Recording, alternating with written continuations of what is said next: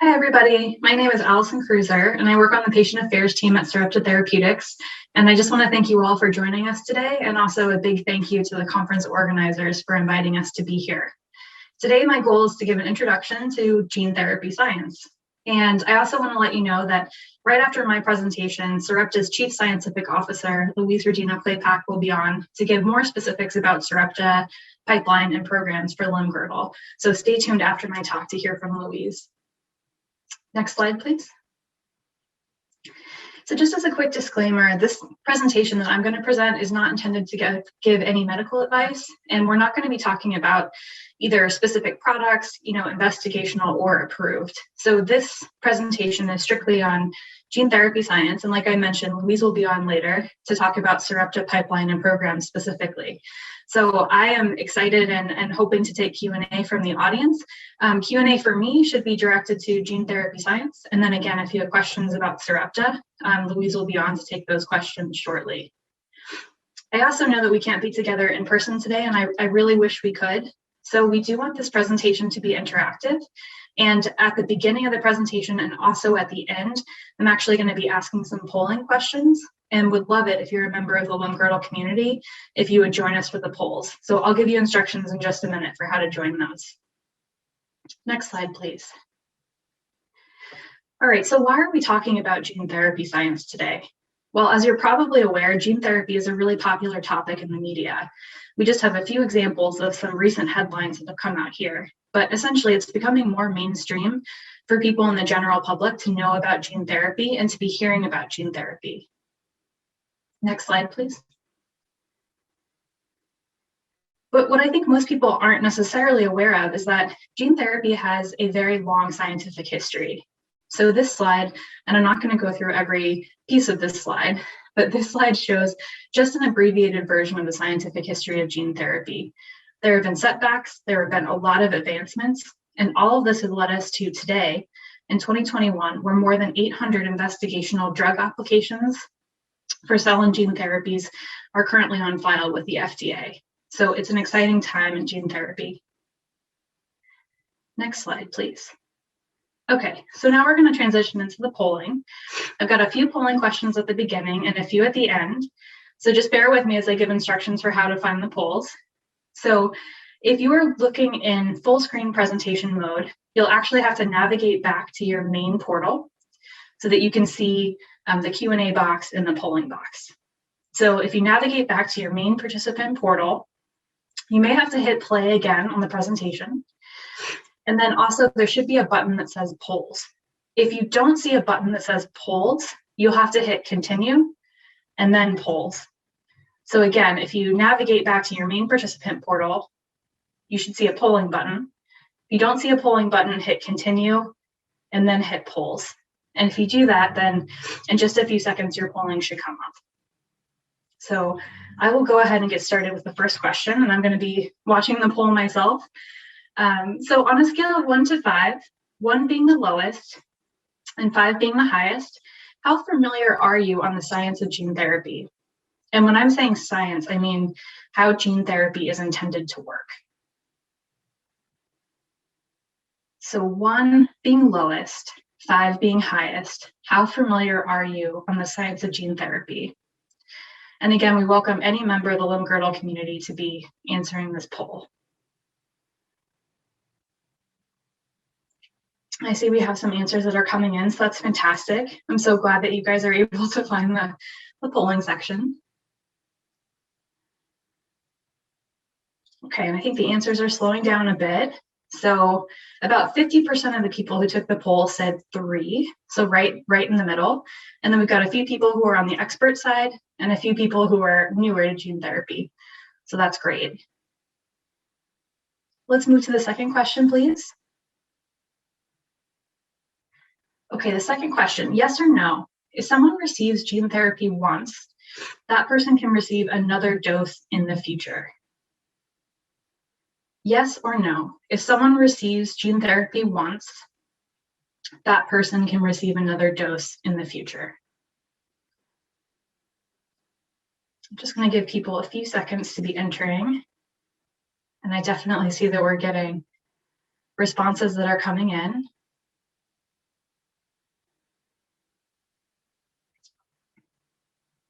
Okay, so far it looks like about 40% of people say yes, and about 60% of people say no. So we've got close to an even mix there. I think the responses are slowing down a bit.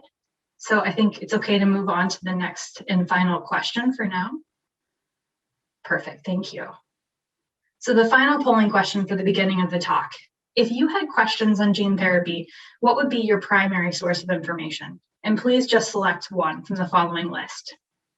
So a general internet search, social media, doctors or specialists, patient advocacy groups, friends or family, companies or industry, I'm not sure where to look, or other.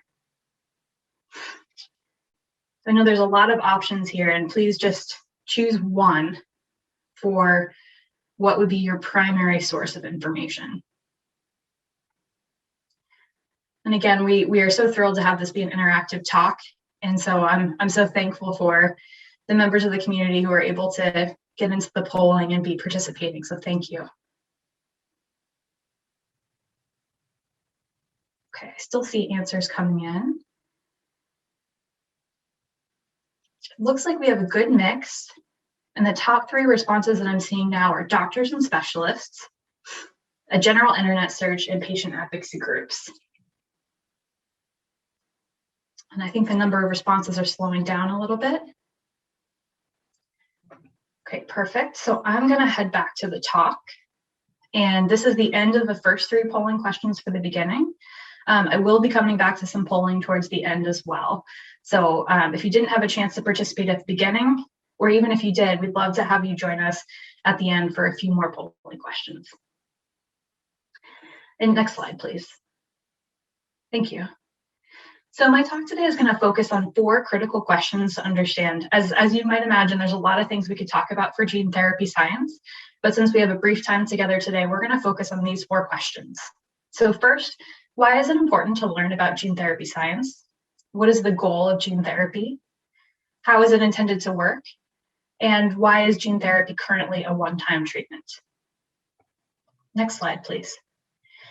And before I get started with the first question, I just want to level set for some basic vocabulary that I think we often hear about when we think about gene therapy. So these are some terms that you'll hear over and over again. First, there's gene. So what is a gene? A gene is simply a piece of DNA. And specifically, it acts like an instruction manual to tell the cell to make a specific protein. Sometimes, and you can see this in the bottom panel of the illustration, there's a mutation, which very simply is a change in the typical DNA sequence. And if that particular change happens at a specific place, it's possible for it to cause disease. And sometimes when that happens, the disease is caused because a protein that's very important for the cell to work properly is not actually made or is made improperly. So protein is a term that we talk about a lot. Proteins play many critical roles in the body, and they're required for almost everything, the structure, the function, and the regulation of tissues and organs. So it's possible that gene mutations could actually disrupt the cell's ability to make a very important protein. And if that's the case, sometimes that can lead to a genetic disorder.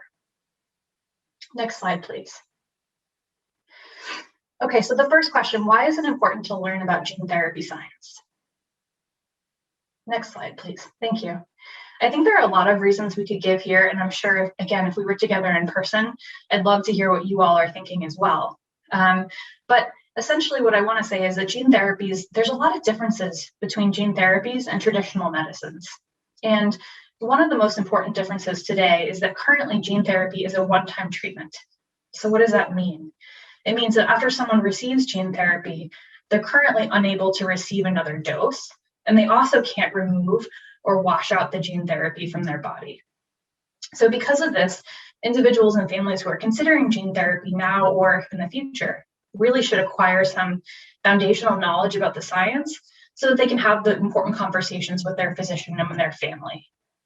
And then just again, as a disclaimer, just written at the top, I just want to highlight that for most disease states, including for Limb-Girdle, the gene therapy approaches today are investigational and haven't been approved.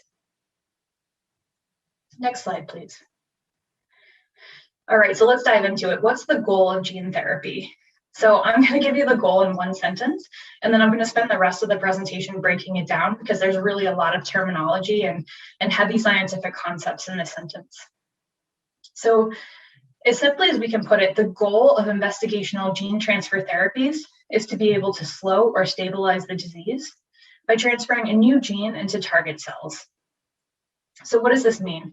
So the illustration at the bottom shows a piece of white DNA, and then in red, you see a mutation, which again is one of those changes in DNA that can potentially lead to a problem making an important protein. In purple is something that I haven't introduced yet. It's a transgene or a new gene, and this transgene can actually be inserted into cells to try to help give the body a new set of instructions to make the protein that might have been missing. Next slide, please. So how is it intended to work? I'm going to go through each of those pieces in more detail. Next slide, please. Thank you. So again, we have a new gene, which we call a transgene, and that new gene is incredibly important for getting into the body. It needs to get to the right cells in the body to tell the body how to make that protein that was missing or wasn't functioning very well. But it turns out that it's actually really hard to just give DNA to a person. It's not able to get where it needs to go very effectively, and it could even be broken down by the body. So there's a special material called a vector, and the transgene actually gets loaded into the vector, and that offers some protection to the transgene, but it also helps the transgene get to the right place in the body. So we sometimes call the vector like the delivery truck for the transgene because it helps deliver it to the right places in the body. And remember, the goal is to slow or stabilize disease. Next slide, please. Okay, so there are three critical components of the gene therapy, and I mentioned two of them already. So I'm going to repeat those two, and then I'm going to introduce the third. So first, there's the transgene. So the transgene produces a functioning version of the protein of interest. And I mentioned that transgene gets packaged into a vector, which is like that delivery truck that delivers the transgene to the target cells with a minimal immune response. And then finally, the third component that I haven't introduced just yet is the promoter. So the promoter also gets packaged into the vector, and its goal is to help drive expression in intended tissues throughout the body. Next slide, please. Okay, so here's an illustration of how the vector works. So again, you have the vector, and it has the promoter and the transgene that's packaged inside of it. When it gets to the target cell, its goal is to enter the target cell and then deliver the promoter and the transgene into the place inside the cell where it can do the important work of making the protein. Okay, next slide, please. So what do the promoter and the protein do? So of course, they need to get to the right place, and they need to make the right protein. And it turns out that there's some built-in mechanisms to help try to ensure that this happens in the appropriate way. So at the top, you see an illustration of the vector, transgene, and the promoter. The vector, remember, is that delivery truck, which has to deliver things to the right place. So if you've ever had a package delivered, you know that sometimes it's possible for the package to get delivered to the wrong address. And it's possible for the vector to do that too. So what happens in that case? Well, at the bottom right of the screen, if the vector delivers the promoter or the transgene to the wrong cell type in the body, what happens is the promoter, which acts like a light switch in the body, can actually keep the transgene off, like it keeps the light off, essentially. And then the cell isn't able to do anything with the transgene, and no protein is made. On the other hand, if the vector delivers the promoter and the transgene to the target cell, to where it's intended to go, which, for example, could be a muscle cell, then the promoter does the opposite. It actually flips on the light switch, turns on the transgene, and it tells the cell to read the transgene as that instruction manual so that it can make the intended protein. So because of this, you have a built-in mechanism where the promoter can help determine whether or not the transgene is active based on whether or not it's gotten to the intended place in the body. Next slide, please. Okay, so I'll just take a minute to summarize this part. So how is gene therapy intended to work? So first and foremost, gene therapy is intended to deliver a working copy of a gene to the target cells or the destination cells using a vector. There are three components to a gene therapy that are very critical, and we've talked about each of the three and their roles so far. So there's the vector, the promoter, and the transgene. So the vector, again, is the delivery track that delivers the gene therapy to the target cells in the body to where it's trying to go. And then there's the promoter, and that's like the light switch. So it works like an on-off switch and basically controls whether or not the transgene is able to express or produce protein, depending on whether or not it's in the right location in the body. And then finally, there's a really important part, of course, which is the transgene or the instruction manual itself. And this transgene has to tell the cells how to actually make the functioning version of the missing protein. So that transgene has to get into the right place in the body, and then it has to be turned on appropriately inside the cell. And if all of that is working as intended, the goal is then for it to be able to make that protein that's missing, with the ultimate goal of being able to slow or stabilize the genetic disease. So that's how these are intended to work together. But I want to just take a second and pause and say that even though gene therapies use the vector, promoter, and transgene, and all of those pieces have the same general responsibility, gene therapies are not all the same. So one gene therapy is not necessarily the same from another gene therapy. And essentially, each different gene therapy might use a different combination of vector, promoter, and transgene. So if you're thinking about gene therapy, it's important to know a little bit more about the investigational product or the gene therapy in specific that you're thinking about. Next slide, please. Okay, so I mentioned at the beginning of the talk that gene therapies differ from traditional medicines in important ways. And one of them is that gene therapy is currently a one-time treatment. So why is this the case? Next slide, please. So to talk about this, we really have to talk about antibodies. And I think if I were giving this talk 2 years ago, maybe there might be more people in the audience who hadn't heard of antibodies. But I think that since we are all living through the COVID-19 pandemic, I think that you all probably are now very familiar with the concept of antibodies. So my goal is to help explain, again, what an antibody is, which you probably already know very well, but then also why that applies to gene therapy, why we would be talking about it today. So simply put, an antibody is a type of protein, and it can recognize invaders or something foreign to the body. And it helps the body mount a response to help fight off whatever that foreign invader is. So as your body recognizes that it has a foreign invader in it and tries to recover, it generates antibodies to help fight off the infection. So one piece of your body helping to fight off an infection is generating antibodies. Antibodies are really interesting, unique proteins because they actually stay in the body even after a person's recovered.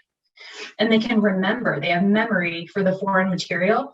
And the goal of having antibodies that have that memory staying in your body is that if you were exposed to the same or a similar material in the future, it could help fight that off, potentially even before someone got sick.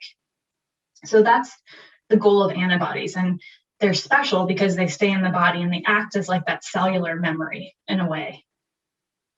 So when we think about gene therapy, there's two categories of antibodies, and I'm going to talk about in just a second: pre-existing antibodies and post-treatment antibodies. And we can go to the next slide. Okay, so why is gene therapy currently a one-time treatment? So in the ideal gene therapy scenario, a vector delivers the gene therapy into the target cell. So now let's introduce the concept of the immune system and how that can influence eligibility. So in some cases, people may have pre-existing antibodies to the gene therapy. So how could this happen? Well, gene therapy is made of some materials, the vector in particular, that are similar to materials that you can actually find in everyday nature. And so it's possible that throughout a person's life, they've already been exposed to material that's like the vector, and they probably wouldn't even know it. So it's possible the body has already generated antibodies towards a material like a vector and could actually recognize the vector if that person were to be treated with gene therapy. And the reason why that's problematic is that pre-existing antibodies could be really an interference with the ability of the vector to be able to deliver the transgene. So you see in this illustration at the top middle that the antibodies are almost like blocking the path for the vector to be able to get into the target cell. So because of this, people are actually tested for pre-existing antibodies to the gene therapy as one part of eligibility for clinical trials. So that's pre-existing antibodies. So let's talk about one-time treatment. It's a really similar idea. So not only could someone potentially have pre-existing antibodies, but say someone did not have pre-existing antibodies and was treated with gene therapy. Once they've been treated, their body actually will develop antibodies to the gene therapy. And those antibodies, again, similar to that top illustration, those antibodies would block the vector from being able to do its job to deliver the promoter and transgene should someone want to be dosed again. So currently, scientists are still trying to understand how to overcome the pre-existing antibodies or the antibodies that developed as a result of treatment. And so currently today, gene therapy is a one-time treatment because someone would not be able to be redosed because of the presence of the antibodies to the vector in their body. Next slide, please. All right, so 5 key takeaways, and then we're actually going to go back to a few more polling questions. So if you want to participate in the polling, you can actually transition back to the polling page while I go through these key takeaways, and then we'll run through the polling questions. So number 1, I just want to highlight that gene therapies hold tremendous promise today for different types of conditions, including neuromuscular diseases. Number 2, we talked about the goal of treatment. So the goal of gene therapy treatment would be to slow or stabilize the disease. All gene therapies are not the same. So we talked a lot about the components of gene therapy, the vector, promoter, and transgene, but I don't want to give the misconception that all gene therapies are therefore the same. They all have the same types of components, but each gene therapy could have its own specific type of vector, promoter, or transgene that it is utilizing.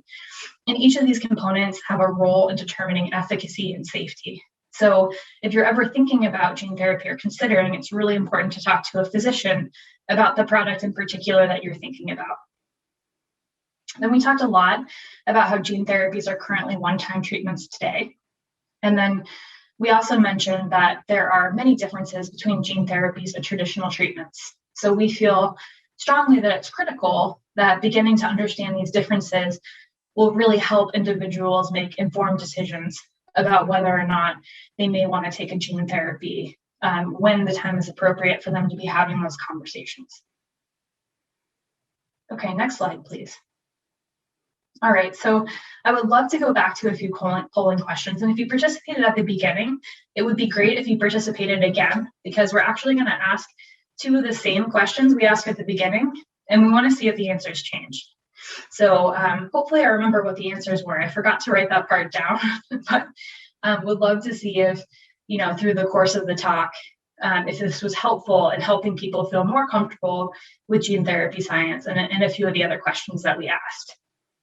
So just as a reminder, if you're watching in full screen mode, you have to navigate back to your participant portal, and there should be a button that you can press that says polling. If you don't see that, you may have to press a button that says continue first and then polling. All right, so this first question is repeat.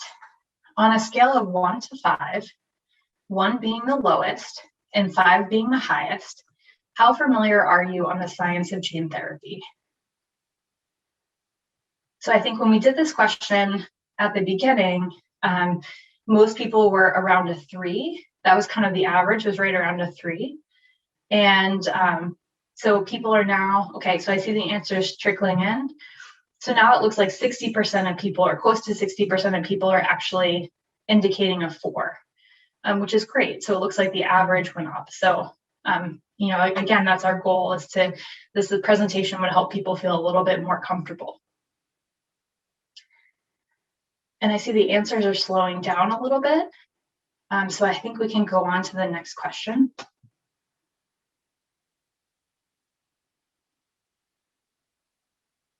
And I think if we could just switch to the next polling question. Okay, perfect. And then if you're looking on the slides, could the slides go back 1 slide, please? Okay, perfect. Thank you. So the second question is also a repeat. If someone receives gene therapy once, that person can receive another dose in the future? Yes or no? If someone receives gene therapy once, that person can receive another dose in the future. So I think, we talked a lot about this during the talk. The answer to this question is currently no. And I think if I remember correctly at the beginning, about 2/3 of people said no and maybe 1/3 said yes. Currently, I think about 95% of people are saying no, but 5% of people are saying yes. So that is the correct answer. Today, gene therapy is currently a one-time treatment. So a person would not be able to receive another dose in the future. Okay, I think the number of responses is slowing down a little bit.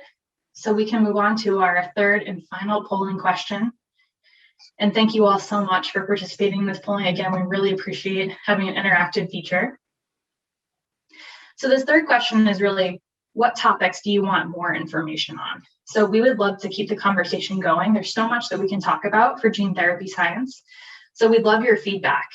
What more would you like to hear about? So here are just a few topics that you could choose from, but you can also type in a response. So if there's something that you would like to talk about for gene therapy science and it's not listed here, please go ahead and type that in. So a few of the answers you could choose: how gene therapy is intended to work, why it's currently a one-time treatment, gene therapy clinical trials, how a gene therapy could be evaluated in clinical trials, or again, you can type in an answer as well.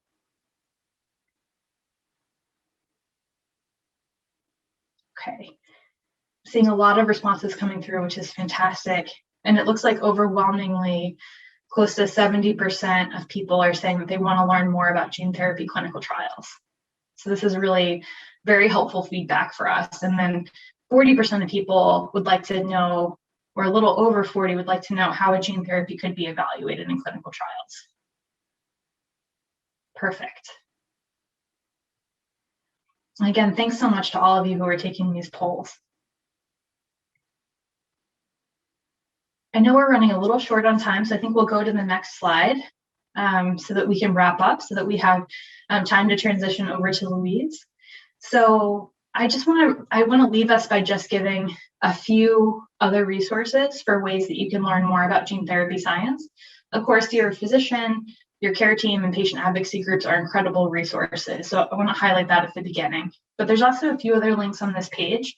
And then Sarepta also has a video series where we have short videos answering your questions on the science of gene therapy. So you can find all of our current episodes that are out now and coming out in the future on our social media channel. And then we also have a YouTube channel as well that has all of our past episodes. So if you're interested in learning more, feel free to check out GTFAQ. Next slide, please. And then finally, I just want to say thank you so much. We're really looking forward to your feedback. The email address of the patient affairs team at Sarepta is on this screen. If you have any questions, comments, or additional education information that you would love to hear about, feel free to email us at advocacy@sarepta.com. And I think I've just got 1 or 2 minutes left, so I'm just going to check. Bear with me 1 second while I check to see if there are any questions in the Q&A.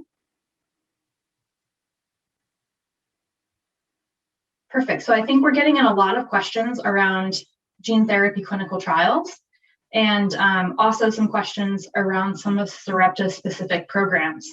So I think because of that, what I'll probably do is transition over to Louise's talk. Again, Louise Rodino-Klapac is our Chief Scientific Officer and has a very long history of working in limb-girdle muscular dystrophy research, and she's going to be talking about some of Sarepta's pipeline programs.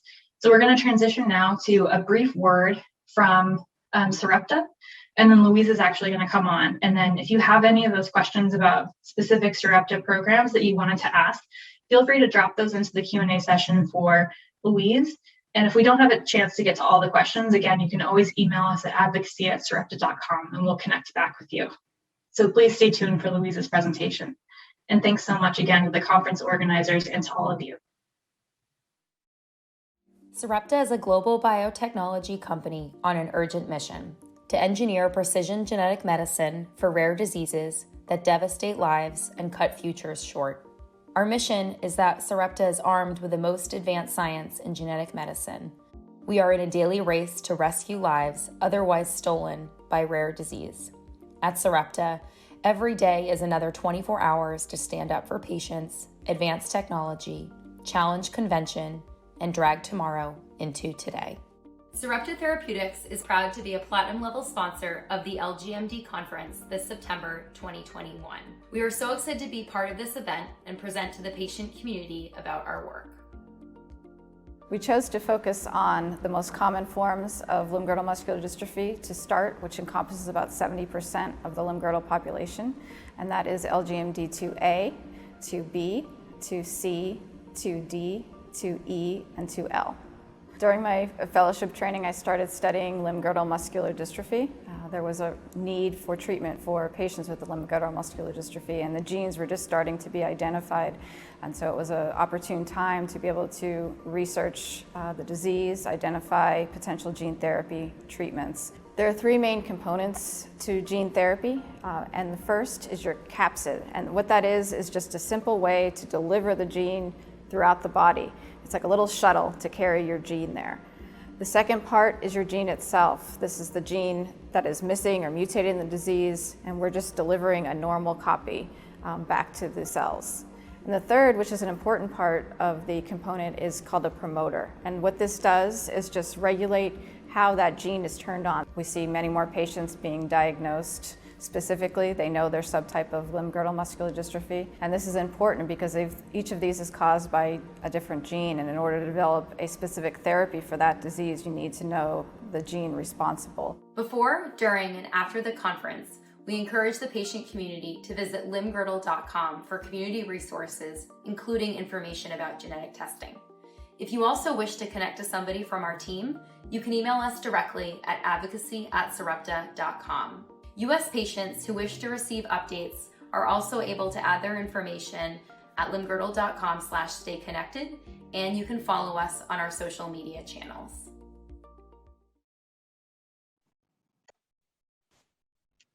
Hello, everyone. I'm so pleased to be here to present at the 2021 Limb-Girdle International Conference. I'm Louise Rodino-Klapac. I'm the Chief Scientific Officer at Sarepta Therapeutics. And I'm really thrilled to be able to be here and talk about our pipeline today. It was wonderful to have Allison give you a brief overview of Gene Therapy 101, and that will really set the stage for the rest of this presentation.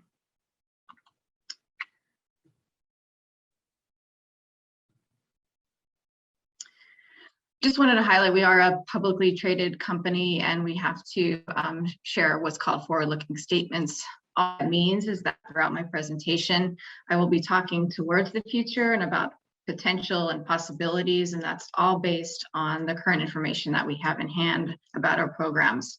There's some risks and uncertainties to that which are beyond our control, and so we would just want to be upfront that these are based on the current situation. So I won't read these in detail, but feel free to go to our website and have a look at the detailed statements. Overall, our mission at Sarepta is to treat patients with rare diseases and do this as fast as possible.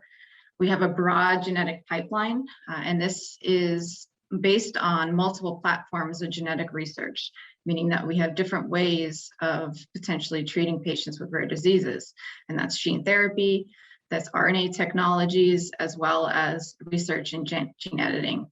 And it's really our goal to use whatever platform can enable the best potential treatment for the community, for those that need desperate treatment and have their lives otherwise stolen by rare diseases. And we do this with a sense of urgency. We know that every day is critical, and our statement is we drag tomorrow into today, meaning that we are never waiting for tomorrow. We're trying to bring that in rapidly and quickly as fast as we can.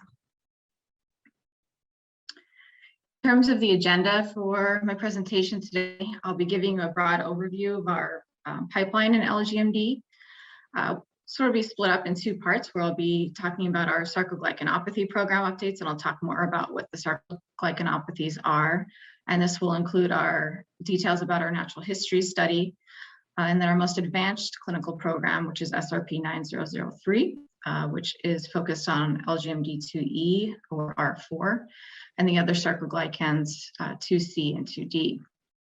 And I'll also talk about the rest of our pipeline, which includes LGMD2A and 2L, as well as dysferlinopathy, LGMD2B. And then I'll summarize and really talk to you about what you can do as a community and how you can help as well. As we stated, we're committed to rare disease, but specifically, we are extremely committed to LGMD. We have 6 programs thus far in Limb-Girdle, and Limb-Girdle is, I'm particularly passionate about because I've been working on it for close to 2 decades now. I know many of you in the community, but for those that don't know me, I've been working in Limb-Girdle for quite some time. I was at Nationwide Children's Hospital for almost 15 years, working alongside Dr. Jerry Mendel, him on the clinical side, me on the research side, developing technologies. The first program that I stepped into and started working on was a Limb-Girdle program. So I worked there developing these programs. During that time, helped co-found MyNexus, which I'll talk about, which is the first entree into bringing these to the clinic and bringing these programs to potential approval more rapidly.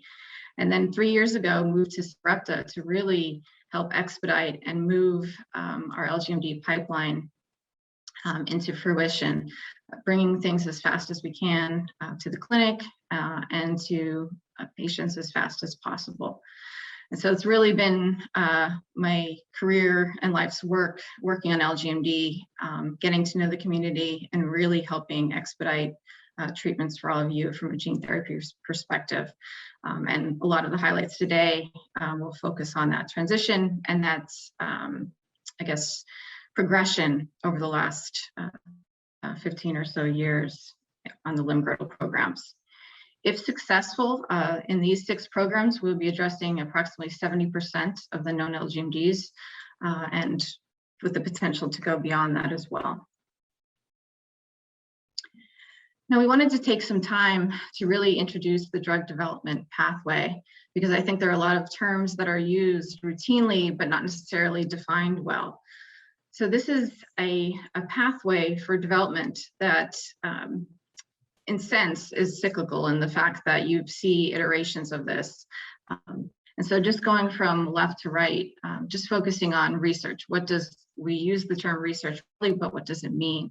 And in the concept of drug development, it means proof of concept. So determining how your drug works, how you can optimize that drug to be able to deliver to patients. In the concept of gene therapy, it's developing your cassette, and we'll talk more about that. That's your gene, your promoter, how you turn it on, and then your delivery vehicle or your vector. Next, moving to preclinical. Preclinical is another term that's used very broadly, and often the preclinical phase can take quite some time, and you may have to come back to the preclinical stage. So preclinical studies are done in animal models typically, and these are used to test the drug's safety as well as efficacy. And this is where you determine the dose that you should use, what's your safety profile, how high can you dose, how low can you dose in order to get an effect, and this can take quite some time. So if you look at below, what we've segregated these into is the areas where oftentimes these are less visible to the community. So these early research and preclinical stages, sometimes you may not see a lot of work talked about publicly, but nonetheless, there's a great deal of work going on. And then if we progress to the right, these stages of drug development typically are more visible because you're in the clinical trial phase. So often we have early stage clinical trials, and these are often called phase 1 or phase 1/2 trials. And these are, again, very small trials, and they're really suited to develop and optimize or characterize safety and efficacy in a small population or the potential for dose ranging. In the case of gene therapy, a lot of these early stage clinical trials are used what's called clinical trial material or clinical drug, process drug. And then you have to progress to a late stage clinical trials, which are often much larger. In the case of Limb-Girdle, it's a smaller population, so these aren't large trials like you do see for some other larger indications. But often between this early stage and late stage, in many of our programs, we had to develop which was called commercially representative material. And that just means that the drug or the vector that we're using has to be to the same level of rigor and testing that we'd use commercially. And oftentimes this process in between the clinical phase material and the commercially representative material often takes quite some time and regulatory feedback. So that's also an area that can potentially be less visible to the community. And then finally, commercial, even this is once a drug is approved and on the market. And even once a drug is approved and on the market, there are additional studies called post-marketing studies where patients are continued to be following, especially with gene therapy patients are going to be followed for quite some time. And you may have additional studies that may need to be done in different parts of the population, for example.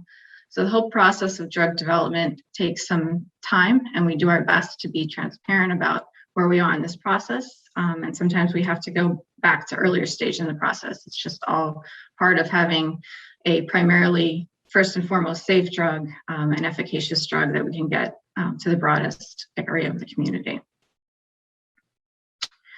Now, just looking at our 6 pipeline programs, where they are in this process, our most advanced program is SRP-9003, which is focused on LGMD2E or beta-sarcoglycan deficiency. And this is now, and I'll talk more about this, we're in the process of our phase 1 clinical trial and reading that out over several years. And we'll talk where we are in the process for the next stage.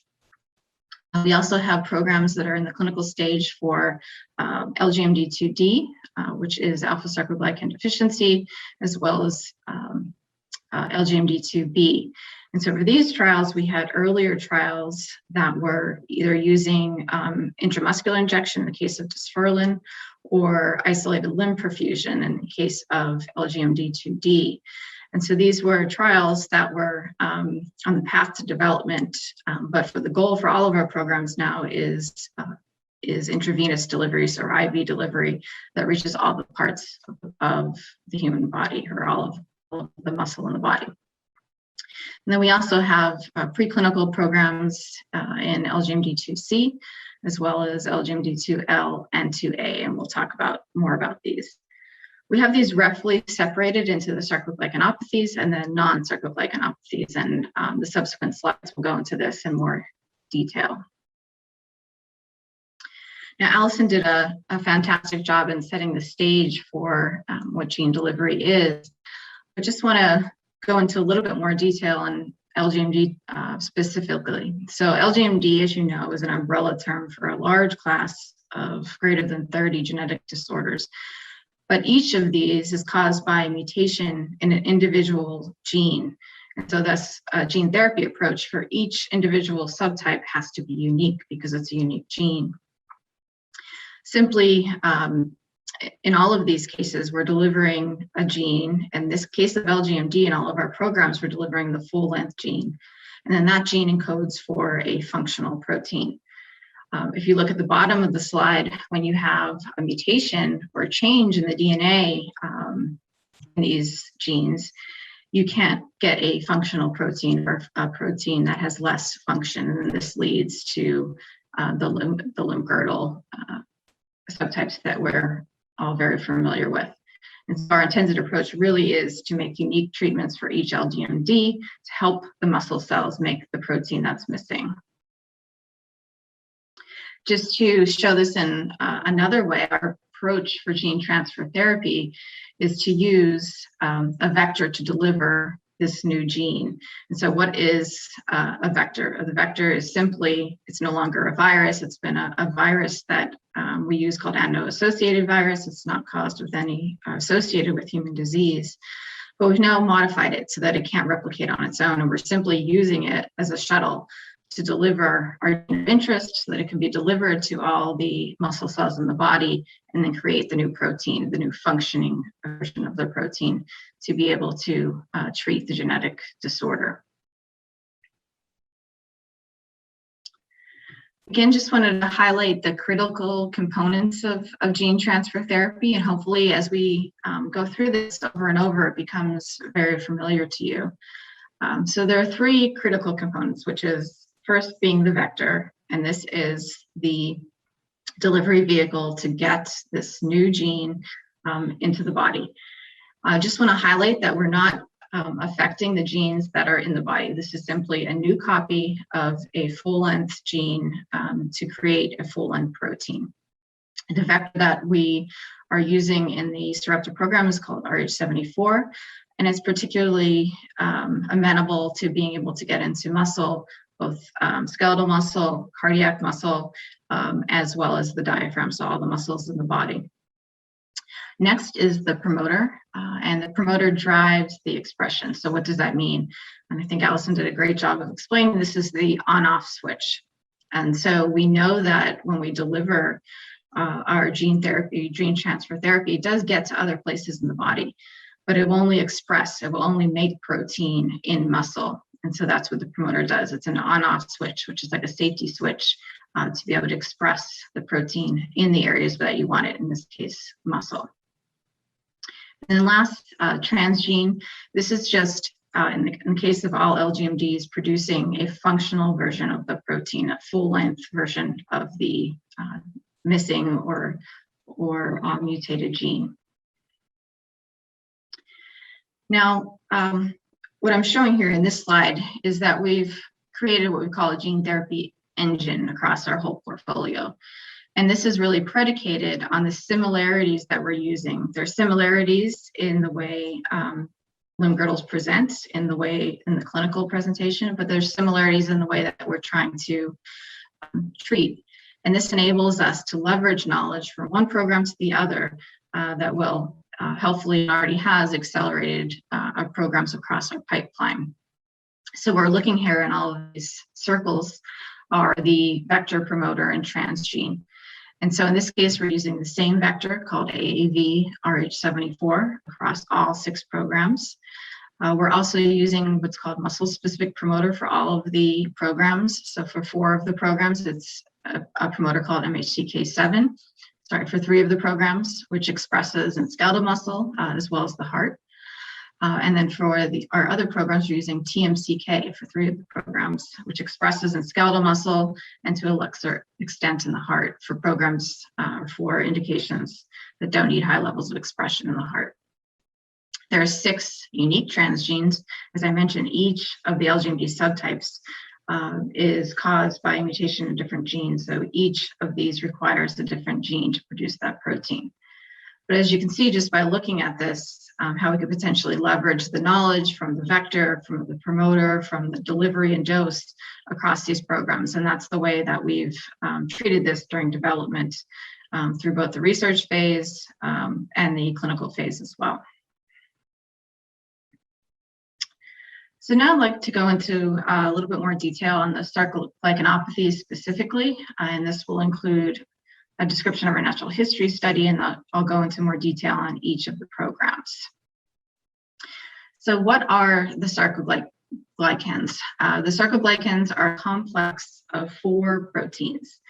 And the sarcoglycans, you can see them in the yellow box here, are sitting inside the membrane. And what these proteins do is prevent muscle damage during contraction.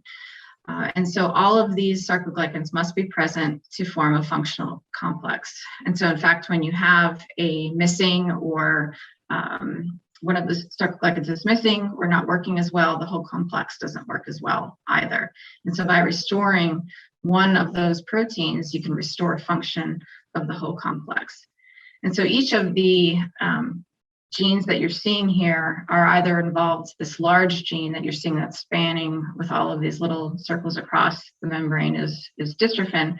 which is also involved in muscle contraction, but it interacts with all of these other proteins, and many of them are responsible for different subtypes of LGMD as well. So really the sarcoglycans, as you can see, functioning in this complex, they really have a lot of similarities in the way they function, as well as how they present in different subtypes in terms of the clinical presentation or clinical signs of disease. Just to focus in a little bit more on the sarcoglycans, these are more rapidly progressing forms of limb-girdle, and they can lead to a loss of ambulation. And so in terms of, I'm going to use two terms, epidemiology, and this is simply a term that means who has the disease, how many people have sarcoglycanopathies. And so roughly with the numbers we have so far, 1 in 178,000 people worldwide are affected by mutations or in sarcoglycanopathies. And this accounts for about 15 to 20% of all LGMD cases. Now, what's the impact of the disease? Pathology. Pathology is a term that could refer to what the muscle looks like, but then also what the function of the muscle looks like. And so in terms of onset, these the sarcoglycanopathies can present as early as 1, typically between the ages of 1 to 15. You see, as in many of the other limb-girdles, proximal muscle weakness that then extends distally and then extends eventually to all the other muscles. Loss of ambulation this varies among subtypes, but typically between the ages of 12 to 16. It's common to have respiratory symptoms, and the cardiac symptoms, which I'll get into in more detail, varies depending on the subtype. We also see elevation of an enzyme called CK, or creatine kinase. This is an enzyme that when there's muscle damage or the muscle membrane isn't preserved, can leak out into the systemic circulation, and you can measure it. And so one of the ways that patients are often diagnosed initially is because of a high creatine kinase lab value. And these can range anywhere from 1,000 to 25,000. And typically in patients without limb-girdle, these are much lower in the 1 to 200 range. So in order to better understand what's called the natural history or the progression of the sarcoglycanopathies, we are conducting a natural history study called Journey. Information from Journey, from this study, will help to lead to better disease understanding, and then this helps us design better trials and also informs us in our regulatory decision making. In terms of participation, overall, this supports our research and development, but this gives the opportunity for individuals participating in the study to be followed by a critical care team focused specifically on LGMD. It also allows individuals to be assessed for eligibility for future gene therapy trials. Please note that this doesn't guarantee that you will be included in an interventional gene therapy trial, but it does give the opportunity to be screened for potential trials. Looking at eligibility in Journey, it's patients, male or female, who are 4 or older with a confirmed genetic diagnosis of LGMD2E, R4, LGMD2D or R3, and LGMD2C, R5. It does require travel to an active clinical trial site, and the travel and some associated expenses are reimbursed as part of the study. And so please reach out. You can look at clinicaltrials.gov for more information, and then also you can email us at clinicaltrials@sarepta.com. So next, I'm going to go into more detail on our program that is the most advanced in terms of clinical studies, and that's LGMD2E, or for SRP-9003. And so this program to treat patients with beta-sarcoglycan deficiency began several years ago, but you can see in the last 3 years, there's been quite a bit of activity in this program. And so in going into 2019, we presented data from our first 3 patients or first participants in this phase 1 study. Overall, I'll get into the study detail in a few slides, but 6 patients were enrolled in the study, and we got the first expression data, first 2-month expression data from those patients. Quickly after that, Sarepta Therapeutics was acquired by us, by Sarepta, and then we embarked into further following these patients and then setting the stage for the next trial using commercially representative material. Also launching the Journey Natural History Study so that we can better inform clinical trial design of that study. Since then, we presented data multiple times on this study, 18-month functional data from cohort 1, 2-year functional data from cohort 1, and then 1-year data from cohort 2 or the high dose, and we'll talk more about that. So there's been quite a lot of activity, which has accelerated this program, but then also helps inform all of our other programs in the Limb-Girdle pipeline.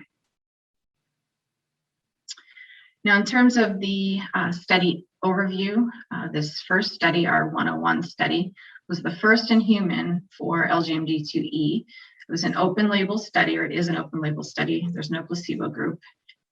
It is a single dose of gene therapy, but 2 different doses were tested in the study. And this was done at Nationwide Children's Hospital with Dr. Jerry Mangel as the PI. And so for the first cohort, they received a dose of 1.85 times 10 to the 13 vector genomes per kilogram. The study did require patients to be on steroids. In the first cohort, it was for 30 days before being tapered. And then in cohort 2, the dose was escalated 4-fold or 4 times to 7.41 times 10 to the 13th.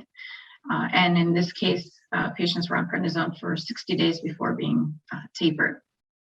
So overall, in this study, patients will be followed for up to 5 years. In terms of the overall protocol, there was a muscle biopsy taken at baseline, and then at day 60, and then also year 2. And there was functional measurements taken throughout the study, and we'll talk more about that. So in order to evaluate gene therapies, we like to think of it in this stepwise progression. I think it's a nice way of explaining how we look at things. So first and foremost, the first question we ask is, what's the safety and tolerability profile of our program? So that's first and foremost. And so when we present the data, we're always talking about safety. Next, when we look at the biopsy, we ask several questions. So first, did the gene get into muscle cells, and how much is there? And this is represented as what's called vector genome copies per nucleus. That simply means how many copies of the gene got into each nuclei, or the nucleus of the muscle cells where the DNA is located. Next is the desired protein being made. And we measure this a couple of different ways. So one way is by Western blot, and this simply quantifies the total amount of protein that is made. And we quantify that, and we'll show you that. So next is that protein functional? Is it getting to the muscle membrane where it can protect the membrane, protect the muscle during each contraction? And then how much is there? So that's measured by percent positive fibers. How many of the fibers or percent of the fibers have beta sarcoglycan in this case, and how much is there? And then finally, what is most critically important is the muscle improved. And we have various functional outcomes that we measure in order to test this, and we'll talk about those. In Limb-Girdle, one of the primary that we've been using is called the North Star Ambulatory Assessment, and this for dysferlinopathies originally. And this tests a variety of functions that really translate into how a patient is feeling and how a patient is functioning. So now we're going to go through each of these steps, and I'll present the data from our SRP 9003-101 trial. So in terms of safety, remember, we treated 3 patients at the low dose, 3 patients at the high dose. In cohort 1, we had 2 patients with elevated liver enzymes, and also 1 patient experienced mild vomiting, which was resolved within 1 day. So the liver enzyme elevation resolved with steroids, and typically that occurs very early on in the trial, so very manageable. In cohort 2, we did have 1 SAE or serious adverse event, and this resulted from dehydration due to vomiting, and that resolved with standard therapies called antiemetics and no other intervention. So overall, any safety signals occurred very early and they were very manageable.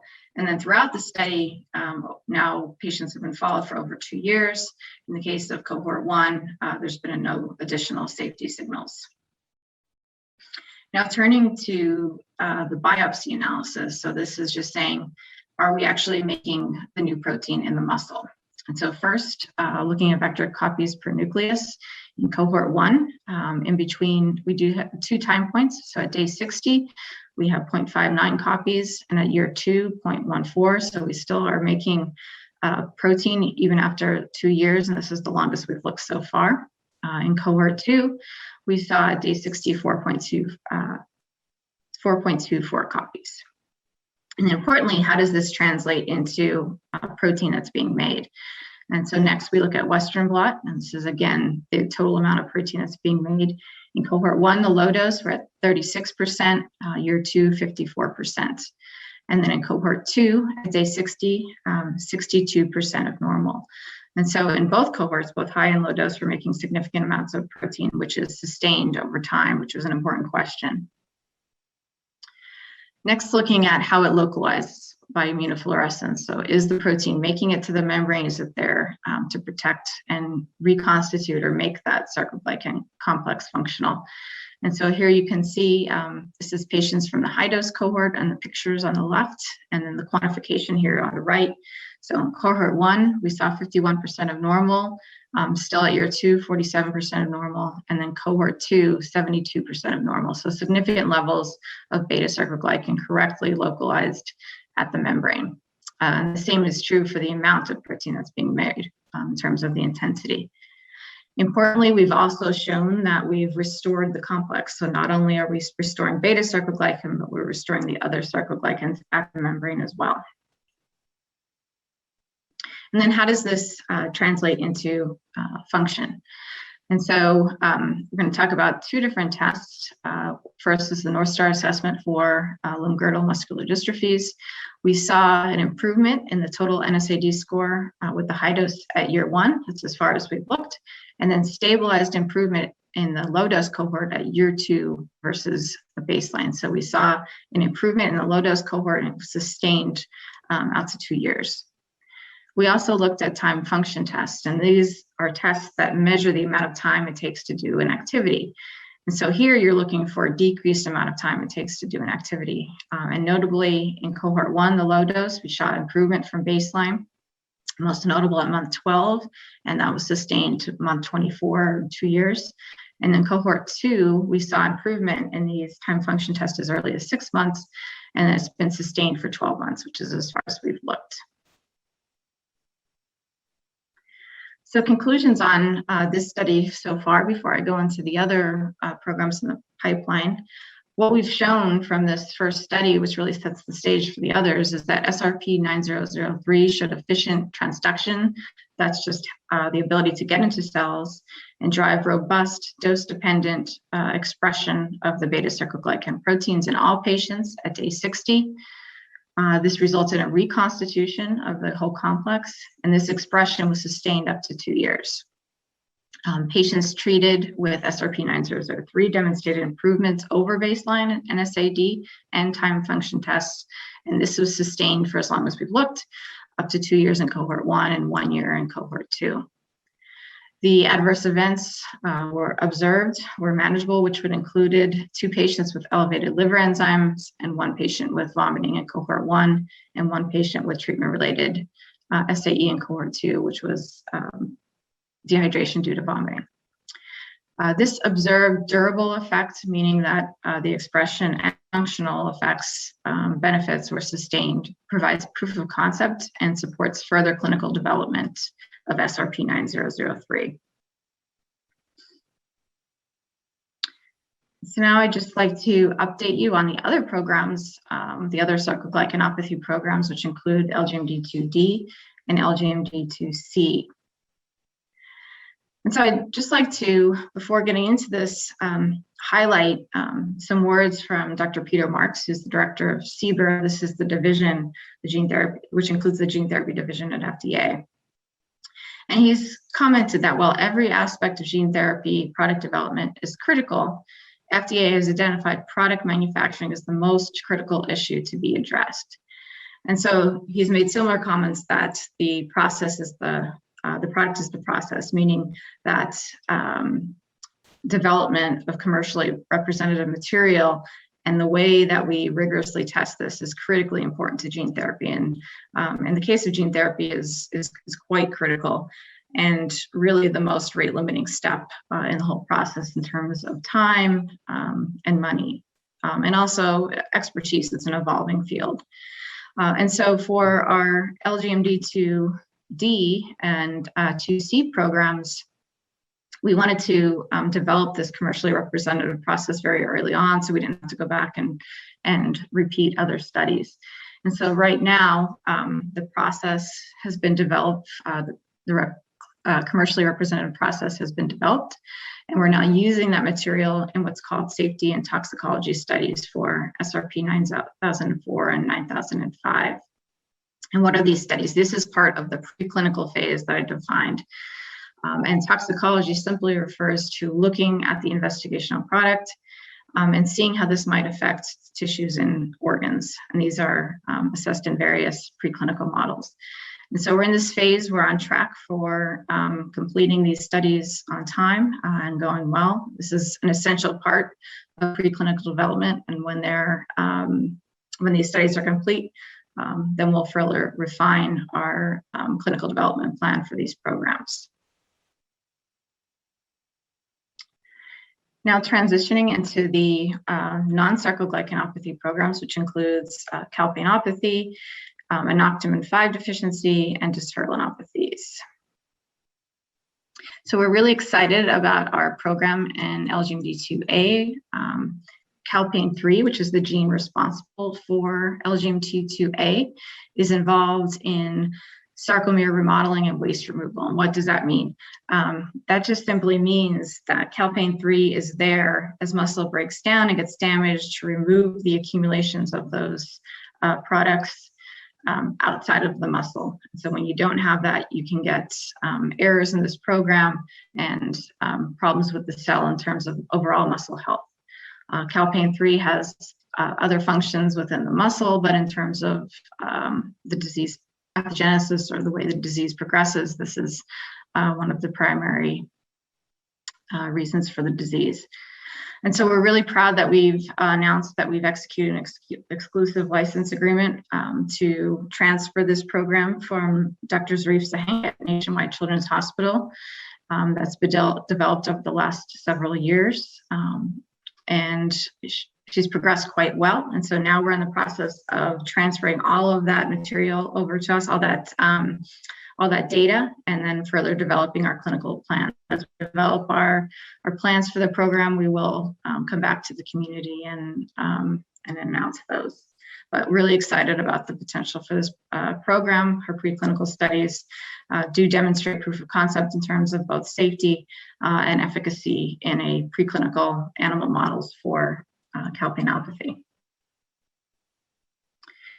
Dysferlin and anoctamin 5 are two proteins, also with some varied functions, but are both critical for the process of muscle membrane repair. So in normal contraction, these two proteins are important for quickly repairing the muscle when you have micro tears or small tears in the muscle during normal activities. And when you don't have these proteins, this process over time leads to degradation of the muscle or muscle loss over time, and then the characteristic replaced by fibrosis and fat. And so these two indications have some similarities in the way the disease progresses, and also some similarities in the way that we could develop the two programs. And so I'd like to talk in a little bit more detail first about dysferlin. Dysferlin, we're utilizing a investigational dual vector system used to produce full-length protein. And this is something that my lab and I developed back at Nationwide Children's. So one of the unique things about dysferlin for the limb-girdles is it's a large gene, and it exceeds what's called the packaging capacity of the RH74 or any AAV vector that's used, meaning that it's just simply too large to fit on its own. So what we did was develop a unique approach where we could split the gene in two with an overlapping region, deliver the two different vectors containing the first half and the second half of the vector, which I'll describe in more detail in the next slide, to make the full-length protein. So I think it's described in a little bit more detail here. So step one is to deliver these two vectors. Our first vector contains the first half of the gene, as well as the promoter. Remember, this is the on-off switch. And then in the second vector, second half of the gene, and then what's called the termination signals. It just tells the gene to stop making that protein. And so you can see that there's a region of overlap in the two vectors. And once these two vectors are inside the cell, it creates the full-length gene as well as the full-length protein.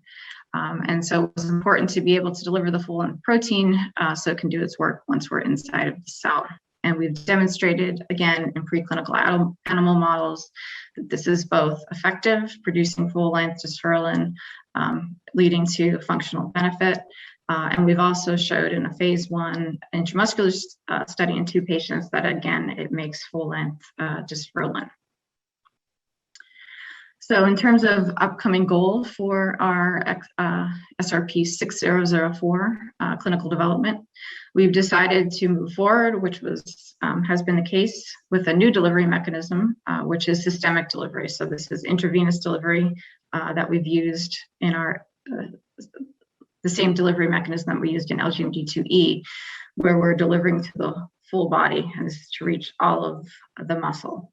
And so we're currently working with regulators to finalize this first systemic IV infusion of 6004, and we will update the community as soon as that trial is ready to commence.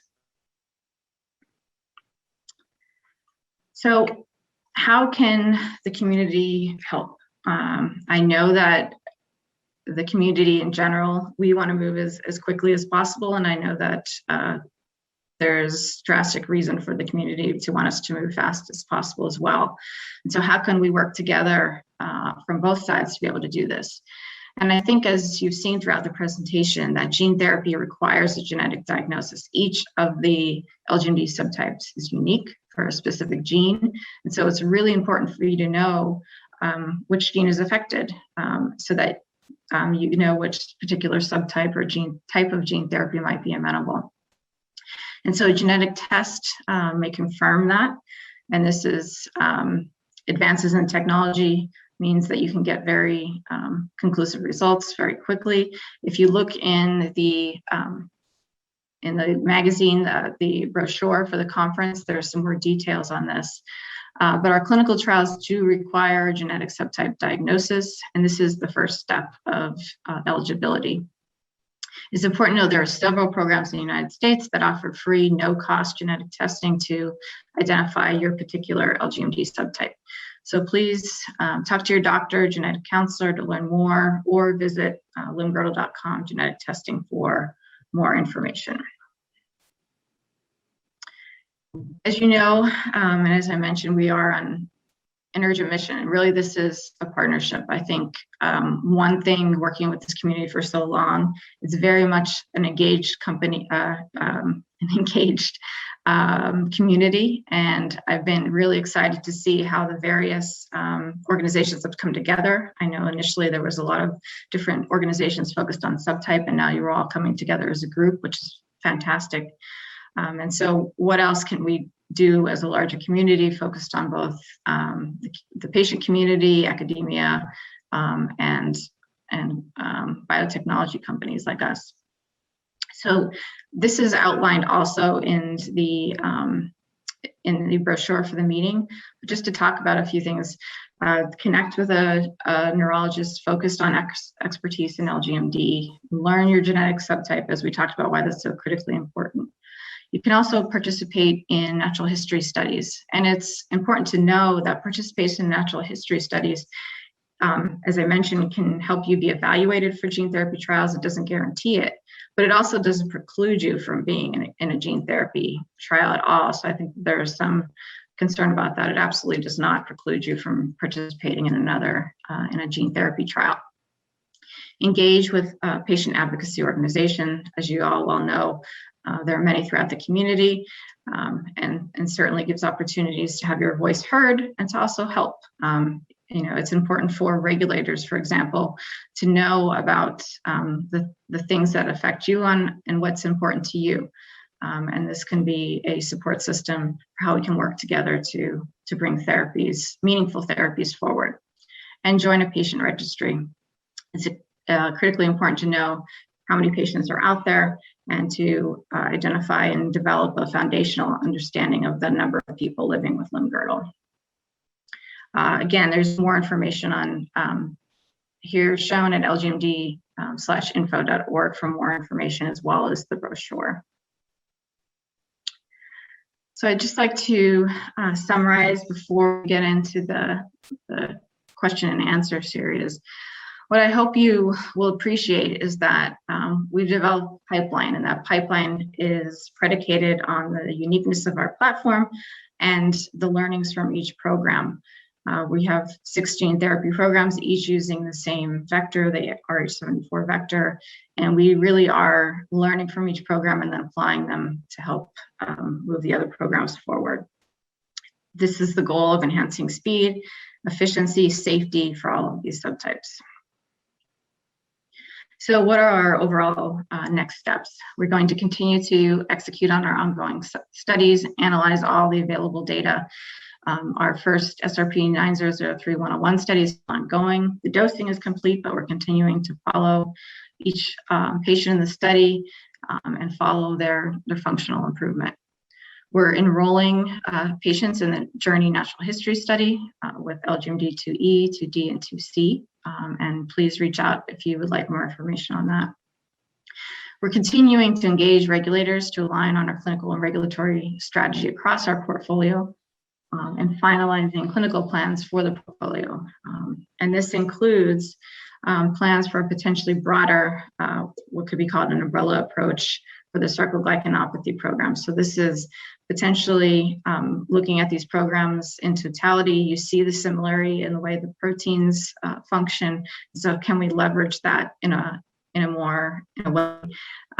with both regulatory and clinical thought behind that. We're also planning for the launch of our first systemic study for dystrophinopathy, the SRP-6004 study, which we're really excited about. Will be the first time looking at the stool vector strategy and really understanding the potential for that. And then we're also executing the necessary preclinical and manufacturing priorities to enable future clinical development. I know this is listed as a bullet point here, but I cannot overemphasize the necessity and of the manufacturing optimization development of that process. It's really the predicate for all of our future trials. So we're completing the preclinical safety studies for SRP-9004 and 5, completing manufacturing runs for SRP-9003 for future clinical trials, the next phase of trials, and continued investment in our manufacturing capabilities and pipeline. I want to thank this LGMD community for your partnership. We couldn't ask for better partners across the community, and I really feel grateful to be a part of this, and as you can see, quite dedicated to moving these programs forward. There are plenty of ways to learn more. You can sign up at limb-girdle.com to stay connected. You can also reach out and look at our gene therapy FAQ video series. This really gets at the heart of gene therapy, what it is. The more you hear about it, the more you'll understand and know the concepts of gene therapy. And obviously we're on social media, Facebook Live, community events.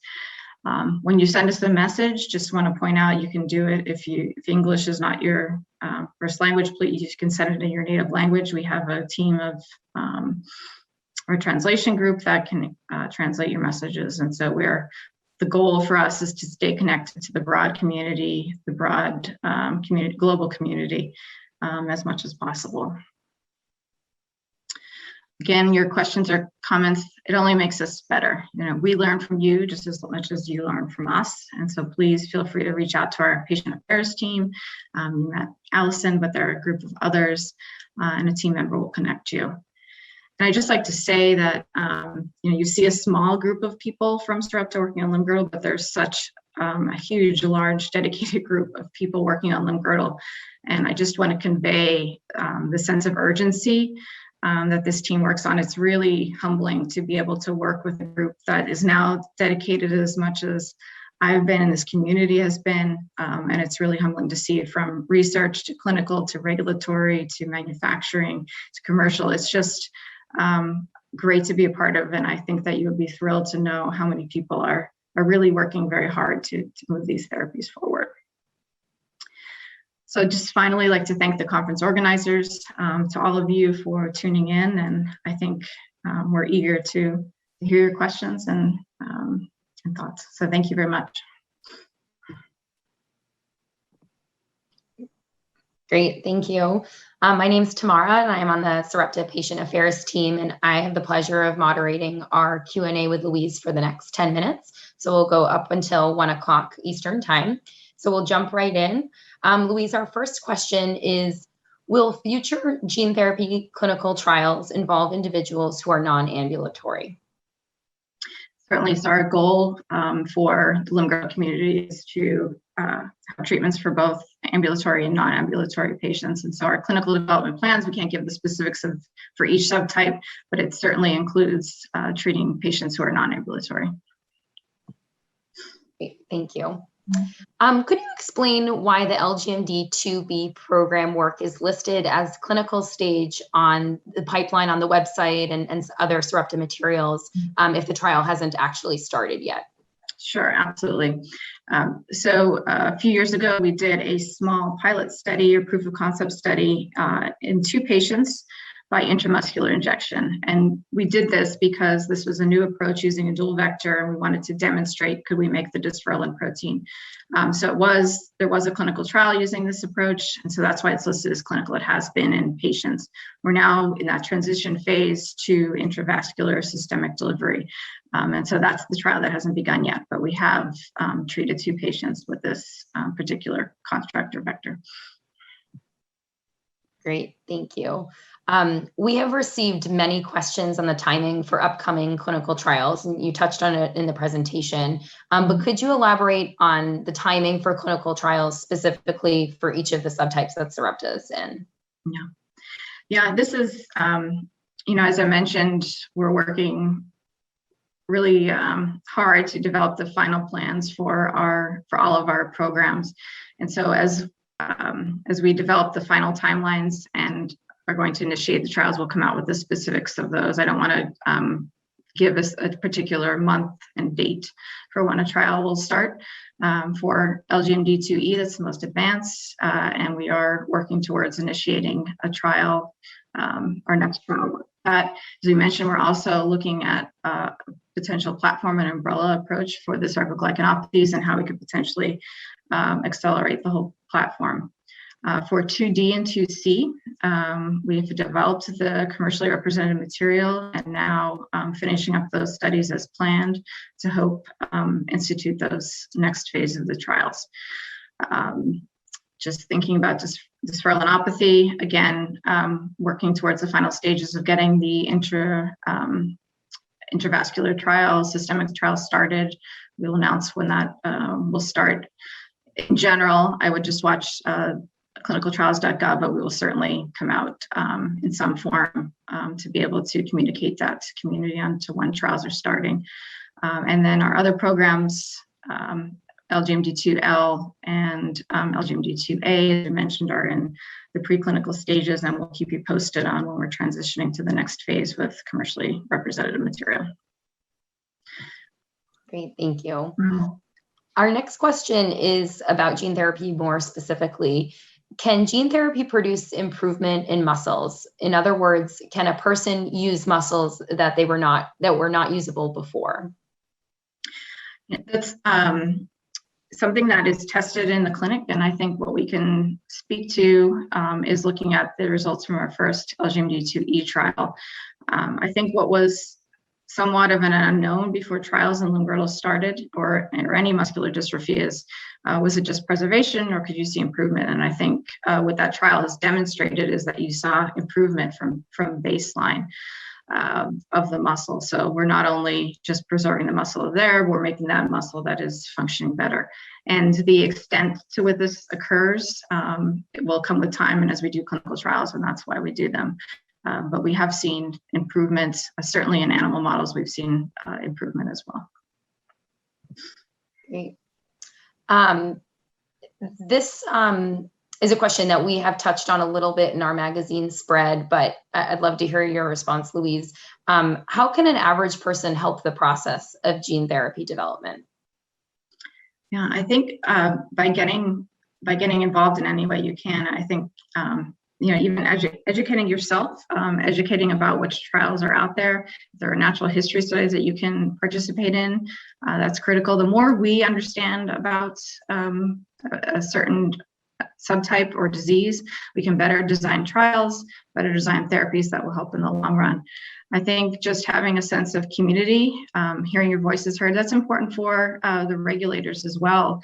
I think already in some cases, a group of you have gone out and spoken to regulators. I think we'll see more of this in the future, and it's important to have your voice heard and be part of the process. So lots that you can do.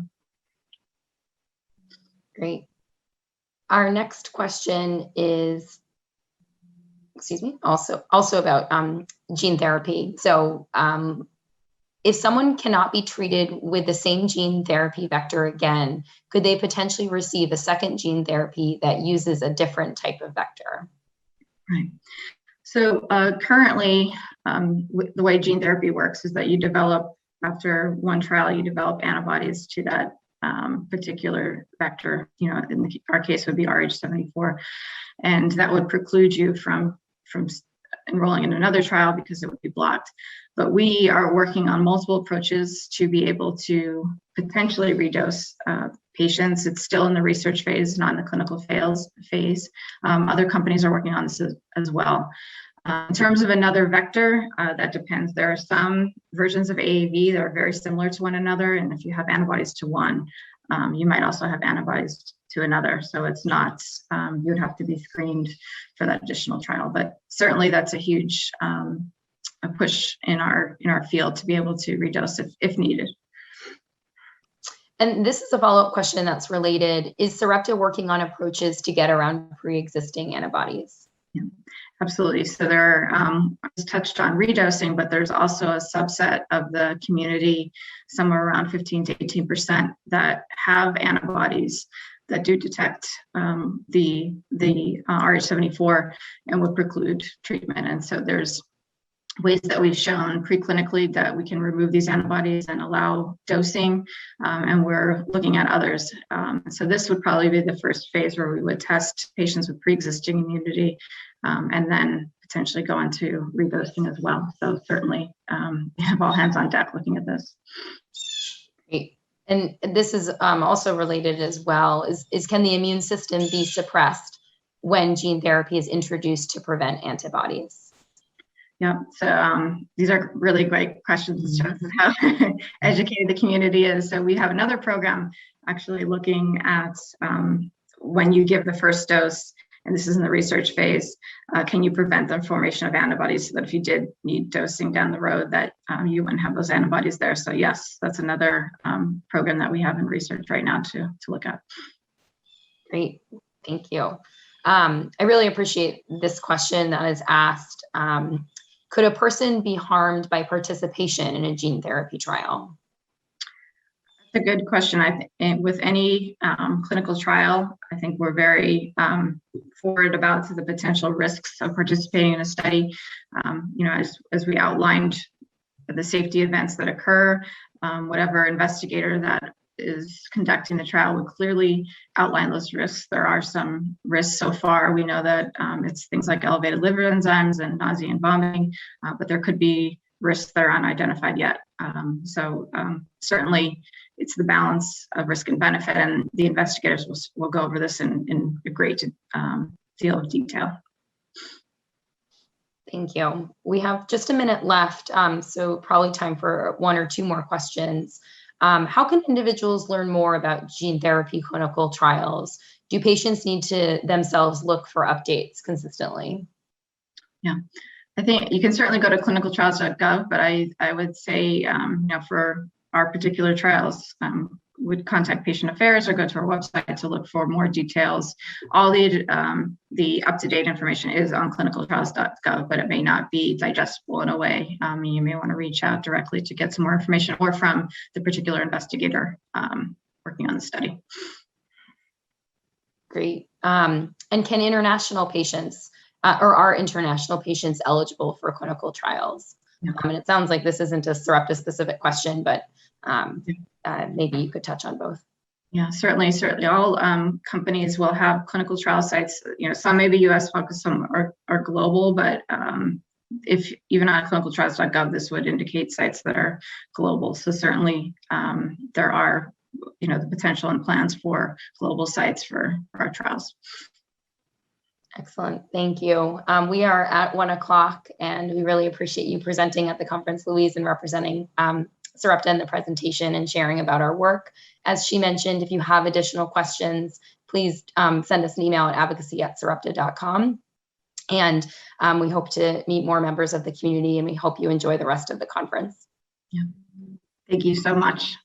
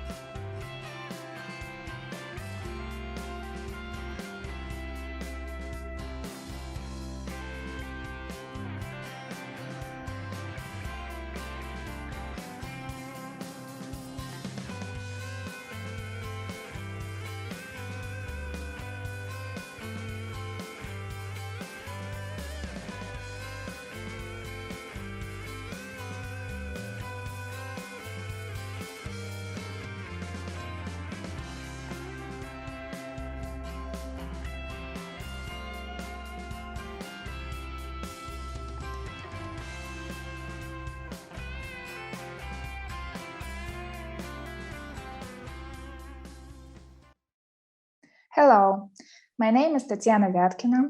I'm 34 years old and I live in Moscow, Russia. I have limb-girdle muscular dystrophy Kalpain 3 related. My LGMD story began when I was a kid of 4 or 5 years old.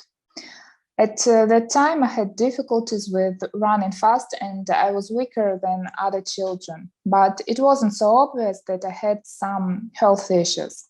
It started to become obvious when I was in my first teen years. I was diagnosed with an unknown subtype of LGMD when I was 14, and only years later, my diagnosis was confirmed genetically. For me, the greatest challenge in living with LGMD was its acceptance. The acceptance was much harder than physical disability itself. You're rare, you're different, you don't belong to any common social group, you don't have anybody who can share their own experience and help you. Thanks to the internet, where I meet people with different types of muscular dystrophy and who know how it feels. Now I understand the importance of being a part of the community where one can find support. The second challenge is the lack of accessibility. I always have to plan every my step and every my route, even if I'm at home. As the acceptance was very hard for me, I think it is also my greatest accomplishment. I finally accepted my disability and overcame my fear of being dependent and different. For me, it was harder than any of the most difficult and intense work task I have ever had. LGMD changed me to the core. I have more empathy now, I'm more tolerant. I value things that usually are taken for granted. LGMD taught me to live in the present and enjoy every my day. I don't know what unique fact about me I have that people don't know. Let it be the fact that I was born in the Russian forest. There was a lot of snow in winters. Such winters are very beautiful, but it is very difficult to move around if you have muscular dystrophy. There's one thing that I wish I knew earlier in my LGMD journey. My deep regret is that I didn't know and I didn't want to know anything about assistive devices. I had big and ugly stereotype that a wheelchair is bad. And the level how wrong was my belief was even more striking when I started to use a wheelchair and felt this huge amount of freedom and independence that my wheelchair gives me. I want the world to know that LGMD is a progressive disease and it takes time to get used to it. Sometimes a person with LGMD has a big struggle with himself inside and he never shows it to you. At such time, he really needs support even if he refuses it. Also, I want the world to know that the life with LGMD can be full of happiness as any other life. If my LGMD could be cured tomorrow, the first thing I would do is to dance waltz. I would run. I would stand up.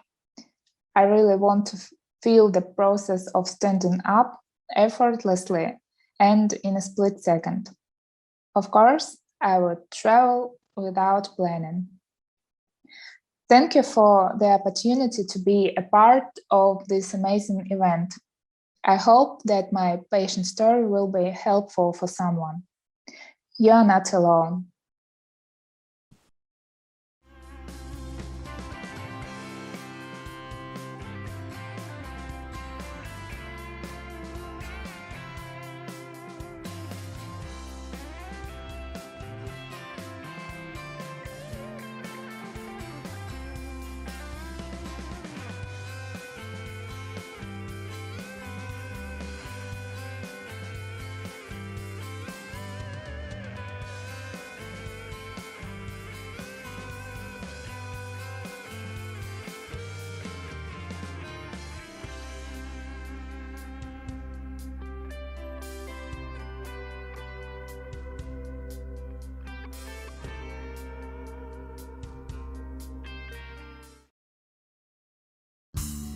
If you or a loved one have trouble getting out of a chair, you may also need help standing and sitting in the bathroom, where falls are a serious health risk for anyone with limited mobility.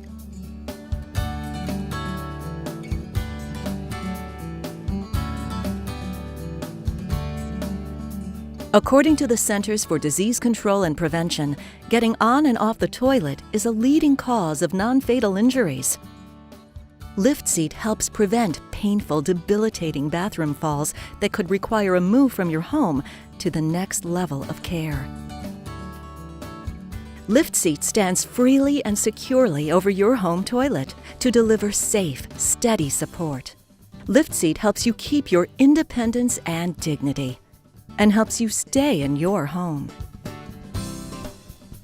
My parents are on a fixed income. It'd be difficult to keep a home for my father and pay for assisted living or a nursing home for my mom. LiftSeat helps my mother be cared for in her own home. LiftSeat is especially helpful in protecting people with a wide range of neuromuscular disorders. My husband has ALS, and I have a bad back. LiftSeat lifts him at a safe angle so he can reach his walker. LiftSeat smoothly lowers you from a standing position so you can safely toilet on your own.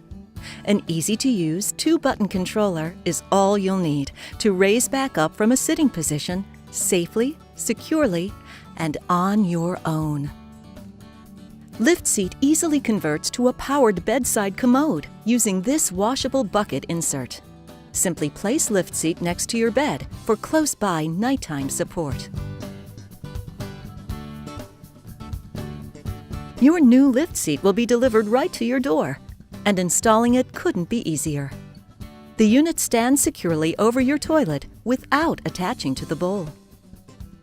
LiftSeat is the leading powered toilet lift used in hospitals, rehabilitation centers, and nursing homes.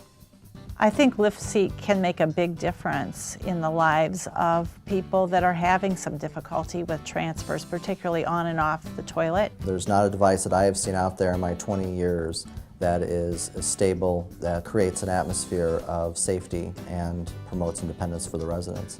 Now, the same patented technology trusted by professionals is available for your home. Why risk a painful or costly bathroom fall? Studies show the national average of even a single month in assisted living is $3,500. For a fraction of that, LiftSeat provides years of protection. LiftSeat is even backed by a 100% satisfaction guarantee. For you or your loved one, make the call today. LiftSeat representatives are standing by to answer your questions, take your order, or send you more information. Stay safe. Stay in your home. Order LiftSeat today.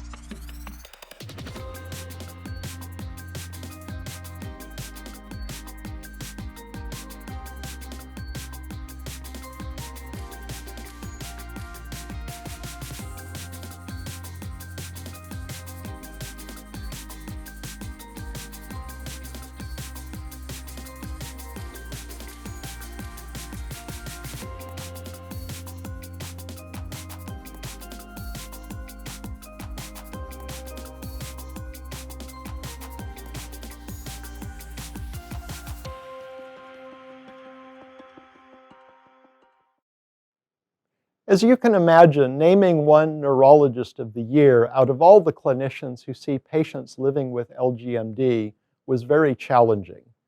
This award was determined by nominations from patients around the globe.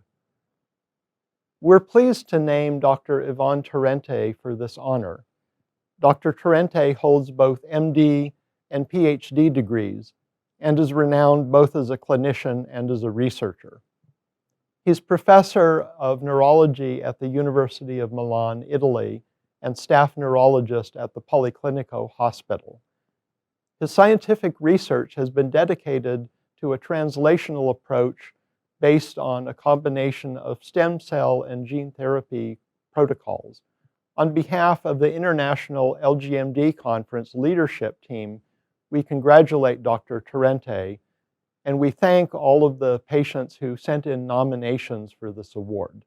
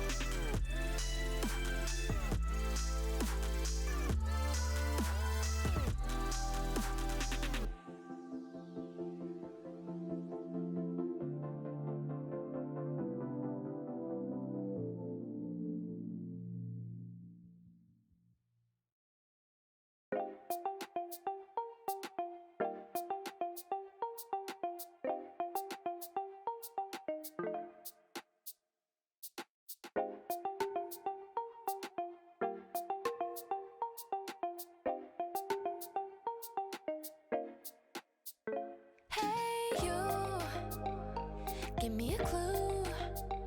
Do I make a move? Tell me, baby, what you wanna do. And hey, you. Give me a clue. Do I make a move? Tell me, baby, what you wanna do. I'll do with you.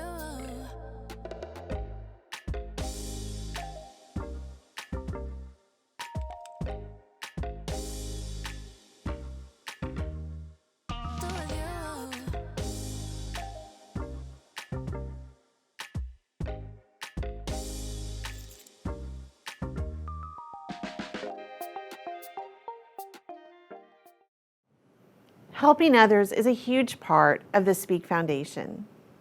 Providing great conferences to our LGMD community is just one of the major things we do. But all these projects and programs could not take place without your generous donations. We want to take a moment to thank all our donors this year who have helped make these programs and this conference a reality. If you would like to donate to our life-saving mission, please go to thespeakfoundation.com. We want to thank you for your support. It means the world to us. As we move closer to having treatments available for LGMDs, it's becoming important to our community to understand how the drug development process works, how regulatory agencies such as the U.S. Food and Drug Administration and the European Medicines Agency in the EU oversee clinical trials, and how the patient and advocacy community can make our voices heard in this process. That's right, Brad. This is a topic we actually didn't cover in the 2019 conference, but today we've got a great lineup to address this issue, headlined by our keynote speaker, former FDA Commissioner, Dr. Scott Gottlieb. Dr. Gottlieb is a physician and served as the 23rd Commissioner of the U.S. Food and Drug Administration. His work focuses on advancing public health through developing and implementing innovative approaches to improving medical outcomes, reshaping healthcare delivery, and expanding consumer choice and safety. He serves on the boards of Pfizer and Illumina, is a resident fellow at the American Enterprise Institute, a partner at the venture capital firm New Enterprise Associates, and a CNBC contributor. Please help me welcome Dr. Scott Gottlieb. Well, hello, everyone. We're here in our session with Dr. Gottlieb right now. We have a complex disease. There are over 30 genetic subtypes of limb-girdle muscular dystrophy. It makes our circumstances unique. We have a very large disease population, but we have over 30 genetic subtypes. So Dr. Gottlieb's going to be talking with us today about a number of topics to help us understand regulatory issues related to drug development. So that is a very important topic for all of us. As individuals with the disease, we want to see drug treatments come to market. I mean, ultimately, that's our goal, right? We want to find treatments for our disease. So today, Dr. Gottlieb's going to be talking to us about a lot of these issues. So our first question that we have for Dr. Gottlieb is a good one. The question is, what are the challenges to developing new treatments for rare diseases from a regulatory perspective, from a medical perspective, and from a commercial perspective? And this is kind of a loaded question, I would think, but it's a good question for our community. Dr. Gottlieb, what are your thoughts on it?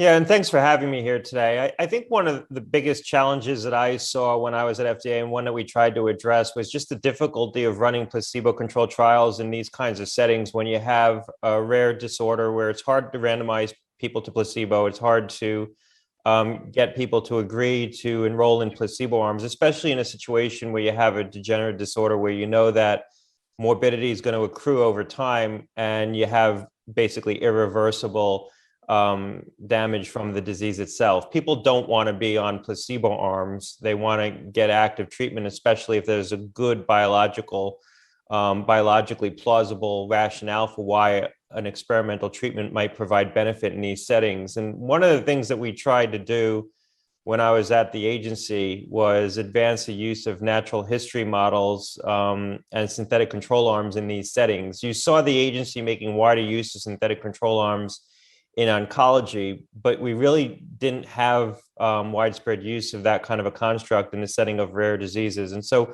we actually went to Congress and sought and got resources to try to develop.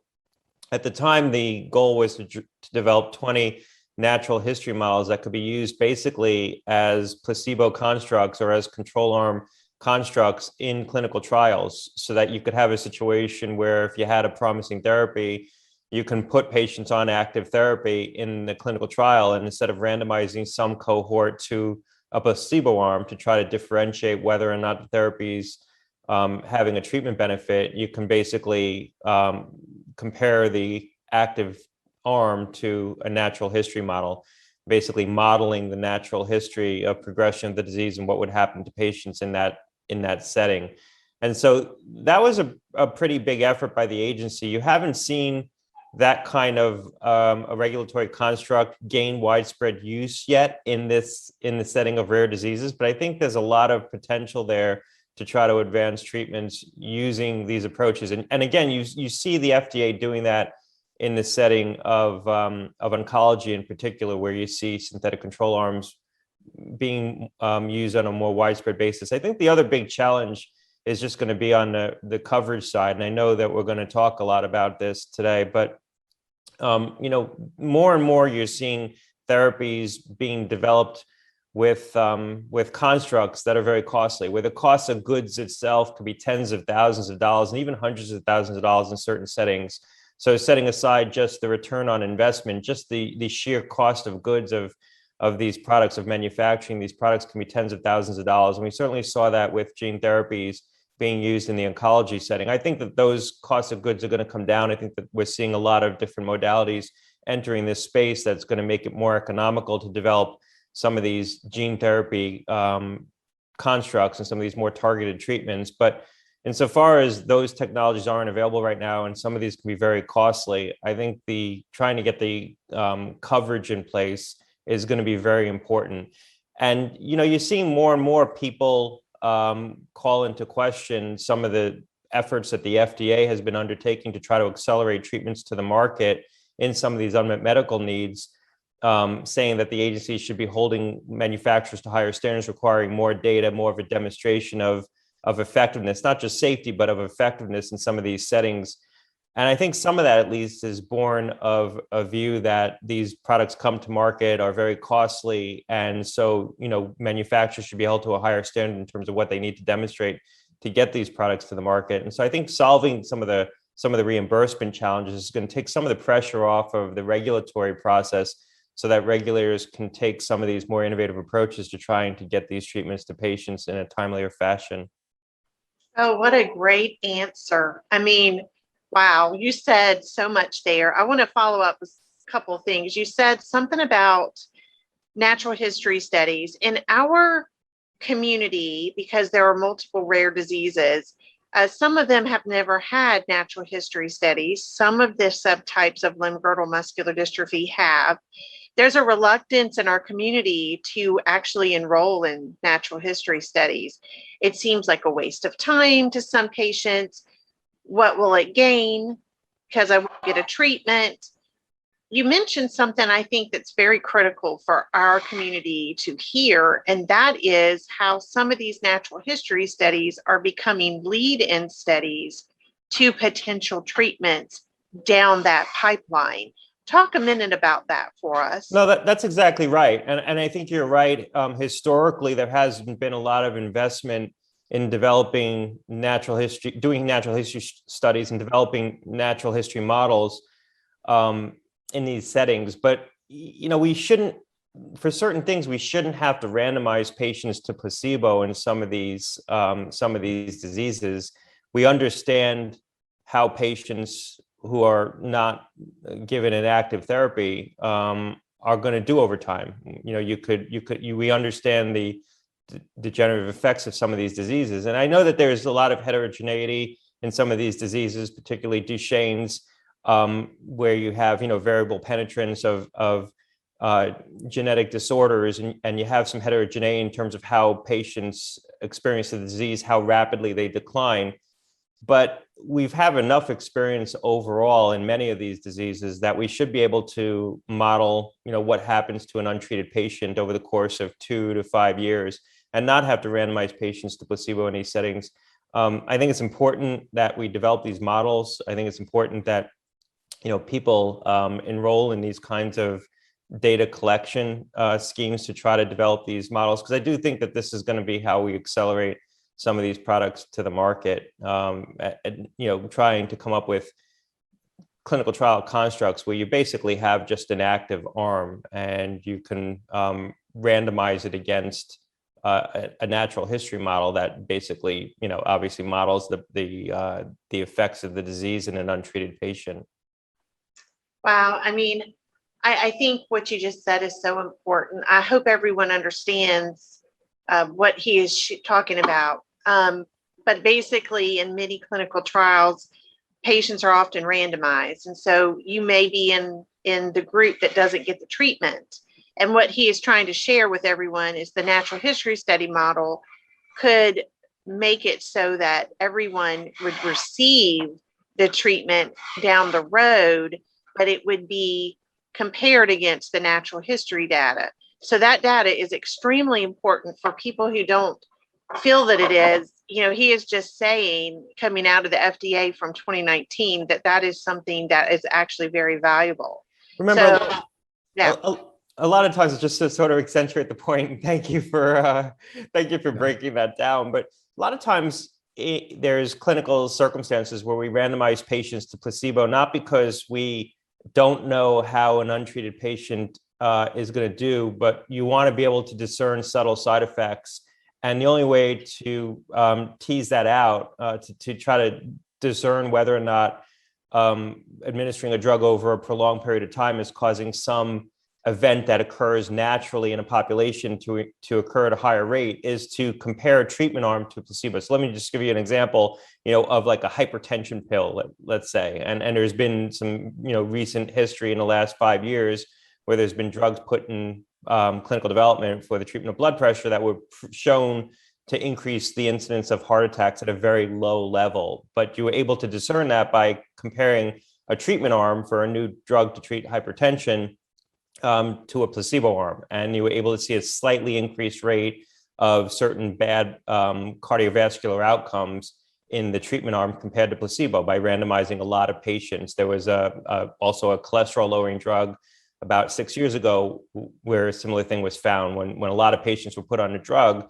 Even though the drug lowered cholesterol, it was found that it increased blood pressure by a slight amount, and that slight increase in blood pressure that was causing in the treatment arm actually caused adverse cardiovascular outcomes. So a lot of settings where we randomize patients to placebo isn't just to discern efficacy, and it might not even be to discern efficacy. It's to try to tease out subtle side effects you might not see otherwise until you compare patients who are treated to patients who are left untreated. Because after all, for blood pressure, we know what happens to an untreated hypertensive patient. We don't need to have a placebo arm to model the effects of untreated high blood pressure. We know what's going to happen. So a lot of times you're looking for side effects.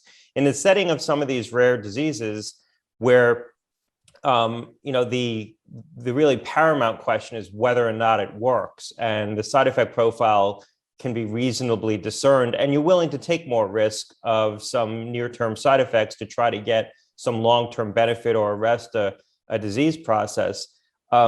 You're looking more at questions of efficacy than in many cases you are looking at questions of just purely questions of safety. And in those settings, comparing to a natural history model, comparing a treated arm to the modeled effects of the disease left untreated can be sufficient. And so if you can come up with those models, you can substitute them in for placebo arms. And I think that that's going to make the clinical development process potentially much more efficient and allow products to come to market more quickly, because you're going to be able to enroll the trials more quickly.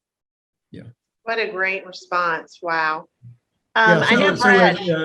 Go ahead, Brad. It sounds like it's really paramount for our community to, have as much good natural history understanding of the diseases as we possibly can to, allow better trial design and synthetic control arms.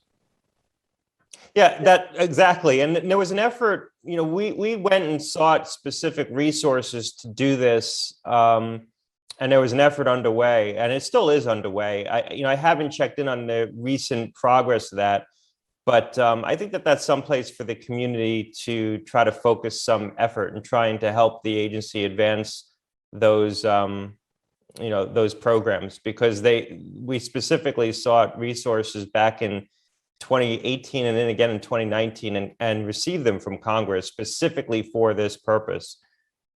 Okay. So I also wanted to mention to our attendees, you serve on the board of Pfizer, which is one of the companies developing gene therapy for Duchenne muscular dystrophy. That's right. And also Illumina as well. Yeah. Also in the space. Yeah. Wow. So limb-girdle muscular dystrophies are, both very rare, but also very serious. In many cases life-threatening or or greatly impactful for a person's quality of life. How does that influence what the FDA does in overseeing the drug development process? Yeah, look, I think that anytime you're dealing with a disease that affects a pediatric population, a young population, I think special care is given both to the conduct of clinical trials and trying to accelerate therapies to the market, given how many unmet medical needs there are in that population. I think anytime you're dealing with an inherited disorder, a degenerative disorder where you're going to accrue morbidity over time, you're going to accrue disability over time, there's an urgency to trying to accelerate treatments to the market, because that time can be lives saved, time can be disability prevented. And so there's a real urgency to trying to come up with constructs that can move these products to the market. And you've seen the agency embrace different kinds of approaches in recent years, allowing products to come to market on smaller complements of clinical data, making more widespread use of accelerated approval in these settings. But you've also seen pushback against some of those constructs. And I think that this is going to be a debate over the coming years. And it's in part, as I said at the outset, in part a debate over economics as well, bleeding into the regulatory space, where I think you're going to see more questions raised about the FDA's willingness, ability to try to accelerate products to the market using smaller complements of clinical data. And people often ask me when I was at the agency, and this was often in the context of oncology, not necessarily in the context of some of these pediatric inherited diseases, but I think that eventually the debate's going to shift into this realm as well. And you've seen it come into this space as well. But people often said to me, why is the agency making such widespread use of accelerated approval in sort of recent years? And the reason is that the products that are coming into development right now, it's very rare that you have a product put into development where there's not a really strong biological rationale for why the drug would have a treatment effect in the given condition.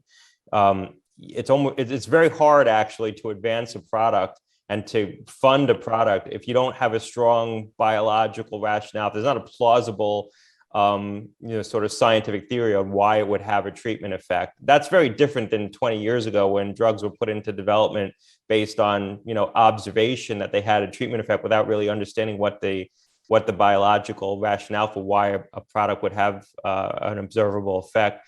So number one, products are going into the market where there's a really clear understanding of why it should be beneficial in a given condition. And then in many cases, you're targeting such innate features of a disease that if the drug's going to work, you see an outsized treatment benefit, and you can see it early and you can see it consistently. And so in those settings, it becomes very compelling to try to advance the product more quickly. And you see this particularly in the oncology space, where you have products being put into development that target very precise features of the mechanisms causing a tumor to grow. And then you put it into 15, 20, 30 patients, and you see a high response rate, and you see objective evidence that it's having an effect on the cancer, causing tumors to shrink, causing progression to arrest. Same thing in this space.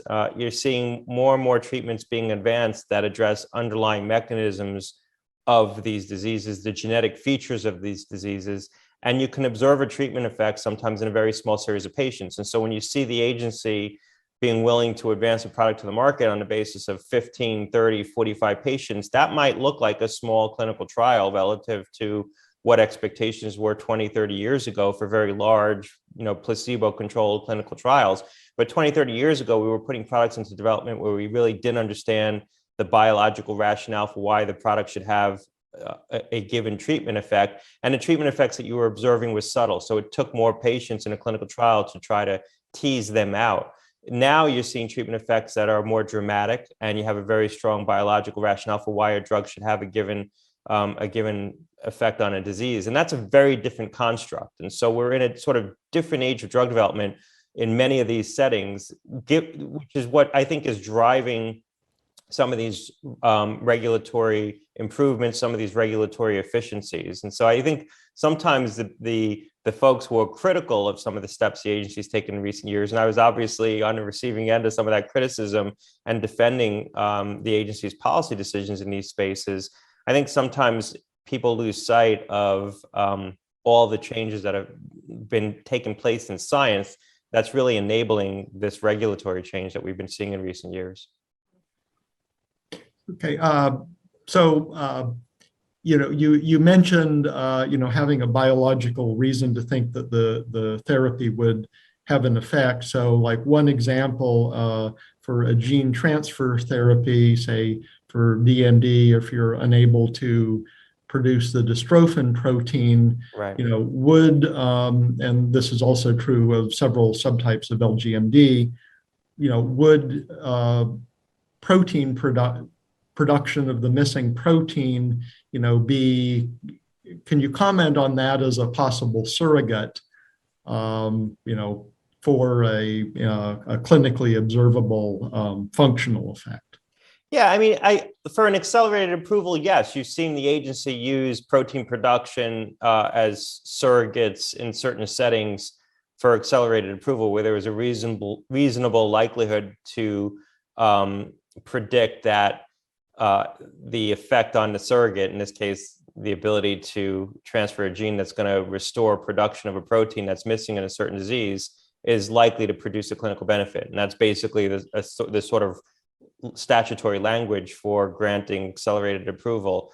I think in the setting of gene therapy, there's questions about, there's certainly questions about safety, about off-target effects of gene therapies. We don't fully understand how some of these, how to control some of these vectors, or how they can have off-target effects. I think there's been persistent questions about the durability, because we don't have a lot of experience with a lot of these constructs.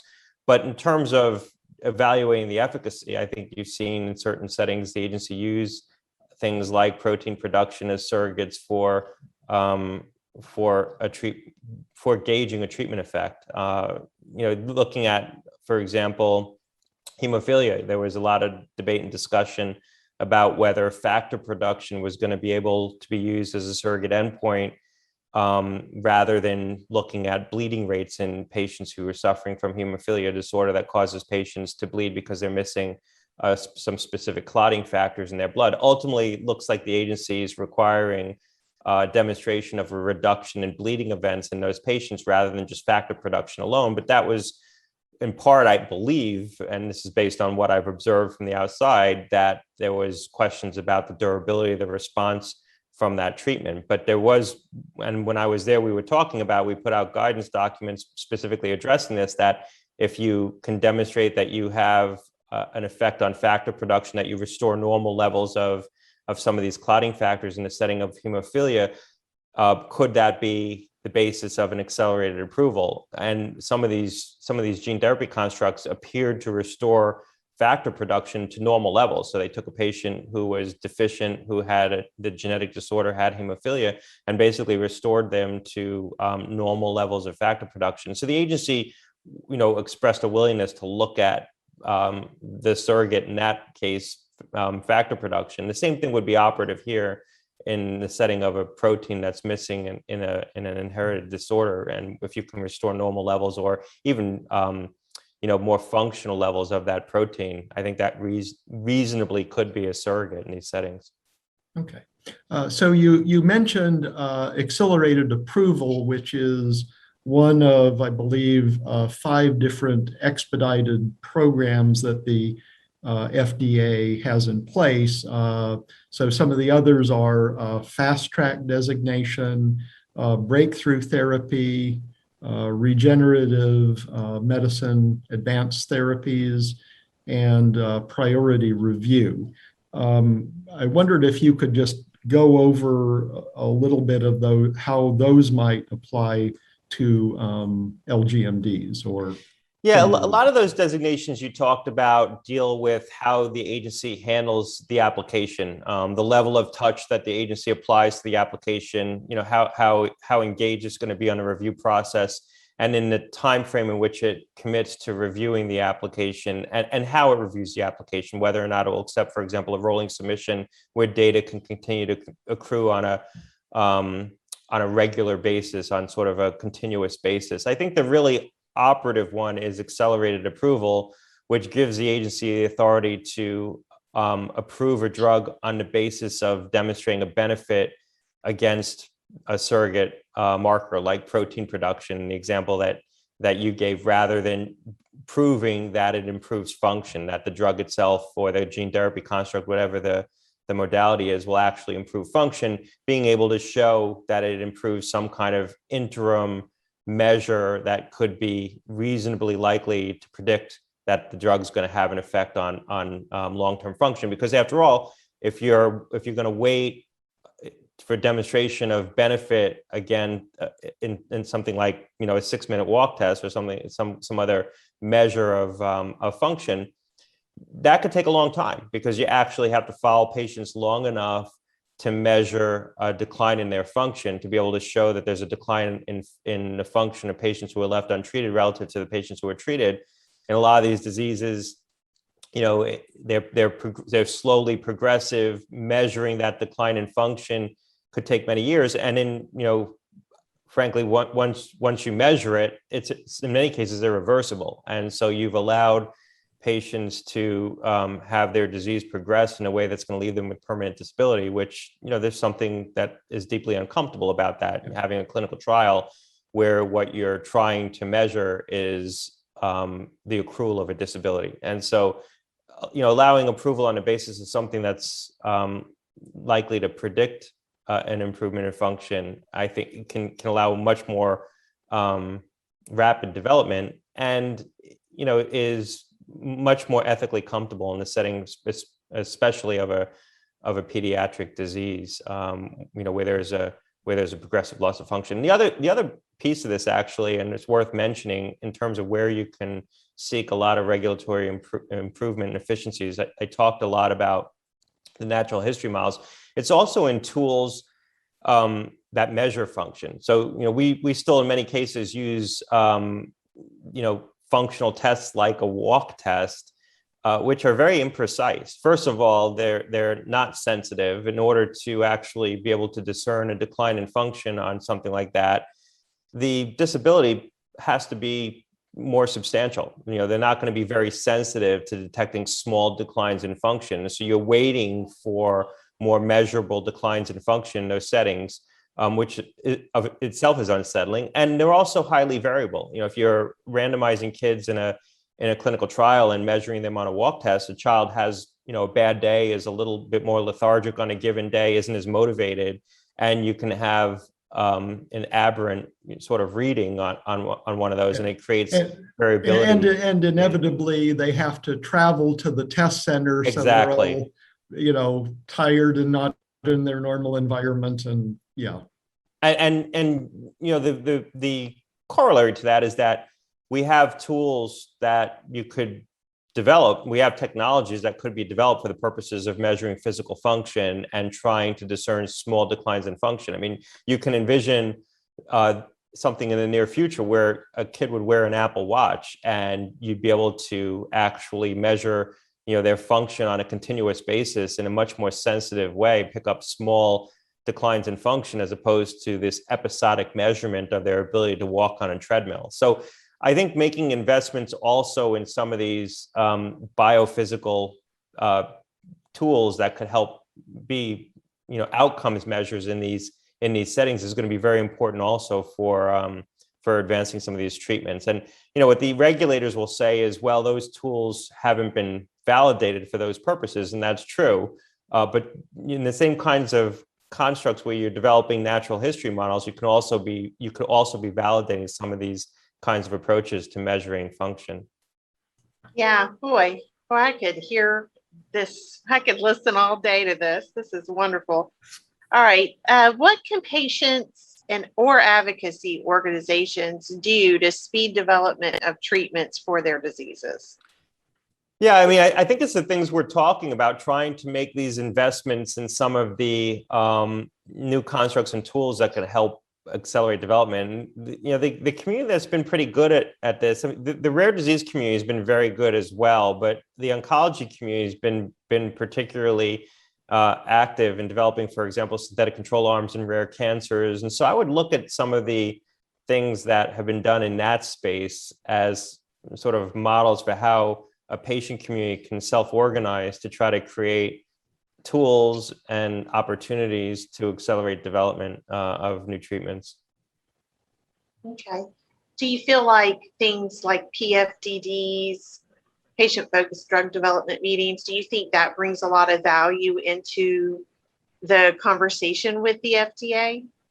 I think it does. I think, I think the more that patients and patient groups have contact with the agency, the more that the agency understands the challenges, understands the sense of urgency, understands the importance of small improvements, products that can help generate small improvements in function, things like developing patient-reported outcomes, things like building into the regulatory process measurements of things, of components that aren't just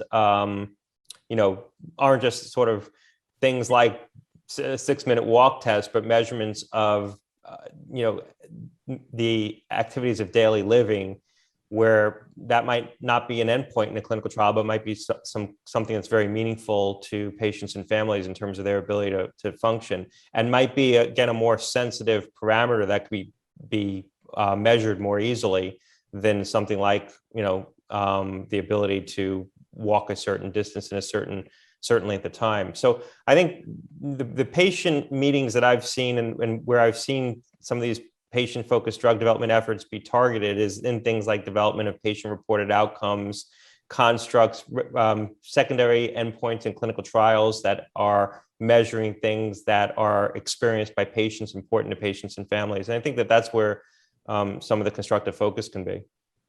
That's a very good point. So it seems like the FDA really has their finger more on these issues than we actually have thought, just from hearing all of the things that you're saying, because in our patient community, we talk a lot about progression of the disease, and if the disease could be halted or just slowed up in the progression, to us that would be successful treatment.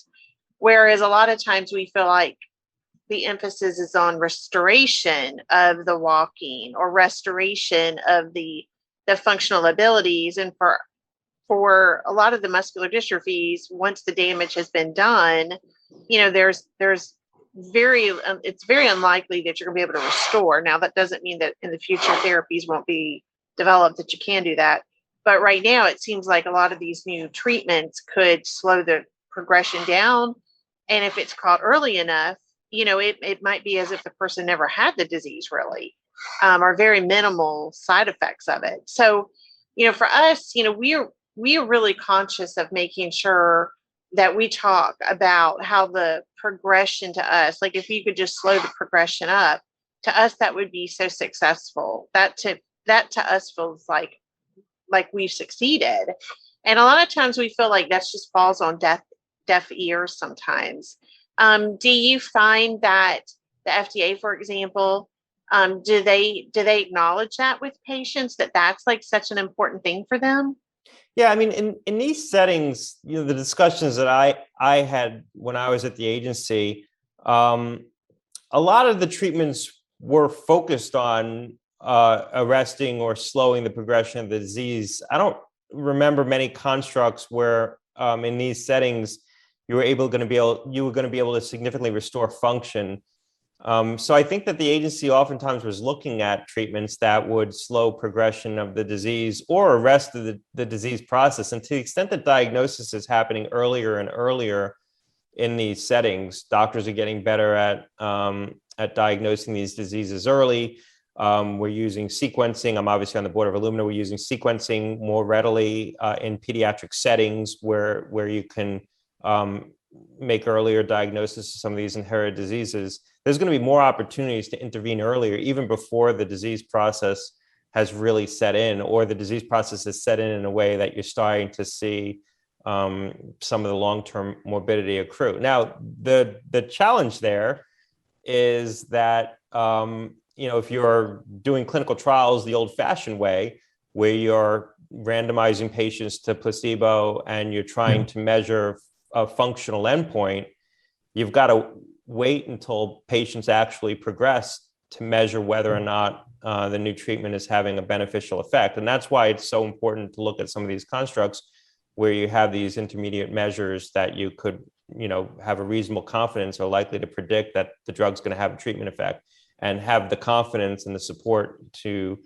provide earlier access and make earlier approvals on the basis of some of those endpoints. And it's important, I think, to validate those endpoints. It's important to have a really strong biological rationale on why, if you can restore, protein levels in some of these settings, and you can sort of use secondary tools to be able to demonstrate that the protein that you're restoring has all the same functional characteristics of the innate protein, that in and of itself should have a treatment effect. So regulators can feel confident granting, for example, an accelerated approval in that setting. Because to the extent that we're going to be able to diagnose patients earlier, intervene earlier with some of these treatments, if we're doing trials the old-fashioned way, you're going to have to wait until patients progress, and that could take many years. And with some of these diseases, particularly when you look at, for example, I know this isn't the topic today, but when you look at like mucopolysaccharide diseases, MPS diseases, what ends up happening in some of these diseases, and it's the same in this setting as well, is you have a period where children are normal. Children have normal function. They don't really demonstrate any of the effects of the disease, and they have a period of rapid decline. And then once they've undergone that period of rapid decline, then a lot of the morbidity is already accrued. And so if you're going to be trying to enroll patients when they're earlier in their disease, because you're able to make an earlier diagnosis based on genetic features, you don't want to have to, follow patients through that period of rapid decline only to come out on the back end of that and know whether or not the treatment was having an effect. And so that's where all these different regulatory constructs that we talked about at the outset, I think, become very important. Thank you so much. I think Brad has the next question.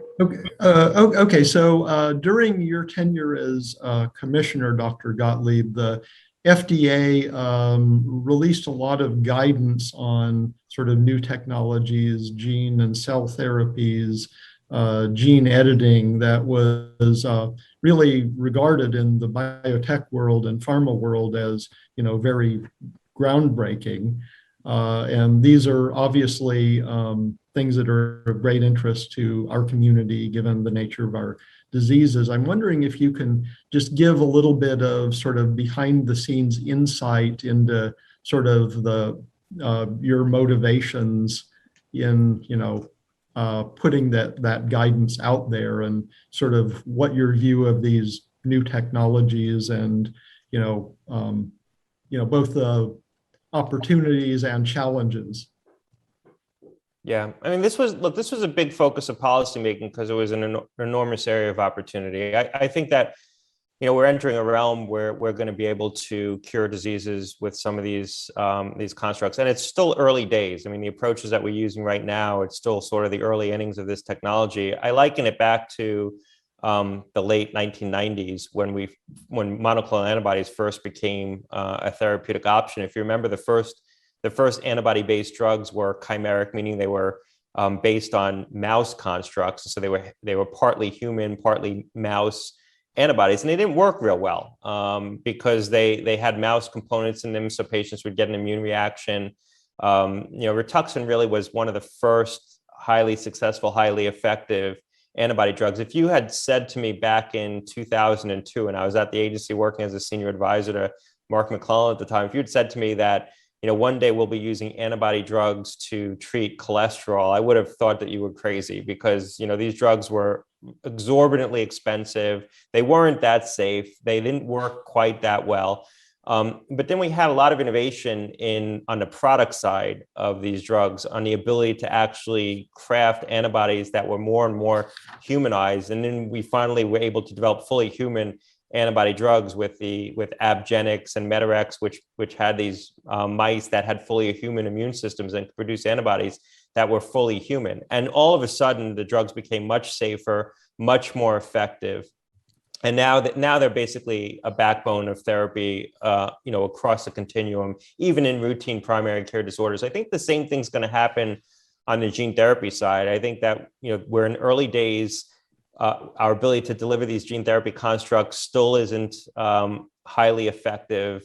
We still don't understand a lot about the vectors that we're using to deliver these kinds of therapies, but we're making improvements very quickly. And you're seeing the drugs become potentially more and more effective. And it's going to be innovation on the product side, just like it was innovation on the product side with the antibody drugs. It was the advent of the fully humanized antibodies and the ability to come up with a better drug construct. I think it's going to be innovation on the product side with the gene therapies.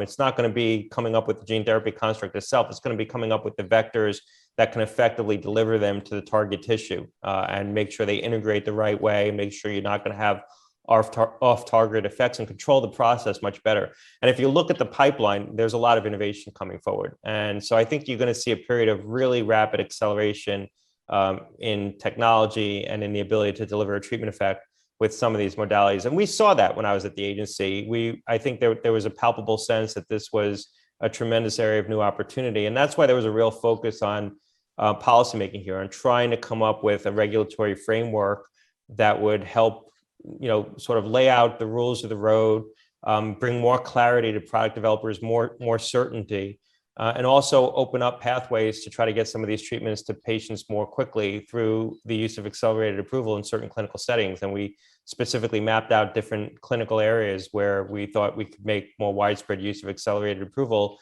looking at things like protein production, factor production as intermediate endpoints to try to demonstrate that a new platform is having a treatment effect. So I think we're just at the beginning of this. And I think in 20 years, we're going to see, gene therapy being used for all kinds of more routine applications, being able to not just prevent progression of a disease, but actually restore function. I mean, things as mainstream as maybe restoring cardiac function after a heart attack or after a patient, experiences some cardiac event, a cardiomyopathy. Being able to use a gene therapy construct to deliver protein that's going to help restore muscular function. But certainly in the first applications are going to be in these unmet medical needs, in part because the clinical need is so compelling, in part because it's going to be where the risk reward makes the most sense, where the theoretical risks of some of these treatments are worth tolerating relative to the potential to deliver a benefit to someone who's going to otherwise accrue a lot of morbidity, a lot of disability, and maybe die at a young age. And so you have a very compelling need. And that's similar to where the antibodies were used in the early days. They were used in, third line cancers where there was a really compelling need, and the theoretical risks that surrounded some of these early treatments, because we didn't really understand them well, didn't understand the product features well, were tolerable against the hope that it could deliver a benefit in some of those settings. Wow. Thank you. I'm going to take this question, and then there's one more after this, and then we're going to be finishing up. So personalized medicine is a topic that's often talked about in connection with rare diseases. In our community of Limb-Girdle, there are so many different subtypes. And because some of the subtypes, there's some that are super rare. And in fact, locating, more than 10 in the United States on a few of these would be difficult. So personalized approaches to medicine would probably be the best way to maybe handle this particular disease. So how liable would it be implemented from a regulatory perspective? Is there a possibility? Yeah, look, I think that when you're talking about diseases where you have sort of a common phenotype, if you will, but every occurrence of the disease, or many of the occurrences of the disease, have subtle differences in the genetic features that cause the common phenotype. You're starting to look at things like N of 1 studies, where the question is, to take your example, let's say you have 30 different variations on a genetic disorder, slight variations that all cause a common phenotype that's thought of as one kind of disease complex. Does that mean you have to run 30 clinical trials, or could you run one clinical trial, enroll patients with 5 of those constructs? If you can demonstrate that the drug's effective in those 5 different constructs, then you can approve it for all 30. And you saw this in cystic fibrosis, where the agency did make a common approval for the drug from Vertex, basically extrapolating that it would be effective in many different genetic instances of the disease, based on the ability to demonstrate that it could be effective in a subset of those. So you didn't have to test every single one. The agency was willing to extrapolate. So I think the regulatory paradigm is there, it's established.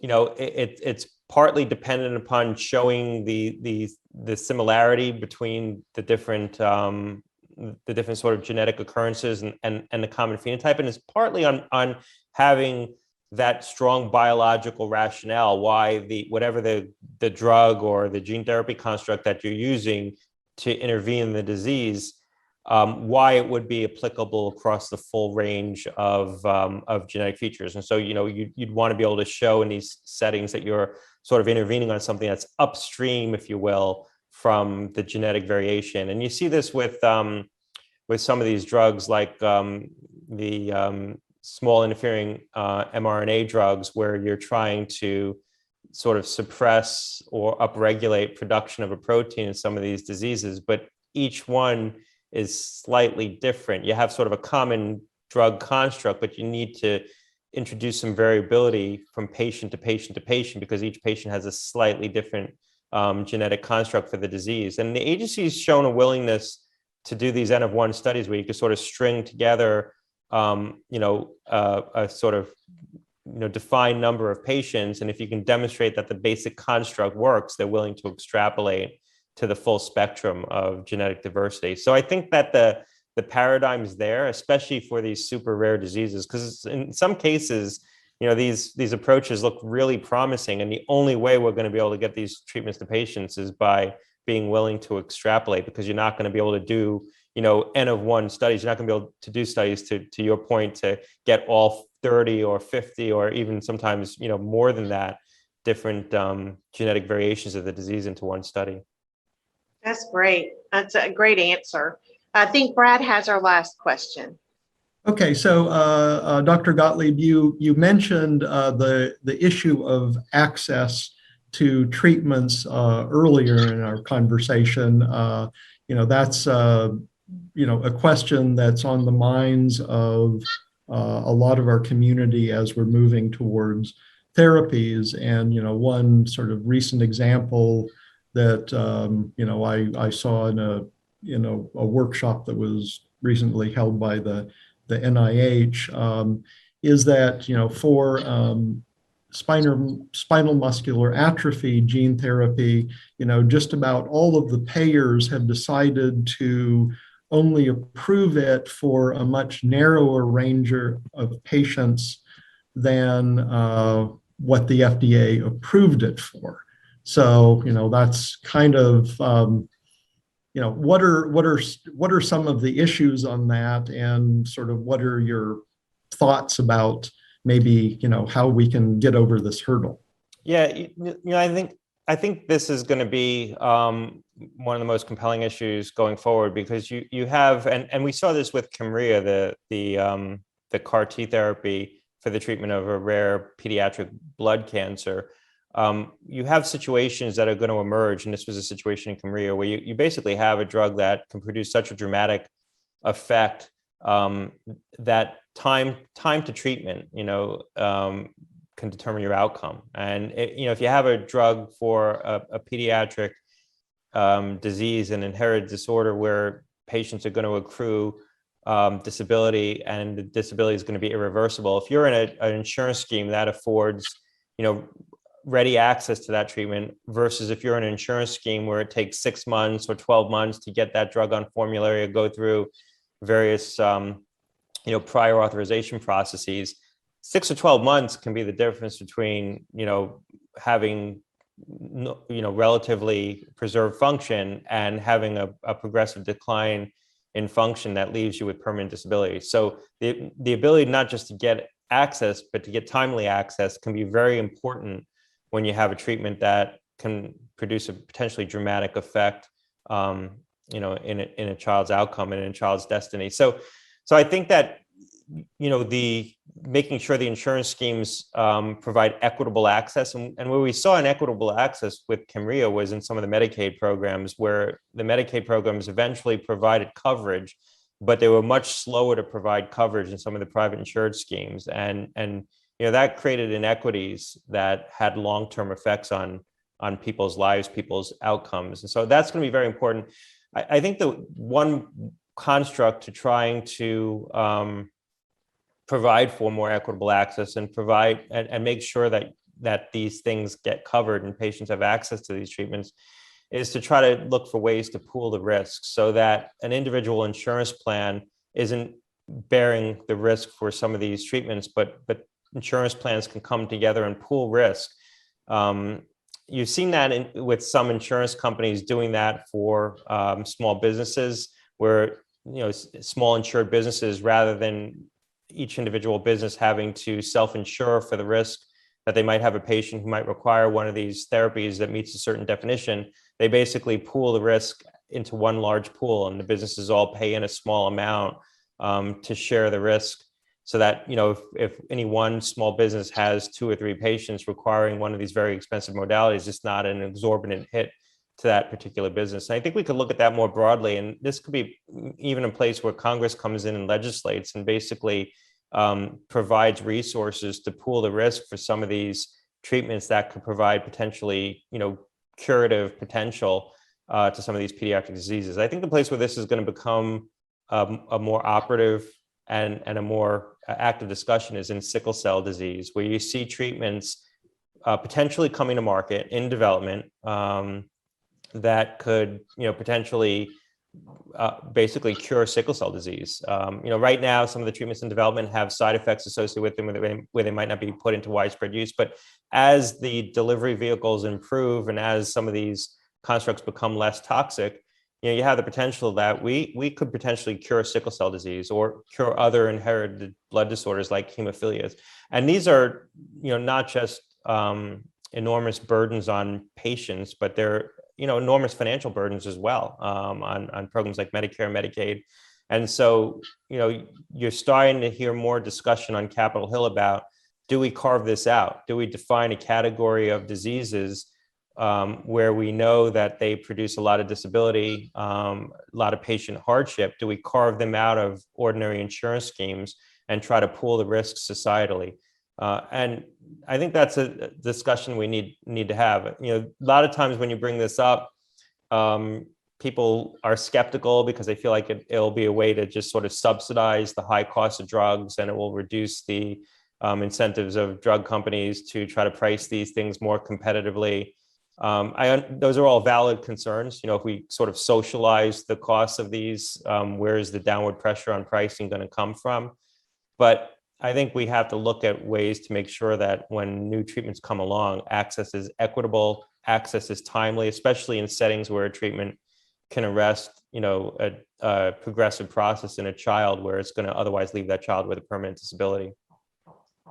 Well, thank you so much. So another, I guess a follow-up, another aspect that, people have discussed is that, as it stands now, gene therapy is a very expensive one-time treatment. So, part of the issue in our healthcare system is that, whoever your payer is today, who, is paying potentially the upfront cost for a gene therapy treatment may not be your payer 5 years from now. And, but if the treatment does show a long-term benefit, then, somebody else might reap the rewards that you were treated today.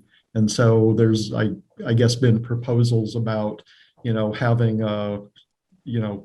the cost paid out over a number of years. I don't know quite where that stands, but do you have any comments on Yeah, that? and that's part of the argument for trying to pool this risk, because you're basically pulling. First of all, a lot of these platforms are very expensive. The cost of goods are very expensive. The manufacturers, and you mentioned I'm on the board of Pfizer, a company that's obviously invested in this space. The manufacturers are trying to recoup all the investment and the profits off of sometimes a one-time administration. So you're pulling forward all the revenue that might accrue over long-term administration of product into a single administration. And you're right. If you're in sort of insurance plan A, in 5 years you're going to be in insurance plan B, and insurance plan A isn't going to sort of be able to recoup the economic benefits, if you will, just the sort of tangible economic benefits of having made that investment and trying to improve someone's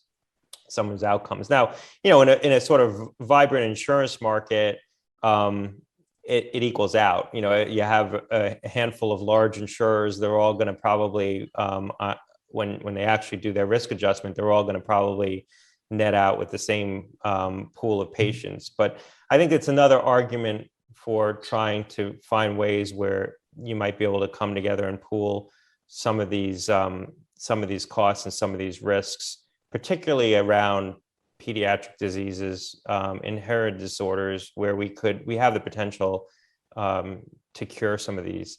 And the final thing I'd say is that we live in a sort of construct where we're looking at today's technology that's exceedingly expensive, and it's expensive obviously because you have companies looking to companies making substantial investments, looking to recoup their investments and profits on sometimes single administrations. So invariably, if you're trying to do that, you're going to have to price it high to be able to return those economic incentives. But a lot of the reason, or part of the reason why these things are priced high, is just because they cost a lot.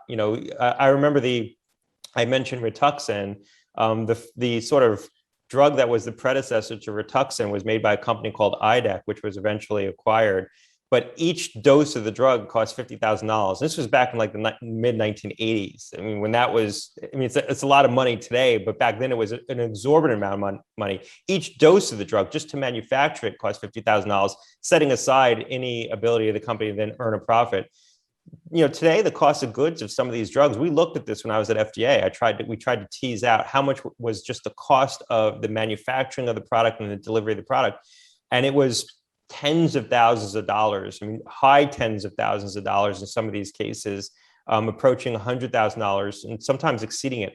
That's going to come down. I think we're living in a construct in a world today where we assume that this is the way it's going to be, and this is the economic model. But when I look at the pipeline, I look at the technologies for how we're going to deliver these gene therapies in the future, we're looking at modalities that are inordinately less complex and less expensive if they're successful. I mean, this is all early stage technology, but have the potential to dramatically reduce the costs. And that's going to have an impact on the economic model here. So, we shouldn't assume that sort of today's economic construct and today's costs and today's complexity is going to be tomorrow's complexity as well. I think the this playing field, if you will, is going to undergo sort of rapid innovation over the coming years. Yes. Thank you so much for those comments on that, Dr. Gottlieb. Catherine?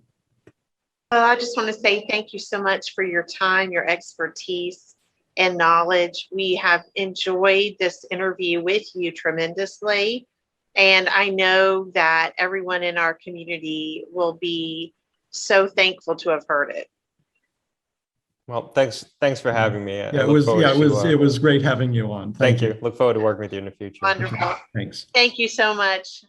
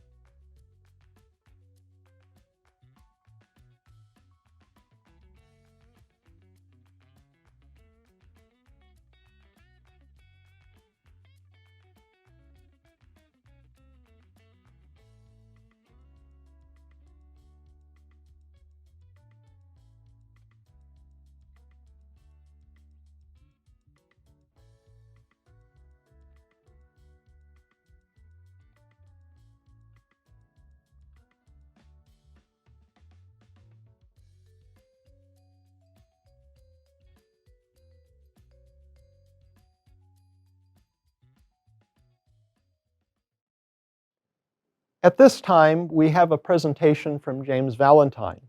James was formerly with the FDA and is now an associate at Hyman, Phelps, and McNamara, where he assists medical product industry and patient advocacy organizations in communicating with the FDA. Mr. Valentine will give details on some of the mechanisms the FDA has for hearing the patient voice, after which we'll hear about what's happening specifically for LGMDs in terms of communications with the FDA. Please welcome James Valentine.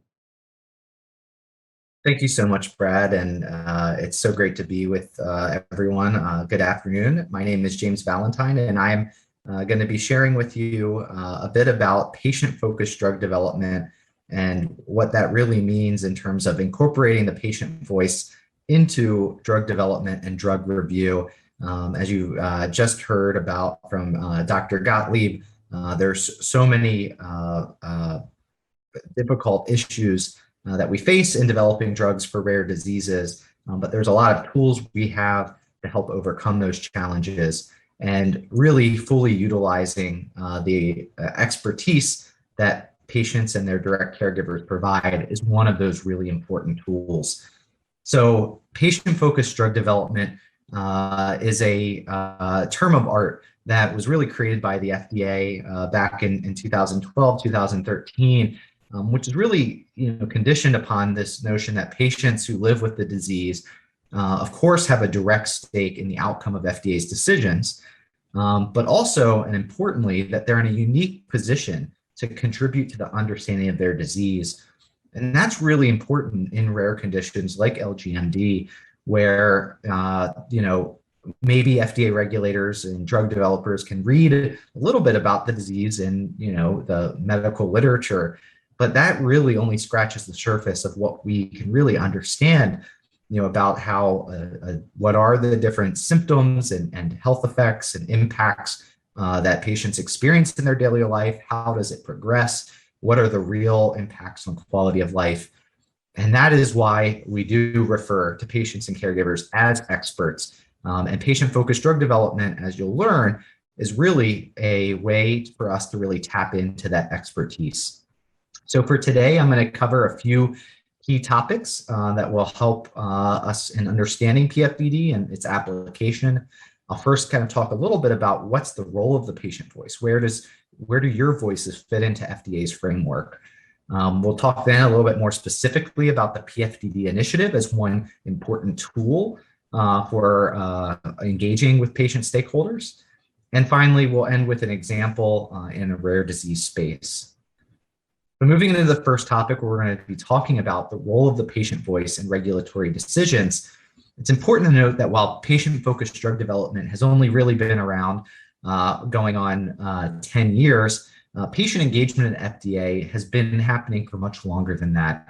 And I'm not going to read through everything on this slide here, but this just goes to show that it really started in the 1980s in response to the HIV/AIDS activism movement, evolved into the 90s into cancer patient advocacy, but then into the 2000s, FDA recognizing that all patients that live with serious and life-threatening conditions that have unmet medical needs deserve to have a voice. And so you'll see that this timeline here, most of the events are actually in the most recent 20 years, and that's because of this recognition.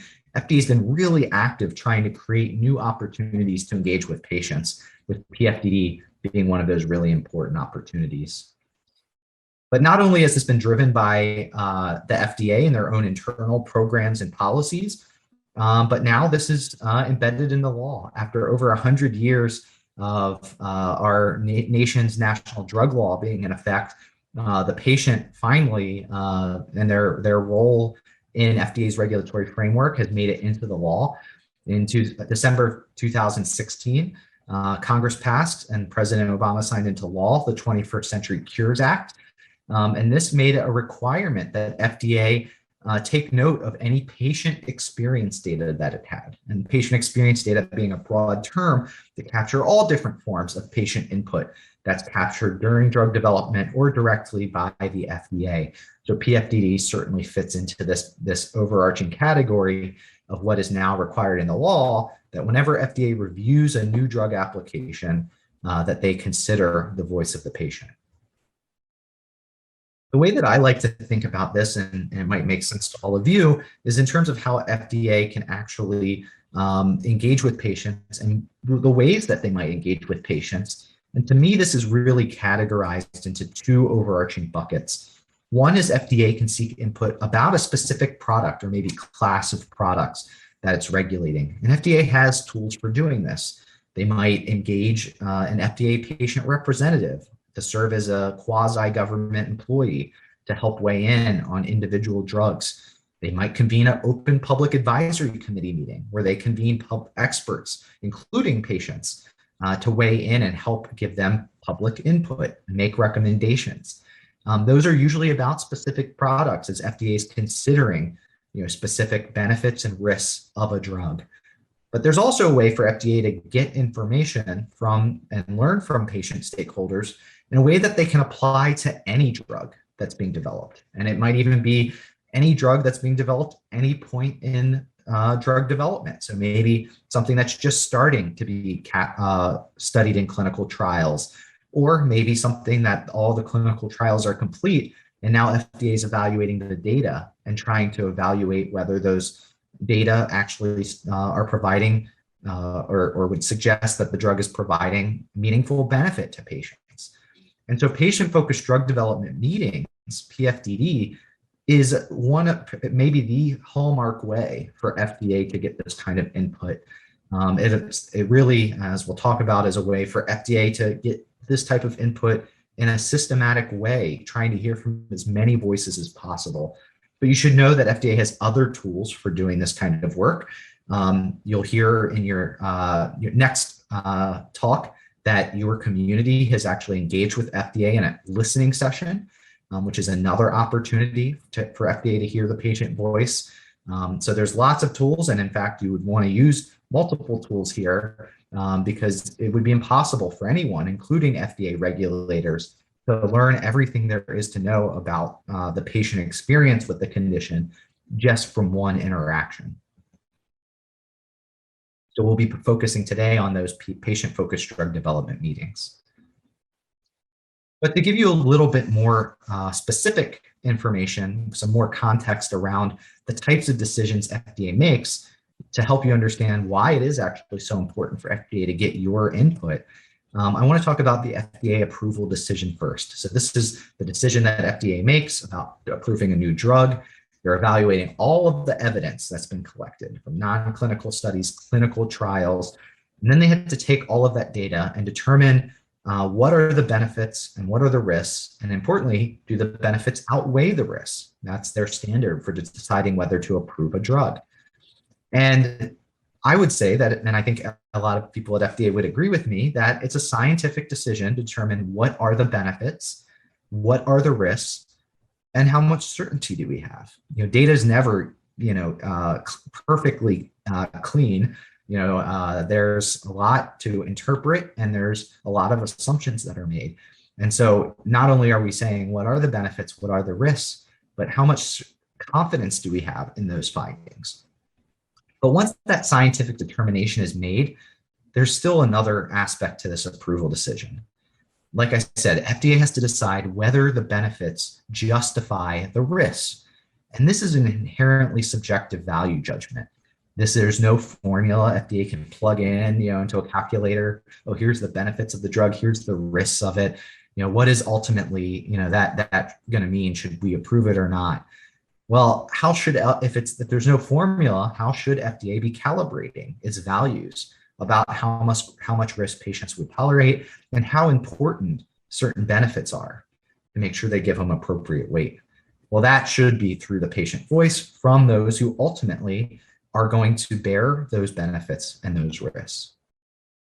So FDA has embraced this concept that what they call the therapeutic context, which is to say they really do need to understand what potential benefits are going to be really important based off of what aspects of the condition and how those most impact patients' daily lives, as well as what the unmet medical needs are given whatever available therapies exist.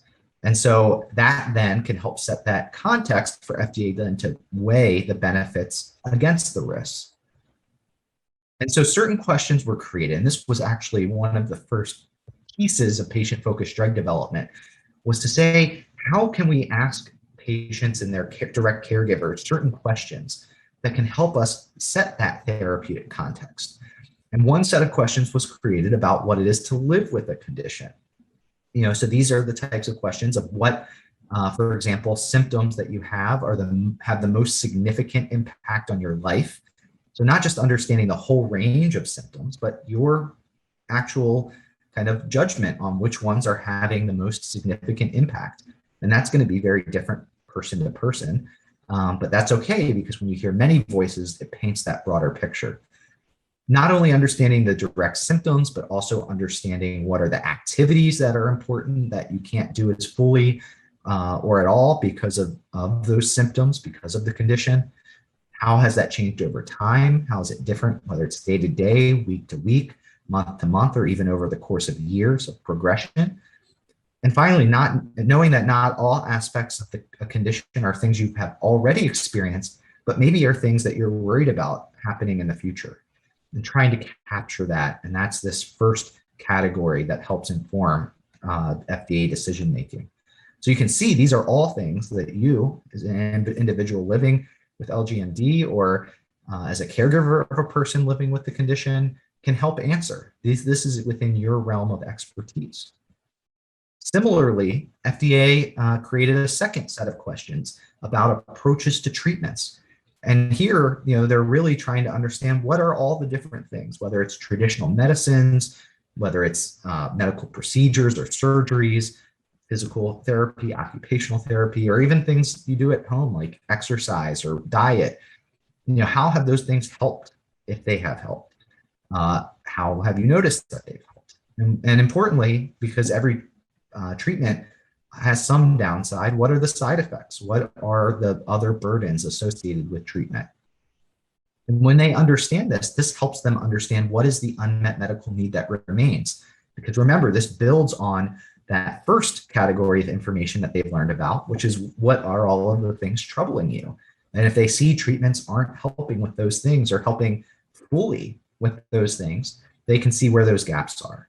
But they don't only do that gap analysis themselves. You can see in that final questions that they're looking for your own treatment goals. What is it that you're looking for in ideal future treatments?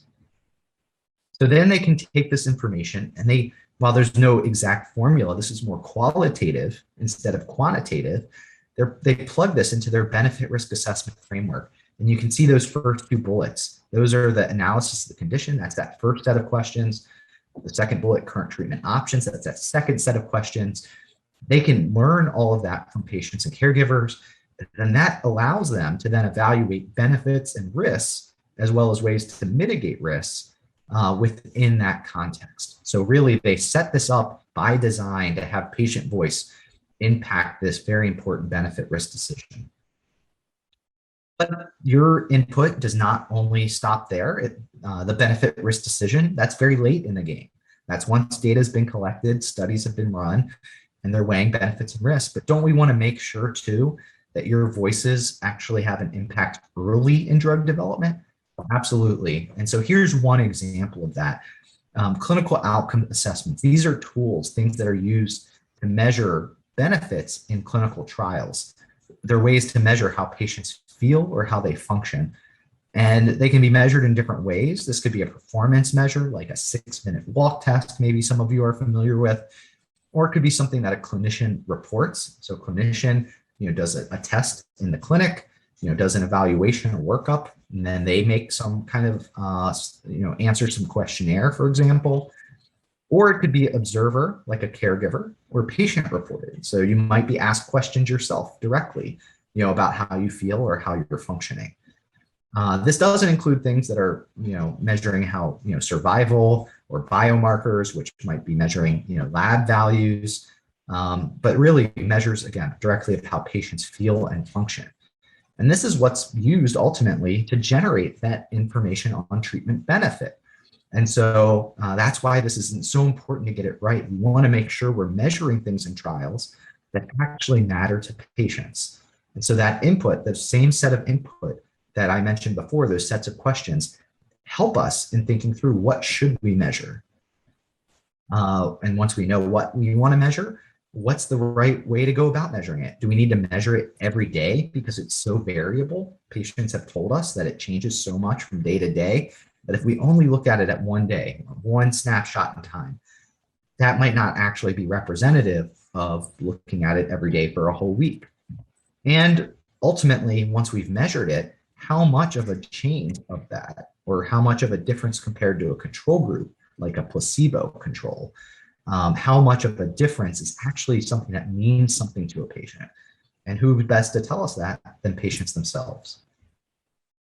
So giving you that background, that context on where your voices fit into drug development and review, I want to talk a little bit about patient-focused drug development, because this is such a great opportunity for this community to bring the community together and have FDA hear many voices. And that's really the whole idea for why this program was created by FDA, to help in assessing drugs' benefits and risks, by directly hearing from patients who live with the disease or condition, and ultimately to go beyond the tools that they previously had. Either things that were inherently waiting to assess a particular product, which usually comes very late in the game, but only really helps in evaluating that one product, or by hearing from limited numbers or maybe even individual patients. That's not as representative of an input as you get if you hear from many voices. And so that's why this more systematic approach was created. So this was created in 2012 under a law that's called, you don't have no need to remember this, but in case you maybe are a law nerd like me, you would want to know it's the Prescription Drug User Fee Act. This is an important law that gets reauthorized every 5 years. It allows FDA to collect user fees from industry to fund review activities. But in exchange for getting user fees, FDA commits to doing certain activities that help enhance the review activities that they're doing. And so as part of this, FDA committed to convene meetings, patient-focused drug development meetings. And they said that they would conduct, I think it was at least 24 of these. They ended up doing more meetings than they promised over a 5-year period, that looked at different disease areas. So they were all across different types of conditions, some rare, some common, might have some pulmonary, some neurologic, some infectious disease, really the whole gamut. And they brought these communities together and asked those questions that I showed you on those slides. And FDA participated. They sat in on this. They invited industry to sit on this, and they were there to listen and learn. And ultimately, these meetings culminated in what's called a Voice of the Patient report, which is a summary report that lives on. It captures, using quotes from patients and caregivers, the essence of what was communicated that day about the patient experience. So it's important to note that in December of 2015, these meetings, which were wildly successful, yet FDA felt that they didn't have the bandwidth to host these for every disease community that wanted to have one. There was a tremendous demand from many different diseases. In rare diseases alone, there's over 7,000 rare diseases. FDA over 5 years held 26 meetings. That's going to take a long time to get chiseled away at all 7,000 conditions. So what FDA said was, we can actually participate in more of these if patient communities themselves, through their patient organizations, put these meetings on. And so via this new framework for these, what were called externally led PFDD meetings, organizations could request these through a letter of intent. And once FDA gives them the green light, they can actually plan and host these meetings. And then FDA, all they have to do really, they consult along the way, but primarily they're there just showing up, listening and learning, which is ultimately what we want FDA to do. And just like the FDA hosted meetings, these the patient organizations put together that Voice of the Patient report that serves as that meeting summary, and it continues to be a resource to the regulators and drug developers.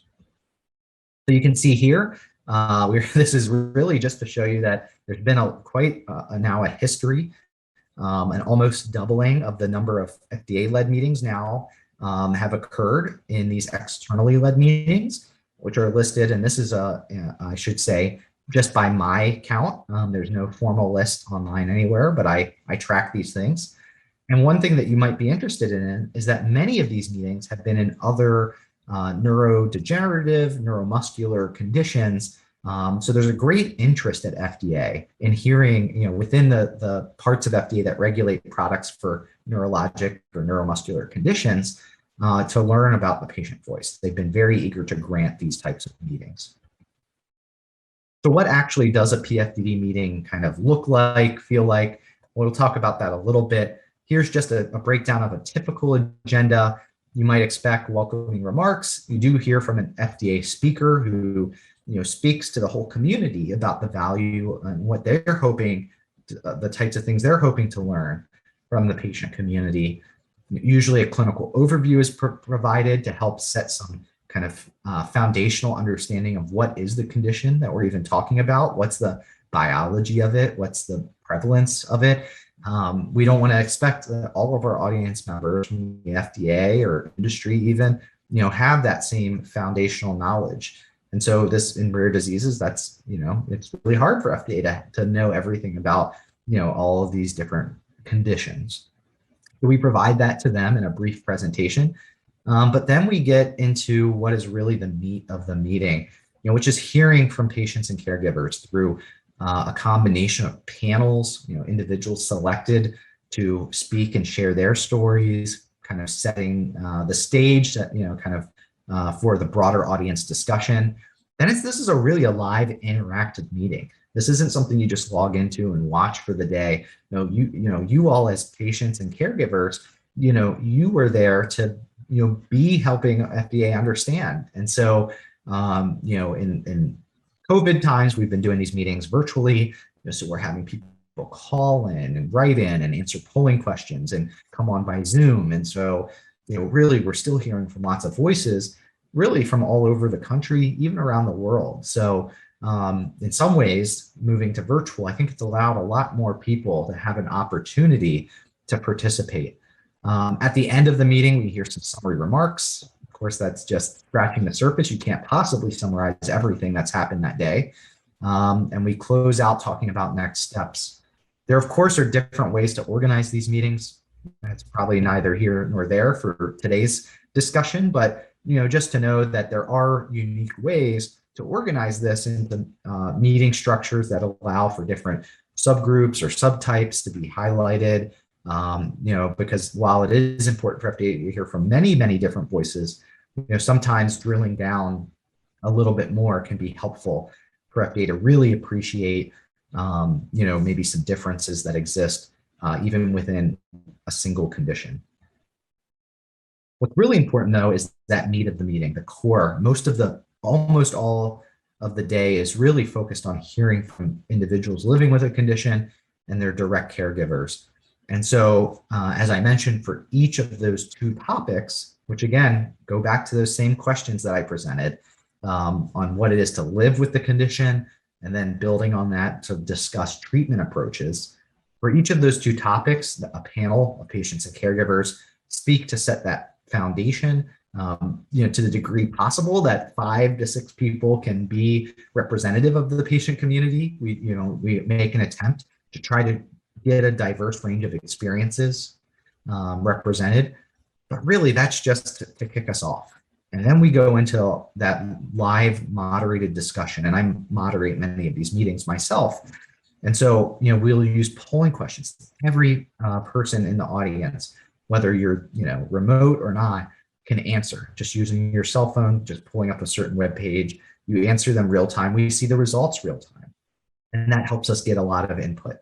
And then we ask people, if it was in person, to raise their hand. If it's virtual, call in, write in, and answer those discussion questions, those very questions I put on the slides earlier.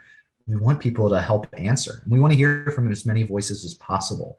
So we spend a great deal of time, almost think of it like a teletown hall or calling into a radio station, something like that, and having your chance to have your voice heard. And it's not just once, it can be throughout the whole program as we're talking about different of those questions. Maybe you really want to talk about a particular symptom that has progressed, but then later you want to talk about a treatment approach, something that's helped you. And so people can raise their hand twice, call in twice, however many times, to help us give, and share whatever things are really important from your perspective to share. We also collect all of the written comments, and while we can't share all of the written comments live, we continue to collect those written comments for 30 days typically, and all of that input then can be incorporated into that voice of the patient report. So even if it doesn't come out in the live meeting, maybe you participated in the live meeting and you had something that you wanted to add, maybe you didn't think of it during the meeting.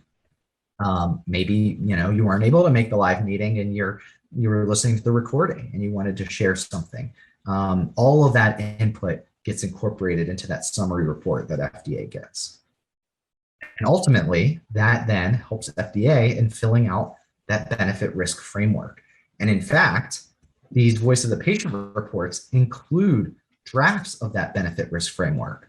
So not only, is FDA get this really rich report, they get a cheat sheet for, what is important to patients and what are their greatest unmet needs to then, again, plug into that benefit risk framework, help them make sure they're making, informed decisions about approving or not approving drugs. So to give you an example, I'm going to talk about a totally different kind of rare disease. This is epidermolysis bullosa. This is a rare disease that is genetic. It affects the skin of people who are born with this condition. Essentially, imagine that someone's entire body is covered in burn wounds, but they weren't caused by burns. They're just there. And sometimes they heal and come and go. Others are there all the time. And so there was an externally led patient-focused drug development meeting hosted by the EB patient organization, DEBRA of America. And at this meeting, this is the division director. So this is the person who's responsible for all drugs for dermatologic conditions, including EB. And she said, after having heard from all of these patients, that no one knows this disease better than all of you.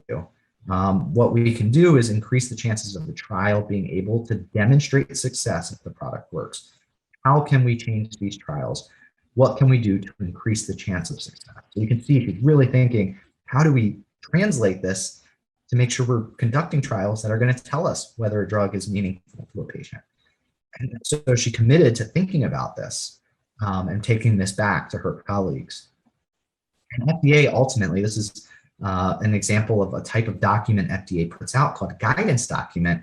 And it's a document that shares FDA's thinking about a particular issue. And in this case, the issue was, how do you develop drugs for this rare disease? And in this case, what FDA had previously been telling companies was that you had to be able to fully heal that wound on the body, and it had to stay closed. And that was the only thing that was meaningful. But after they heard from patients who have to change bandages that are very painful, or even without that, risk of infection, other, pain and itching, things like that, that you could see how even shrinking these wounds would be, improve the quality of life of these patients. So in this guidance, FDA said, look, we were wrong. We are applying what we knew, which is something that you would expect someone to do. Apply what you know. They knew that in burn wounds, it made sense to heal the wound. But in a genetic condition, doing something short of that could be really valuable. And so they would never have known that unless they had heard from this patient community. And so this is just the type of example, one of many that I've seen, that just shows how valuable patient voice can be. But just to recap, kind of patient-focused drug development was designed to primarily inform benefit risk decision-making. And you can see on this chart the stages of developing drugs, starting with research, doing preclinical work, animal studies, going into the darker green, you see clinical trials, and ultimately FDA reviewing marketing applications, which are denoted by NDA, new drug application, or BLA, biologics license application, for example, for a cell or gene therapy. And so you can see at the bottom, that purple box, that's where the benefit risk framework is considered. And so that is a really important moment, but you can see that it's late in the game. So also to recap, your voices are useful throughout development. At the very beginning, when we're designing our very first trials, how do we make sure we're capturing benefit in a way that's meaningful to patients? And during development, that benefit risk thing, that applies as once you finish phase 1 of drug development, phase 2, as you're moving in from phase 1, 2, and 3, you're always evaluating benefits and risks of drugs. And so it's actually really valuable throughout. So just to summarize, patient-focused drug development, it's your community's opportunity to be part of the process that I was just talking about. It gives your community a way to really have a meaningful impact on trial design and drug development, influence it early on. Your collective voices really must be heard at the beginning of the process, to help companies design these trials, but then also throughout development and even up until the very end when FDA is assessing benefits and risks and trying to understand how their decision is going to impact people living with LGMD. So, I encourage your community to join together in thinking through and approaching patient-focused drug development to help make a difference, building on the work that you've done in the past, and I'm sure many other things that are going on in parallel, but this really is an important opportunity. With that, I want to thank you all for your time and attention, and would look forward if Brad has any questions for me, but otherwise, I want to just thank you again. Okay, so James, I have a question, and that is, ideally, in the best case scenario, what would the FDA take away from a PFDD session? What should our community's goal be in what we can impart to them for upcoming PFDDs on LGMDs? Absolutely. Thanks for this question, Brad, and it's a really good one. There's obviously so many different possible takeaways from a PFDD meeting, and a lot of them are going to be the specifics, the specific learnings about, which maybe functional impairment, is most impacting maybe patients early in after diagnosis versus later in progression, and how will that change what we're going to be measuring in clinical trials depending on where people are in their journey. There's so many specifics that really are going to help in designing trials, evaluating data. But I'd say perhaps there's one thing that's kind of a key takeaway that a PFDD can really communicate. And we heard described by Dr. Gottlieb, some of the ways that FDA can work and approach regulating products that are being developed for rare diseases. And at the essence of what FDA has to have in order to be able to use those tools, there's certain qualifying criteria that have to be met. Well, one of them is the seriousness of the condition. And so this is something that can be an overarching takeaway from a PFDD meeting, that LGMDs really are serious conditions. There's so many diseases out there. You can't take this for granted that FDA is going to know this or appreciate this. And when I say serious, I mean has serious impacts on day-to-day life. And so this can really be, from hearing many voices, described to FDA. And so FDA can really walk away saying, look, wow, this really is, having big impacts, both symptoms and functional impacts on patients' lives. One of the other qualifying criteria is that there needs to be an unmet medical need. And so another area you don't want FDA to take for granted. They might know that certain treatment approaches are available. They might over or underappreciate the degree to which those are actually helping resolve the important aspects of living with a condition. But ultimately they need to have those two things plus a third, which is kind of what I call the trifecta for flexibility at FDA, which is rarity. So you need a serious condition with a great unmet medical need, and if it's rare, you don't need, usually you can have any one of those things. But if you have all three, that's where FDA is really going to sit down with companies and say, we need to figure out a way on how to get drugs to patients in an expedited way. How do we design drug development programs to be quicker? How are we going to apply flexibility as regulators in order to do that and accomplish that? So that to me would be a really important and valuable takeaway. And it's not one that FDA normally can get, say, if they just attended, an annual patient conference, because at patient conferences, a lot of the times we're focused on how do you persevere? What are your strategies for overcoming the limitations that your disease presents you? And, how overall are you all, living happier, healthier lives?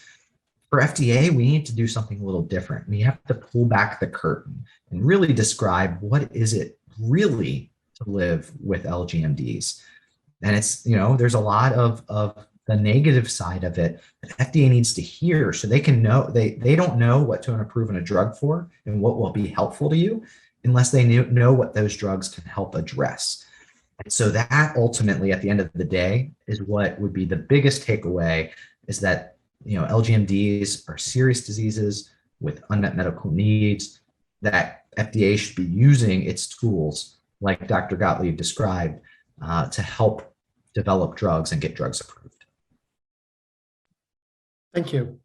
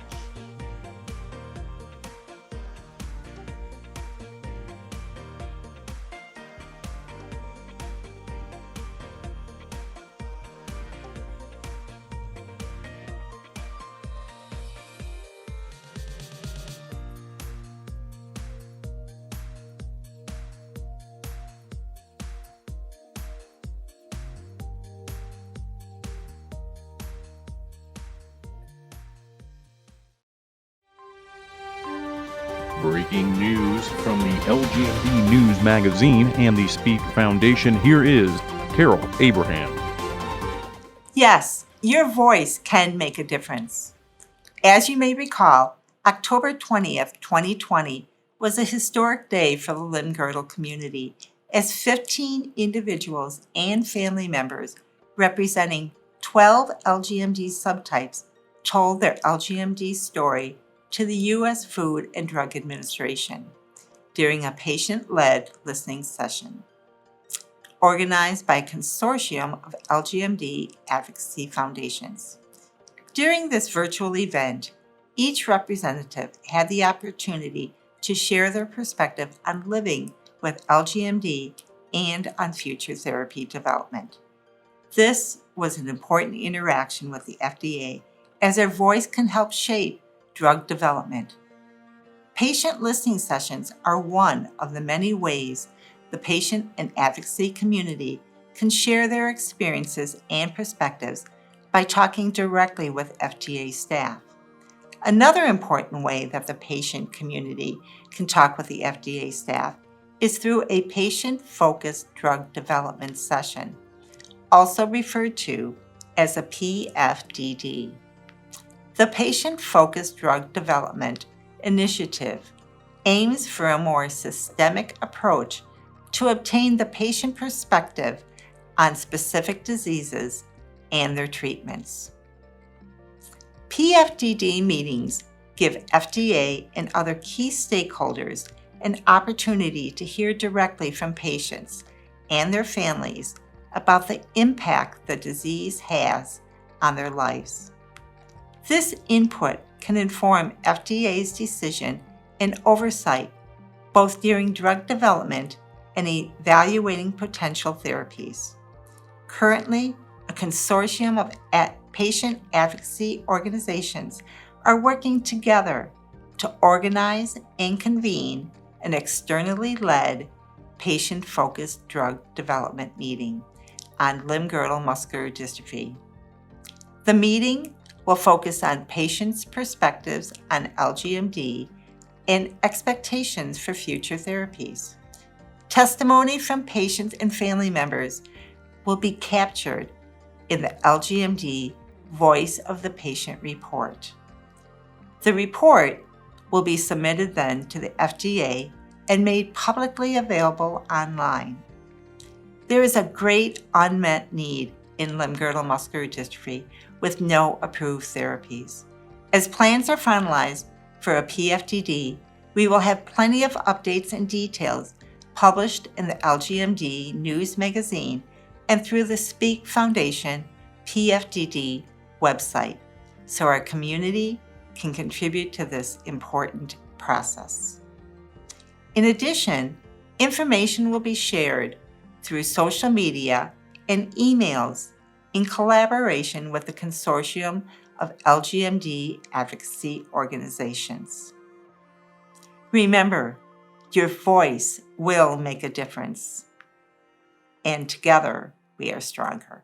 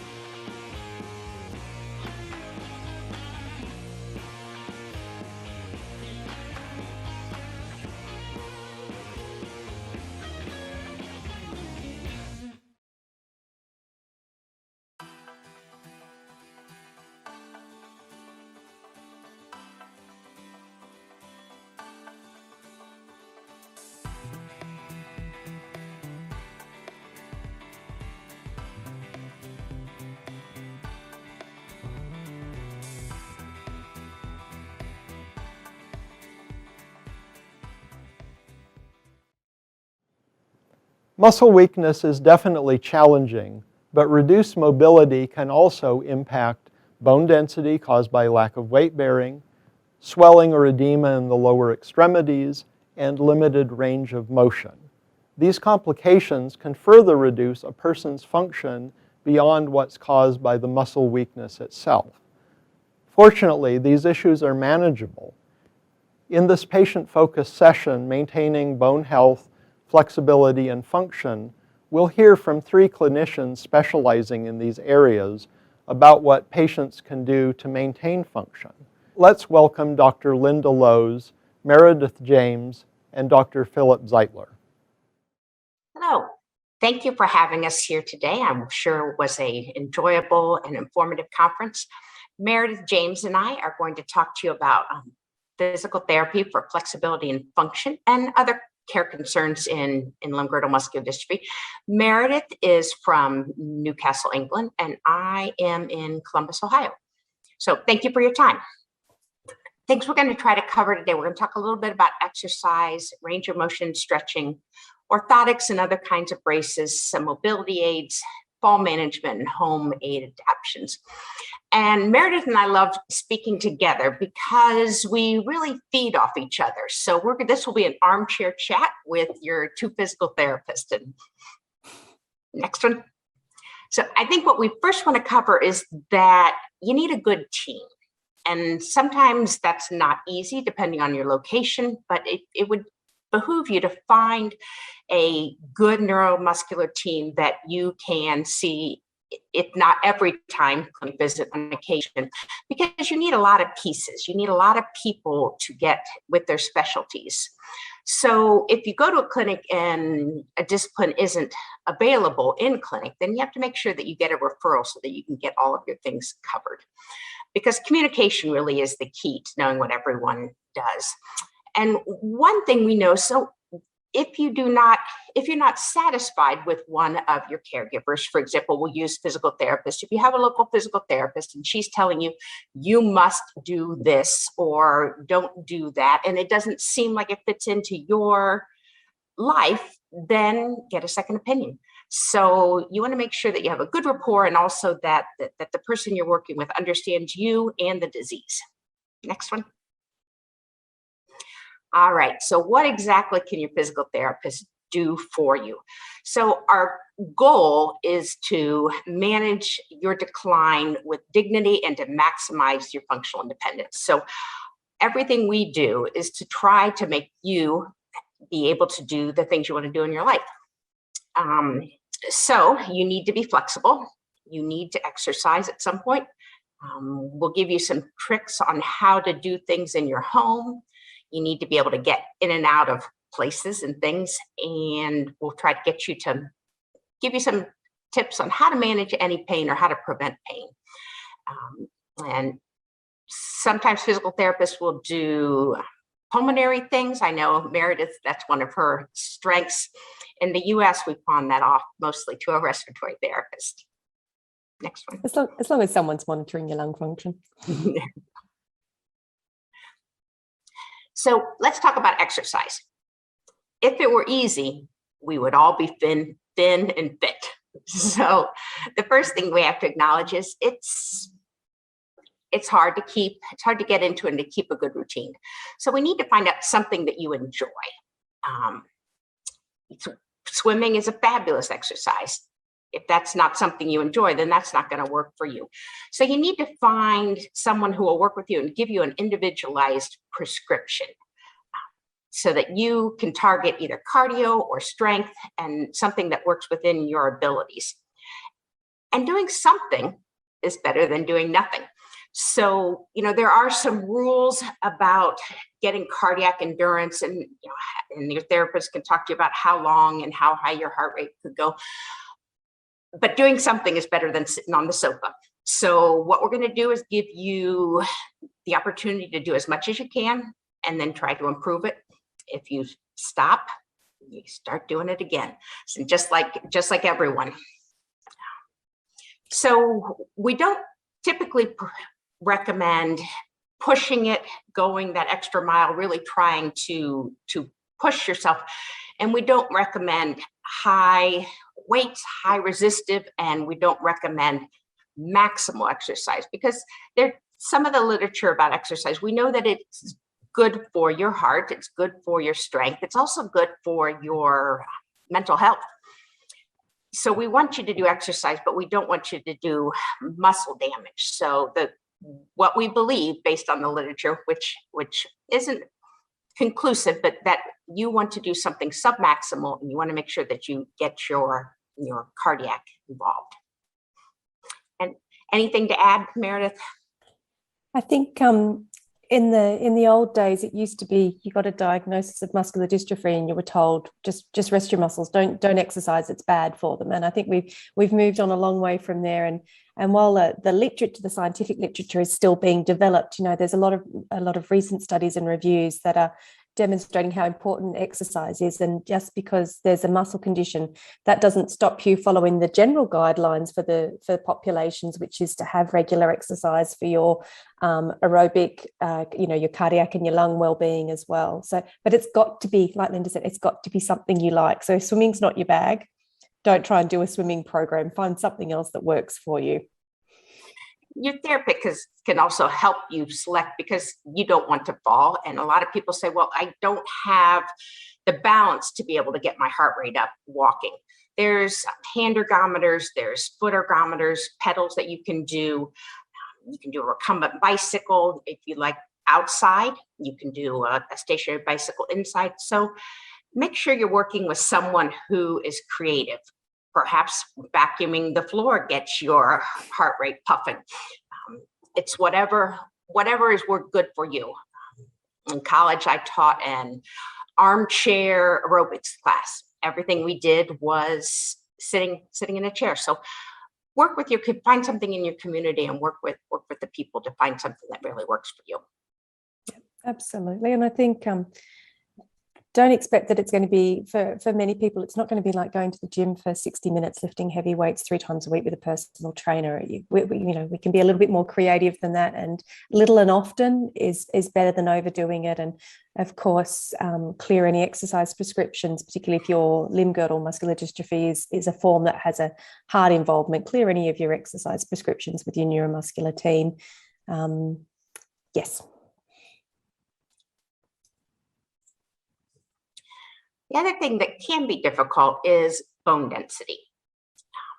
The way you keep your bone density is weight bearing. It's the constant pounding of walking or standing or moving. And so if you have limited mobility, that's hard to do. It's hard to get weight bearing. So there are some options. There are wheelchairs that can move into a standing position. Meredith has the lovely lady in the transfer device that you can use to put some weight through your legs. So it could be standing in the pool. That gives you less weight bearing, but it's still, you're not going to fall, and it gives you a chance to do that. You can use, if you have a ceiling track, a hoist, a sling, anything that you can do to try to get some upright time and to get some weight through your legs. It's good for your range of motion, and it's also good to promote bone health. There are some medical things that you can do as well. So if you're worried about bone health, talk to your physician, and you can do exercise as well as there's some medications. Absolutely. And I have to say, my lovely lady who's is photographed there is apologise for her hair, which because this was taken during our many months of lockdown in the UK. But it's again, it's just showing how creative we can be. So we've got a sit to stand hoist, and we're able to utilize that as a standing frame without having a second piece of equipment taking up all the space in your home. Next thing we're going to talk about is maintaining your range of motion. Yeah. So when you don't move through a range on a regular basis, if you can no longer get your arms up over your head, then you're not moving through that end range. And if you're not moving through the end range, you're going to lose that. It's the old adage, use it or lose it. So if you can't get through your full range, you need to figure out a way that you can do that. But I think your muscles would like to shorten. So it's an uphill battle. And we need to maintain an amount of range of motion that allows you to do what you want to do. So you need shoulder range of motion so you can put on a shirt. You need knee range of motion so that you can do transfers easier. So I work with mostly children, so it's a constant give or take. You don't want to wear a shirt that looks like your dad's, then you need shoulder range of motion. Or if you want to wear slippers to prom, you don't have to worry about your feet, but if you want, you need to keep your feet flexible so that you can fit into shoes. So we try to make it very practical. We also try to give the children an opportunity to take charge of themselves. There are night splints that we use. There are contracture devices. There are things, Meredith has a picture of the hip belt down at the bottom to keep your hips in line. But more than just a 10 repetitions of holding it for 30 seconds, you really want to integrate it into your day, and you really want to use positional. We do know that long-term positioning is much better than the little passive range of motion. So, for example, every chair we prescribe has an elevated leg rest because you can get your legs straight, and you need to get your legs straight several times a day. A reclining back so that you can get your hips flat, because if you're in a sitting position all day, then that's the way that's the way your muscles are going to want to go, and they're going to want to shorten. So we can do a lot of things. You can try night splints. If those don't work, if you can't sleep in them, then you can try something else. And it's all about getting it into your head. If you sit too much and you're still able to stand, you can set your smartwatch to beep at you like mine does.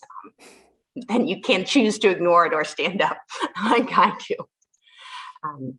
But we want to make sure that you use throughout your day. So if you don't get your arms up over your head, perhaps when you're going to sleep, you can start with someone moving your arms up or moving your arms in bed, and that can get that time and spend some time there. So we talk about if you're elevating your feet with your leg rest during the TV, or if you don't like to sit like that, every time there's a commercial, you go ahead and you try to get some movement through that range.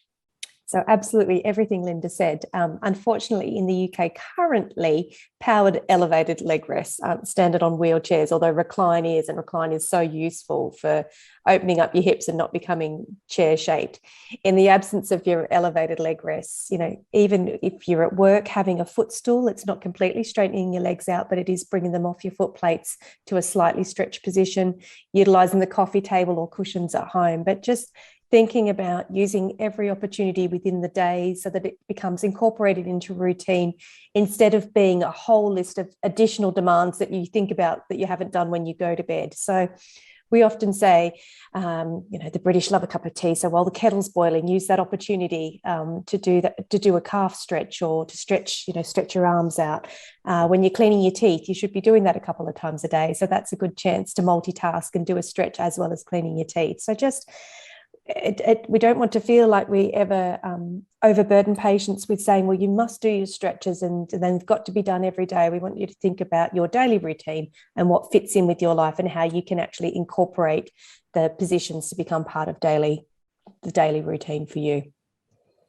So if your therapist isn't tailoring your routine to you, then you need to either discuss that with her or you need to find someone else. So if a part of you is moving constantly and it's not getting tight, then maybe that's not something you should prioritize, and you can stretch just what you need to target for different phases. So I do work with children, and I have 3 lovely daughters, and I just wanted to remind parents, I spend a lot of time saying, when your baby is born, then you know that your child is never going to throw a fit in the supermarket. And your child is going to only eat organic fruits and vegetables. Your child is, and your child is. And the bottom line, go ahead, Meredith, is they become teenagers, or they become terrible too. So this is my lovely baby in her blue hair phase. Just like any parenting, you have to pick your battles. So if your child can't sleep in night splints, that's not going to work. you're going to need to come up with something different. And that might be wearing a contraction device when they watch their television programs, or laying on their stomach when they're playing their video games so that they're getting their stretches. Because your only goal in life is to, go ahead, Meredith, is try to get to the end and raise a human being that you like. Parenting is hard.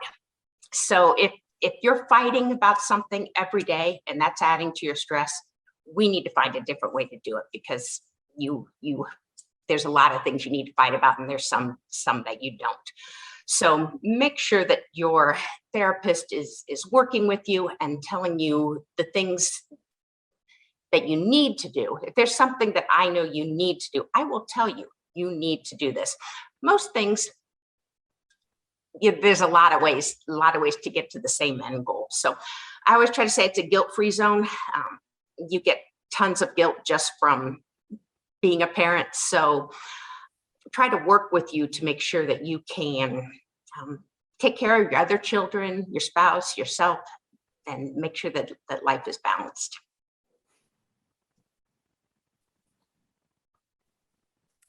Okay, that's a great idea, Linda. And every day doesn't need to be an additional battle. So just those, it's personalized programs, isn't it? Personalized programs that fit in with family routines for people and work-life balance as well. Orthotics can help with part of that 24-hour positioning, as we've been talking about, but it doesn't necessarily need to be a battle around night splints. We've got many options for doing positioning and to help maintain a joint range of movement.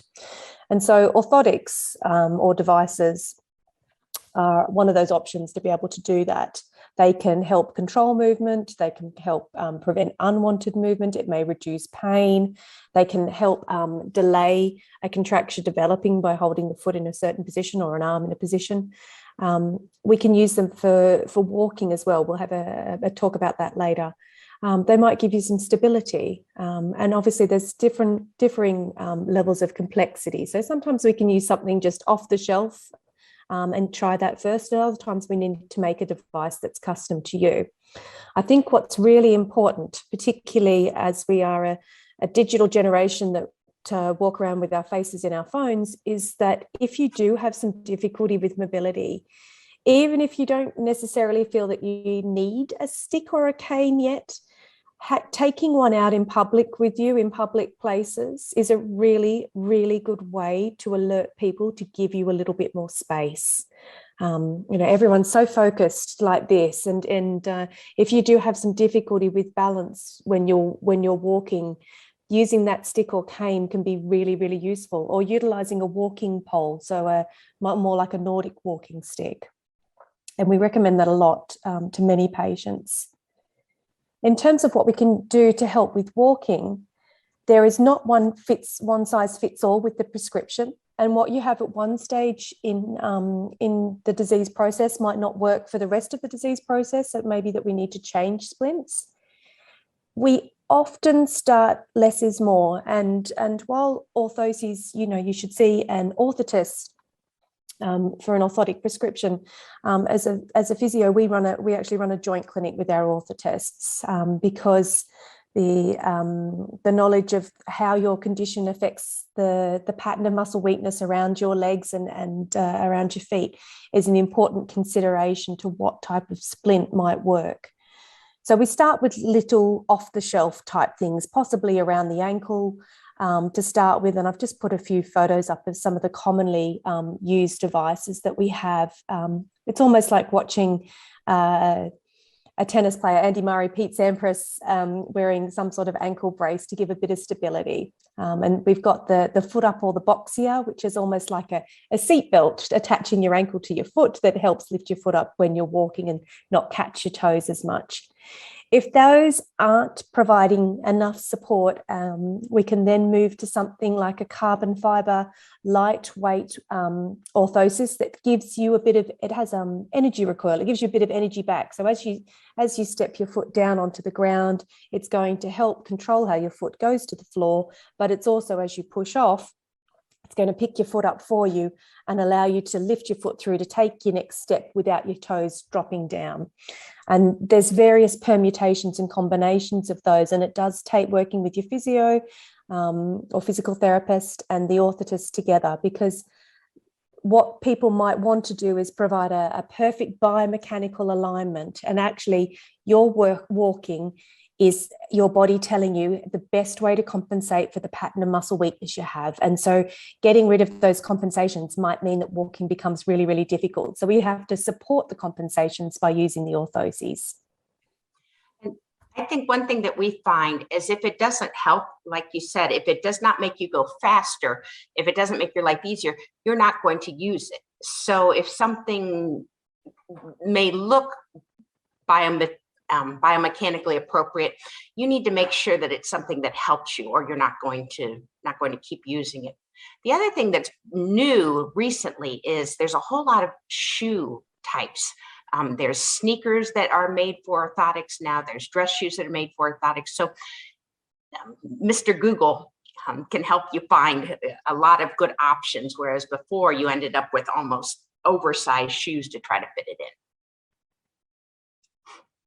Absolutely. And I think our days of just a standard white plastic splint to the back of the leg and under the foot are also long gone. It's not often that's a prescription I would utilize in anybody with limb-girdle now. But yes, it's got to work. And having the option to try a few options, not just one thing at once. You need to have a go with a few different devices and see what might give you better stability and a more confident walk.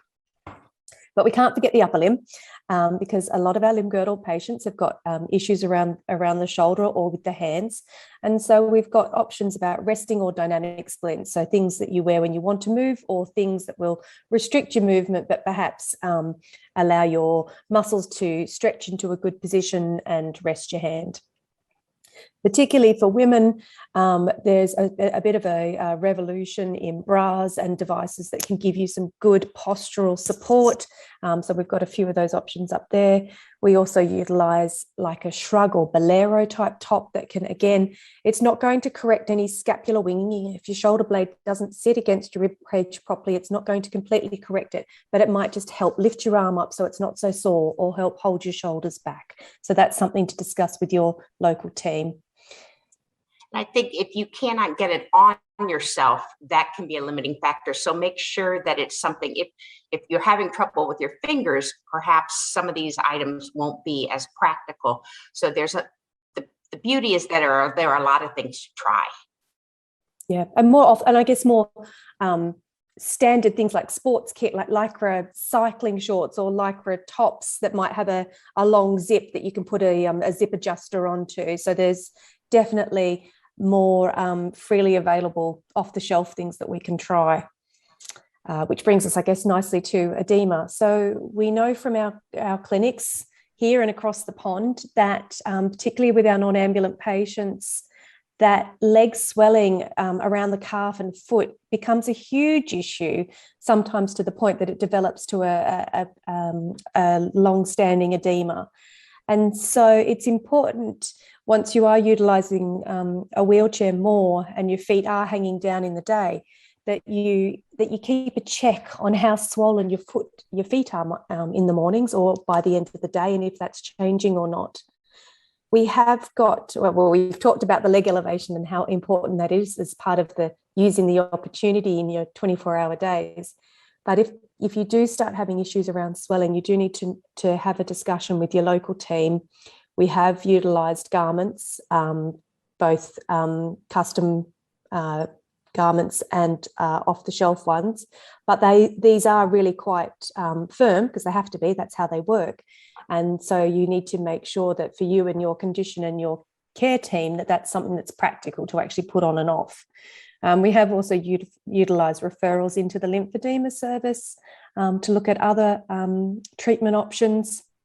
But it is really important that if you do have swelling that's pronounced in your legs, that you take care of your feet, and someone can check the bottom of your feet and look for and between your toes, and that you've got that good care of the feet. And if you're struggling to manage that on your own, again, a discussion with your local OT around what sort of devices and options are there to assist with that. But if you're not being able to cut your own toes, on referral to a podiatrist or a chiropodist to manage that. I think Linda? even early on, keeping an eye on what kind of socks you wear. If when you take your shoes off, you have a big indentation that doesn't go away in 20 minutes, then perhaps you need to look at different socks. So it starts early. The same thing with splints. If when you take it off your night splints or your AFOs, if you have a red mark that lasts more than 15 minutes, you need to get that adjusted because that's too long. It could be that you were just resting on it. So if it goes away, it's fine. But if it's giving you any pain or if it's giving you lasting red marks, get something done quickly so that you don't end up with a problem. Yeah, or if you keep having to change your socks into bigger ones and bigger ones and bigger ones because the amount of swelling left by the morning is still quite pronounced. Then mobility equipment and the big question of when should I start using a stick, a walker, a wheelchair, when, and then obviously all the things that come with that about adaptations around the house to accommodate powered mobility, cars, etc. There isn't one golden rule about when to start using a wheelchair, but we know for everybody that's quite a big step to have to make in your disease progression to start using one.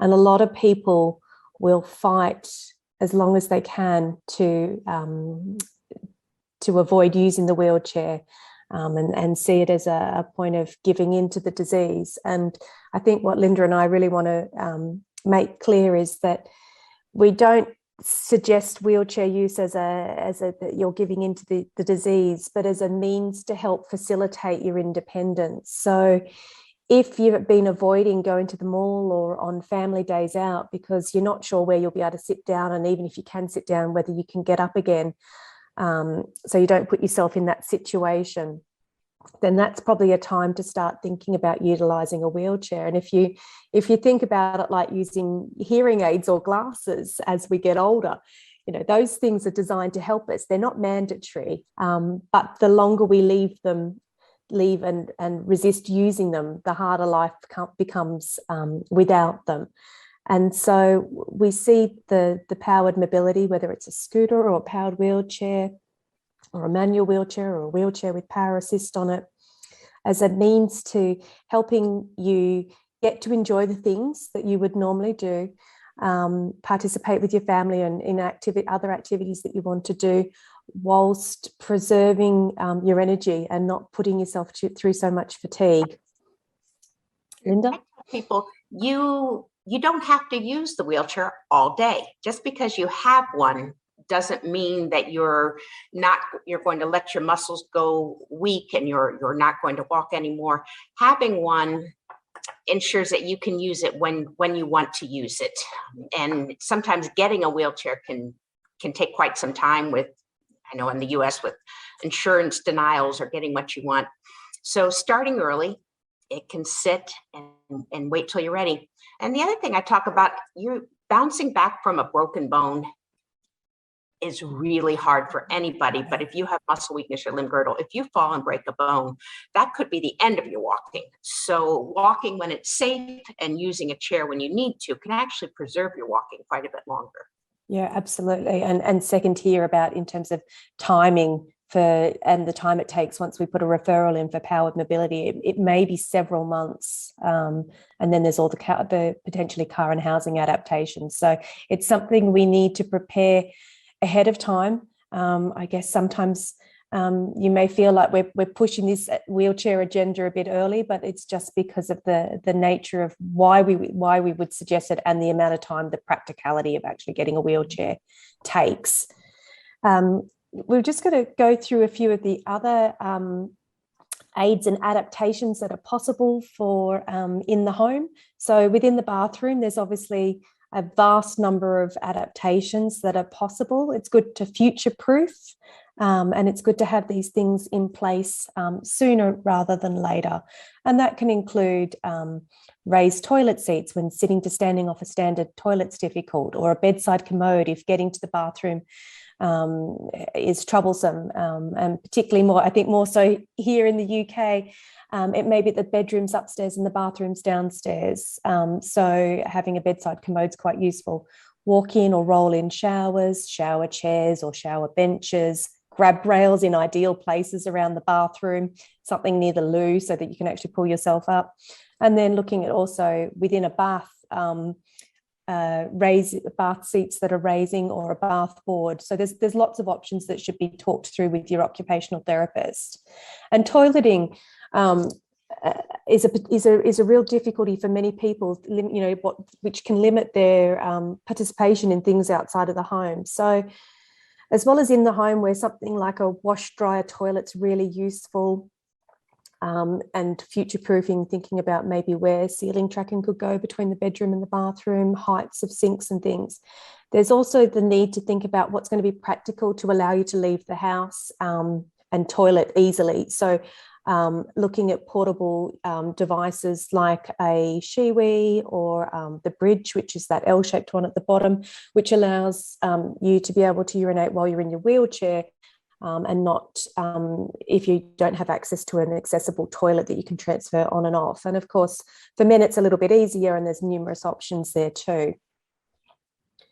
Also within the home, within the bed, there are many options in terms of electric and profiling beds, turning beds, what sort of mattresses might work best for you.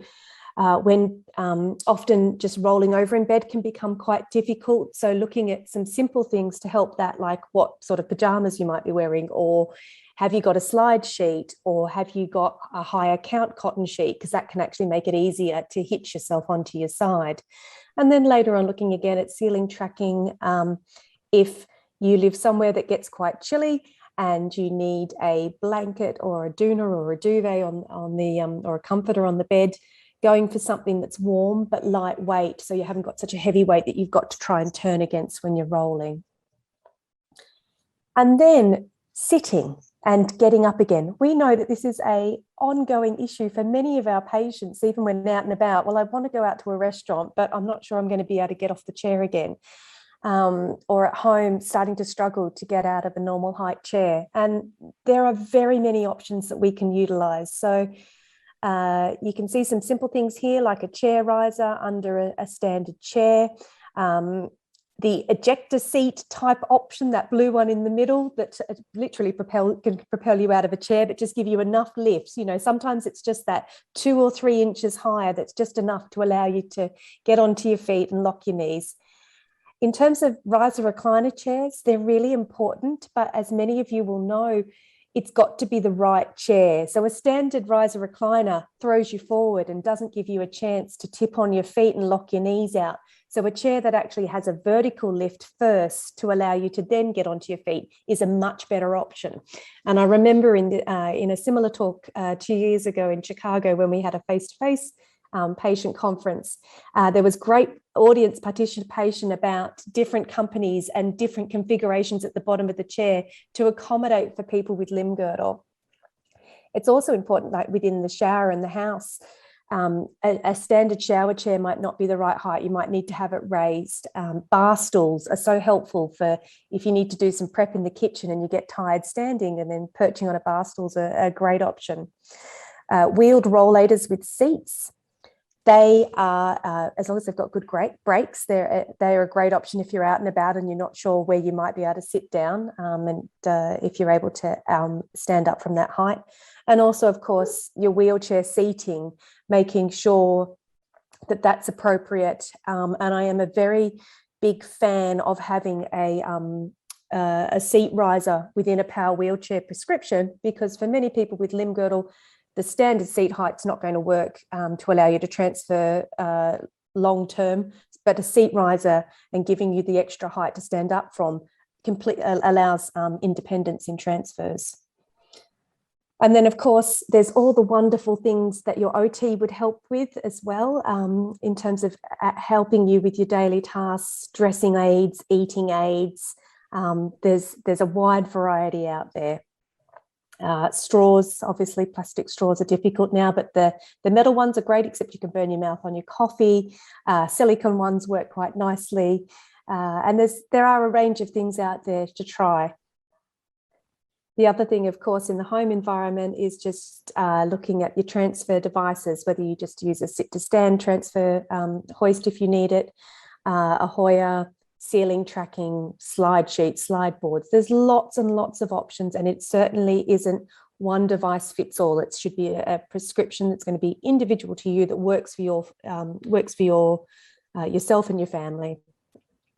And one of the great things about this sort of digital revolution, apart from everybody being in their phones when they're walking around and not paying attention to everybody else walking, is the fact that we have so many voice-operated and app-operated devices in the home.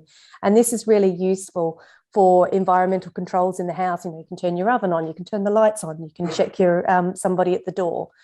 So those voice command options are something to explore. And then, of course, there's what could be a whole day on vehicle conversions and driving options as well. I think this is another area, Meredith, that I try to encourage people to look at options before you need them. You may never need them, but when you can still get out and look for a home that might work with you long term, when you can start doing renovations where you can still go out and pick cute faucets, pick the paint color, it's much easier to make the transition before you need it, when you have time to think about it, and just use it as an excuse to remodel or a way to get yourself ready when it's still easier. Absolutely. Yep. Preparation is key, and there's nothing fast about selling houses. So it's definitely one to think about ahead of time. And the other thing to be really prepared with is fall management. So we know that your disease can cause, it causes profound muscle weakness in the legs, and falls are really common. And we like to prevent these because if a fall leads to a fracture, that's a really difficult time. It often requires surgery rather than not, and the rehabilitation can be very difficult. And so it's important that you have a strategy and some awareness in the home about what you would do if you fell. What are the hazards that might cause a fall in your house? What are the factors that might lead to a fall? But also, if you do fall, what's your plan? How are you going to get up? What's in place for you? And so some of the options are, again, this is where Alexa, Google, Siri, etc., some sort of voice activated control. You can use that to dial the emergency services or a friend or family.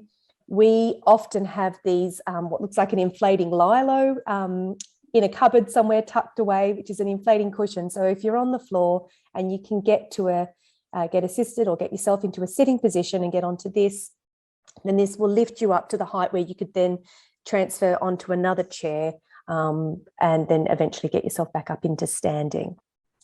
You can, of course, use the traditional ways as well with call alarms, looking at where your furniture is around the house, being careful of rugs, knowing which footwear is the footwear that helps pick you up your feet the best. So there's lots of things to manage around falls, and lots of things that we can do to prevent them. And one of the other things as physiotherapists is we can have a look at the time it takes you to get out of a chair, traverse 3 meters, 9 feet, Linda, come back and sit down, and or your 10-meter walk time, just to see how long it's taking you to do those 2 tasks and whether there might be an increased risk of falls from that. I think a lot of people some people don't like to come to clinic on a regular basis because we're likely pointing out some decline, but I think, again, giving you time to prepare and figuring out a way to keep you having an active, engageable life is important. So getting someone's opinion on your status allows you to make some educated decisions. Absolutely. And so that's really the summary of physio and Limb-Girdle, isn't it? We do want to see you, routinely. We do want to check on things and see how the disease is affecting your life, and if there's anything we can do to help with any of the difficulties you're having with all the things that we've just been through on the various slides. And whilst we don't have a cure yet, there are a lot of, there's a lot of things that we've just talked through that can make life a little bit easier, and that we would like to work with you to make sure that you have access to. There's quite a lot of information on here. Limb-Girdle Awareness Day is at the end of September, so go lime green for Limb-Girdle. And there's a number of resources here which you can access via the internet, as well as liaising with your local neuromuscular team. In ending, I just wanted to say that we know it's an exciting time. Hopefully you heard about some genetic advances, some therapeutic advances, the trials are going on. So it is a time to be encouraging and a time to be hopeful. A lot of the things we talked about are based on decline. So there is hope, but there's also a way to maintain your abilities. And so like all of us, we get older, it's good to make those decisions to help yourself do all that you can do. Absolutely. Yeah. And sorry we can't do this in person.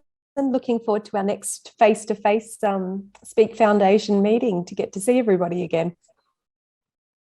Good afternoon, everybody. I want to thank Linda and Meredith for their lovely talks. And I want to thank the organizers for inviting me to speak with you today. Obviously, bone health in neuromuscular disorders is an important problem and often underappreciated because there is so much attention paid to other aspects of these disorders. But bone health can have a serious impact, certainly on quality of life in patients who are at risk for fracturing. So what I will do in a very brief period of time is attempt to give an overview of this topic, addressing some of the risk factors, addressing things that patients and families should be paying attention to, and providing an overview of treatment options. And in addition, we'll spend some time talking about the differences between adult and childhood bone health. One caveat is that I am a pediatrician. I know a lot more about bone health in children than I do in adults. I certainly pay attention to what's happening in the care of adults with bone disease, but I am by no means an expert in adult bone health. So we'll go ahead and get started. We want to remember that osteoporosis, which is essentially what we are talking about here, is a systemic skeletal disease that is characterized by low bone mass and this is a part that's not always understood, microarchitectural deterioration of the bone tissue itself. And this then leads to an increase in bone fragility and a susceptibility to fracturing. These pictures show how this develops, and it gets at the idea of both change in density and microarchitecture. So here in the top picture, you see this is a vertebral bone or spine bone, and this is a healthy bone. It's got a good surrounding rim of what is called cortical bone.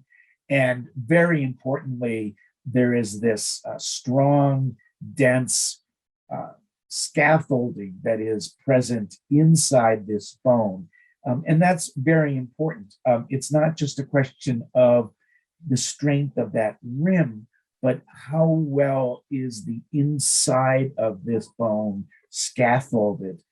And you can see that over time, there is thinning of the rim, the cortical bone, as well as loss of structure, both thinning of what are called trabeculae, or the scaffolding, Also, the appearance of holes. And this is a progressive process. And ultimately, when you get to severe osteoporosis, you find severe loss of the scaffolding, including bits of holes. And this image here just shows a higher resolution of that, with the thinning of these trabeculae and loss of connections of the trabeculae.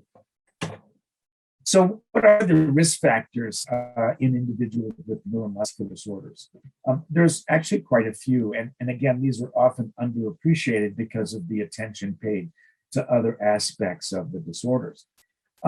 Certainly, chronic illness is important, and often that is related to the presence of generalized inflammation, which can reduce bone health. And very importantly, if there is poor nutrition, in particular calcium, other minerals, and vitamin D intake. It's important to remember that there is a strong relationship between muscle and bone bone is able to sense the demand that's being placed on it. So if there's reduced demand on the bone will sort of become less strong over a period of time. This is what happens to astronauts. You know that when people spend a long time in space, they come down and their bones are thinner and they have to, they're at risk for fracturing and they have to learn to walk again, etc. This is because the bone perceives the pull from the muscles surrounding it. We often think of a lack of weight bearing or gravity as being a risk factor for decreasing bone health, but it's more than that.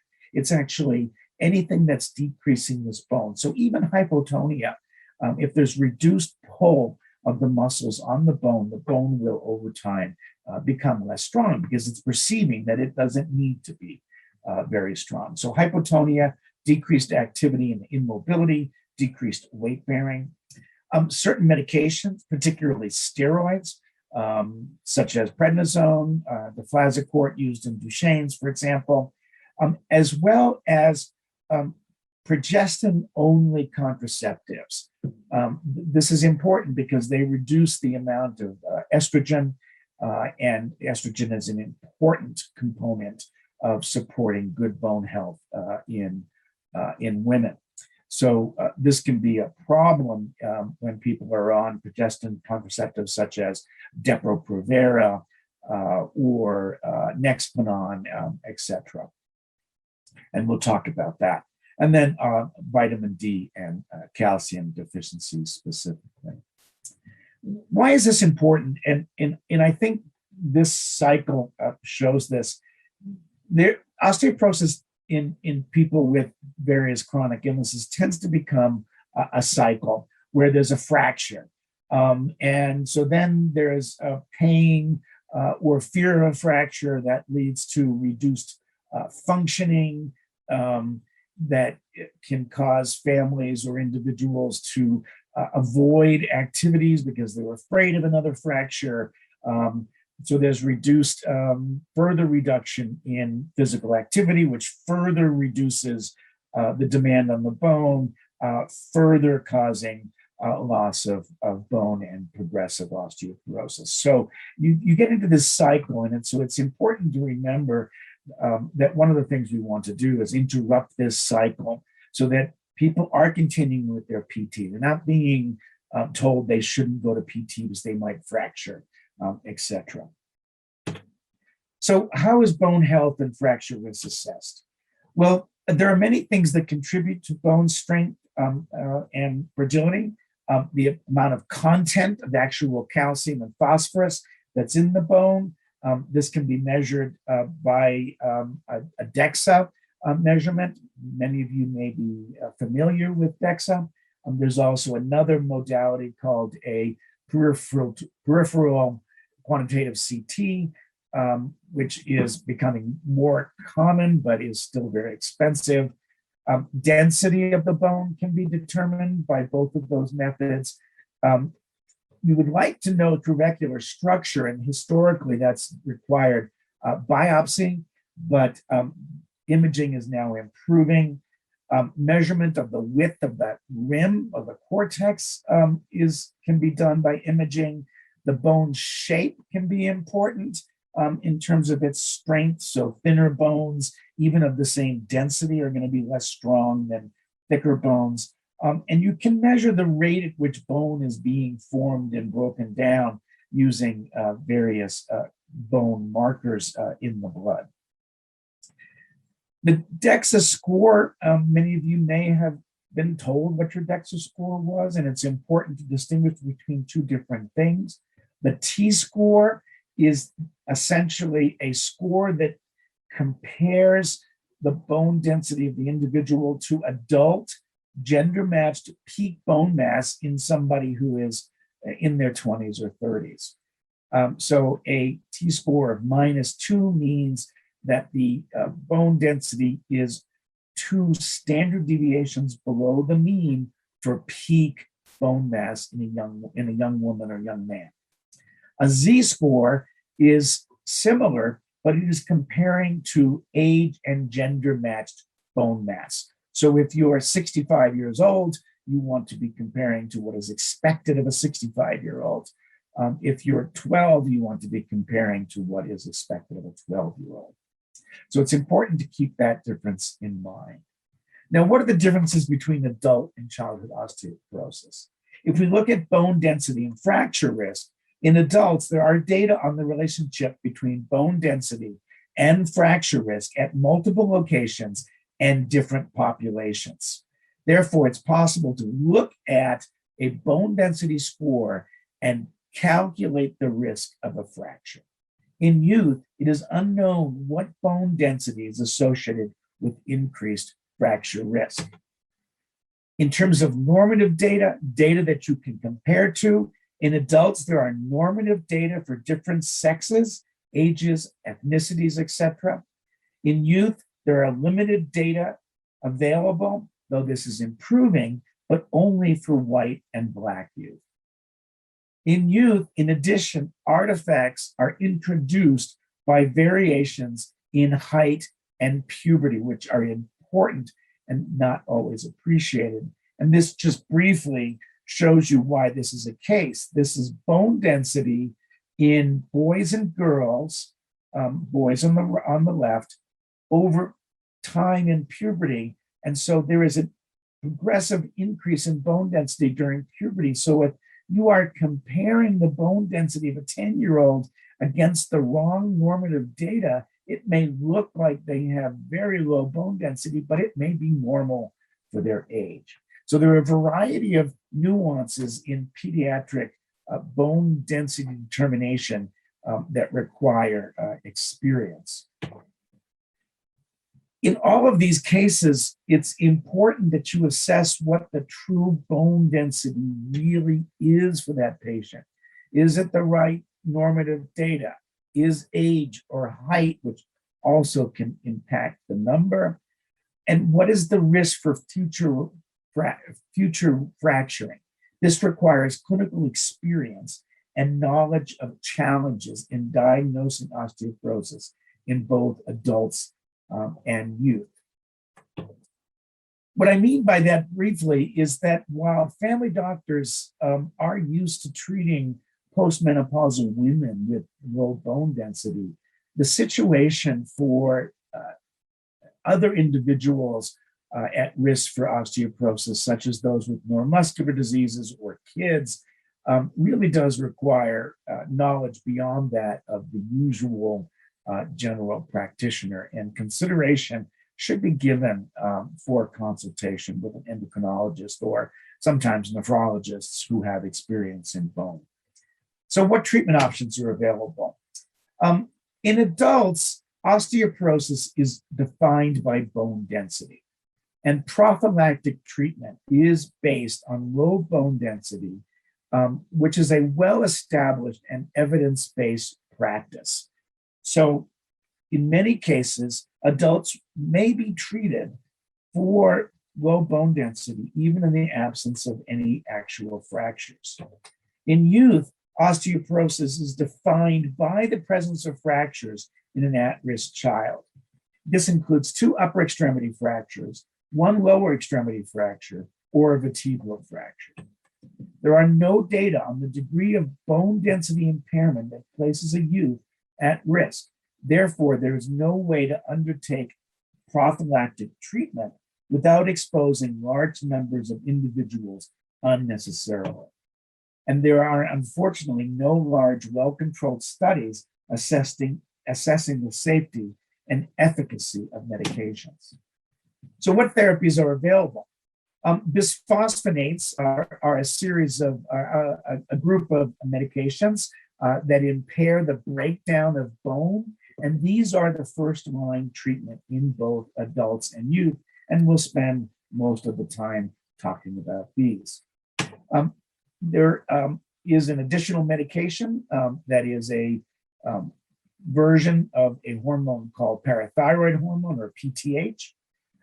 This can be used usually following bisphosphonate therapy in adults. It is not currently used in youth because of some safety concerns, but this is currently being reevaluated. The most important other medication is something called denosumab. This is a monogenic antibody that impairs breakdown and promotes development of bone. This is frequently used now in adults, but it does require an experienced clinician who understands how to use it and what the risk factors of its use are. There are no data for this drug in youth. The bisphosphonates come as oral forms. The most commonly used is alendronate, which is Fosamax. You've probably seen this advertised. Sally Field does advertisements for this. It's given weekly as 1 milligram per kilo in kids to a maximum of 70 milligrams. It comes as a variety of dosage sizes, and in adults is usually given as either 35 or 70 milligrams a week. There are other oral bisphosphonates that aren't as well studied, but they are generally longer acting. They may be given once a month, etc. Pamidronate is an intravenous bisphosphonate that is the most highly studied in kids. It's also commonly used in adults. It has some virtues in that it's given once every 3 months. However, it is given as an IV infusion, which requires a visit to an infusion center, etc. That takes about 3 hours to give. Currently, the most common intravenous bisphosphonate is something called zoledronic acid, or has two names, Zometa and Reclast. It is very attractive because it's only given once a year in adults and every 6 months in kids, and it only takes about an hour to give. These side effects of bisphosphonates are shared by all of them. There is often pain on first exposure. It's flu-like. It's actually kind of like what people get after a COVID vaccine. The mechanism is actually quite similar to what happened with a COVID vaccine. It's due to cytokine release. It's usually mild, but can be severe. It lasts a few days, up to a week. It generally responds to Tylenol or ibuprofen. We sometimes use a little bit of prednisone if the reaction is severe. Interestingly, it either is gone on the second infusion or is much, much less and then gone by the third. So this is really a first exposure only problem. There is esophageal irritation with oral forms. Osteonecrosis, or breakdown of the jaw, has been described in adults. This is generally associated with long duration therapy and has been associated with intravenous bisphosphonates more than the oral bisphosphonates, probably a potency issue. And this has not yet been reported in growing kids. This generally occurs when there's dental procedures which don't heal. There have been concerns about the impact of bisphosphonates on the growing fetus. It is used in caution in reproductive aged women, but this is where honestly my knowledge is limited. I don't know what's currently being done in pregnant women at risk. There have been babies reported to women receiving these medications who were normal. In terms of long-term safety, in adults is generally used for 5 years, 10 in some severe situation. There have been increased rates of pathological fractures, unusual fractures of the hip in long-term treatment of postmenopausal women, which has led to the idea of drug holidays. This is often followed by one of the bone building or anabolic therapies such as PTH or denosumab, but this is a more complicated and nuanced discussion than we can do today. In youth, long-term pediatric efficacy data are limited. Short-term data look good. There haven't been any reports of problems in the patients who have been treated for a long time, but no systematic reports. Studies suggest maximum effect between 2 and 3 years, and recent data suggests increased fracture risk at the junction of treated and untreated bone in a growing child, and therefore it is recommended to continue treatment at least every 6 months until completion of growth. We want to assess modifiable risk factors, activity, weight-bearing, calcium intake, progestin-only contraceptives, and consider alternatives, and a limited laboratory evaluation, again, looking at things that can be changed, such as vitamin D, excess calcium excretion, etc. Treatment includes optimizing calcium and vitamin D intake, optimizing weight-bearing and muscle contracting activity where possible. We want to remember to try to minimize falling as much as possible, switch to a combination contraception, including estradiol, if that's possible. Consider pharmacologic intervention in adults with low or falling bone mineral density or fracturing that's unexplained, and in youth with recurrent or significant extremity fractures or vertebral fractures. And with that, I thank you for your attention.